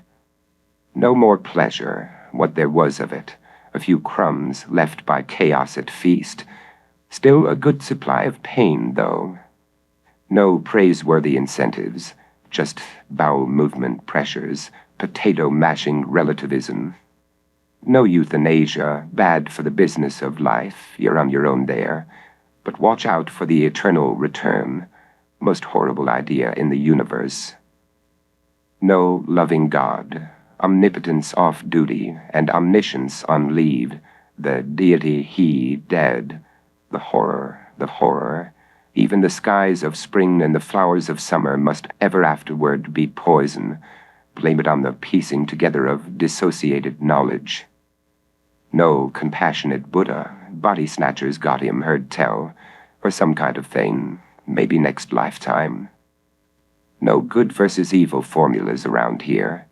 Azathoth running the show, human beings a mistake or a joke, something pernicious making a nightmare of our world. No being normal and real, the uncanny coming at you full speed, startling and dreadful. No ego death, enlightenment by accident. No way out of harm's way, better never to have been, worst saved for last. No last Messiah, buried in the fingernails of midwives and pacifier makers, gone the way of Messiahs past. No bleakness either, a failure indeed. No terror management by isolation, anchoring, distraction, sublimation. No tragedies to read or to write, death kept at a safe distance past the vanishing point down the road. No escape routes into a useless bliss, useless existence, malignantly so. What now? Now there is only that unnaturally spreading smile, a great gaping abyss where blackness reaches out to blackness. Nothing. Then, the sense of being swallowed. The story is done. The plot complete. Endgame. To contest Zapfa's philosophy, or any philosophy like it, would be as facile as to contest that of any other philosopher whose reasoning does not suit your predilections. If his analysis of human existence appears secure in a certain light, it may be flouted with little exertion by anyone thus motivated. Zapfa did not discover the new world, with a handful of dirt to prove it. He was someone who thought he had worked out why humankind should go extinct, knowing that we would never make that choice, whatever he and his last Messiah had to say. Whether we are sovereign or enslaved in our being, what of it? Our species will still look to the future and see no need to abdicate its puppet dance of replication in a puppet universe where the strings pull themselves. What a laugh that we would do anything else, or could do anything else. That our lives might be a paradox and a horror would not really be a secret too terrible to know for minds that know only what they want to know. The hell of human consciousness is only a philosopher's bedtime story we can hear each night and forget each morning when we awake to go to school or to work or wherever we may go day after day after day. What do we care about the horror of being insufferably aware we are alive and will die, the horror of shadows without selves enshrouding the earth, or the horror of puppet heads bobbing in the wind and disappearing into a dark sky like lost balloons? If that is the way you think things are, go shout it from the rooftops and see where it gets you. We are staying put, but you can go extinct if you like. We can make more little puppets like you, but we do not call them that. We call them people who have indivisible selves and stories that are nothing like yours. Being somebody is rough, but being nobody is out of the question. We must be happy. We must imagine Sisyphus to be happy. We must believe because it is absurd to believe. Day by day, in every way, we are getting better and better. Positive illusions for positive persons. They shoot horses, don't they? But as for shooting ourselves, ask Gloria Beatty, ask Mihostetter, ask Weininger, ask Hemingway. But do not ask Meinlander or Bjornboe, who hanged themselves, and do not ask Jean Amory, author of Suicide, a discourse on voluntary death, who made his exit with a drug overdose. Amory survived Auschwitz, but he did not survive his survival. No one does. With our progenitors and the world behind us, we will never hold this life to be malignantly useless. Almost nobody declares that an ancestral curse contaminates us in utero and pollutes our existence. Doctors do not weep in the delivery room, or not often. They do not lower their heads and say, "The stopwatch has started." The infant may cry if things went right, but time will dry its eyes. Time will take care of it. Time will take care of everyone until there are none of us to take care of. Then all will be as it was before we put down roots where we do not belong. There will come a day for each of us, and then for all of us, when the future will be done with. Until then, humanity will acclimate itself to every new horror that comes knocking, as it has done from the very beginning. It will go on until it stops, and the horror will go on, with generations falling into the future like so many bodies into open graves. The horror handed down to us will be handed down to others, like a scandalous heirloom. Being alive, decades of waking up on time, then trudging through another round of moods, sensations, thoughts, cravings, the complete gamut of agitations, and finally flopping into bed to sweat in the pitch of dead sleep or simmer in the phantasmagorias that molest our dreaming minds.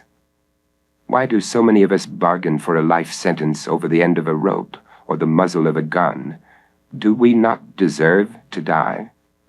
But we are not obsessed by such questions.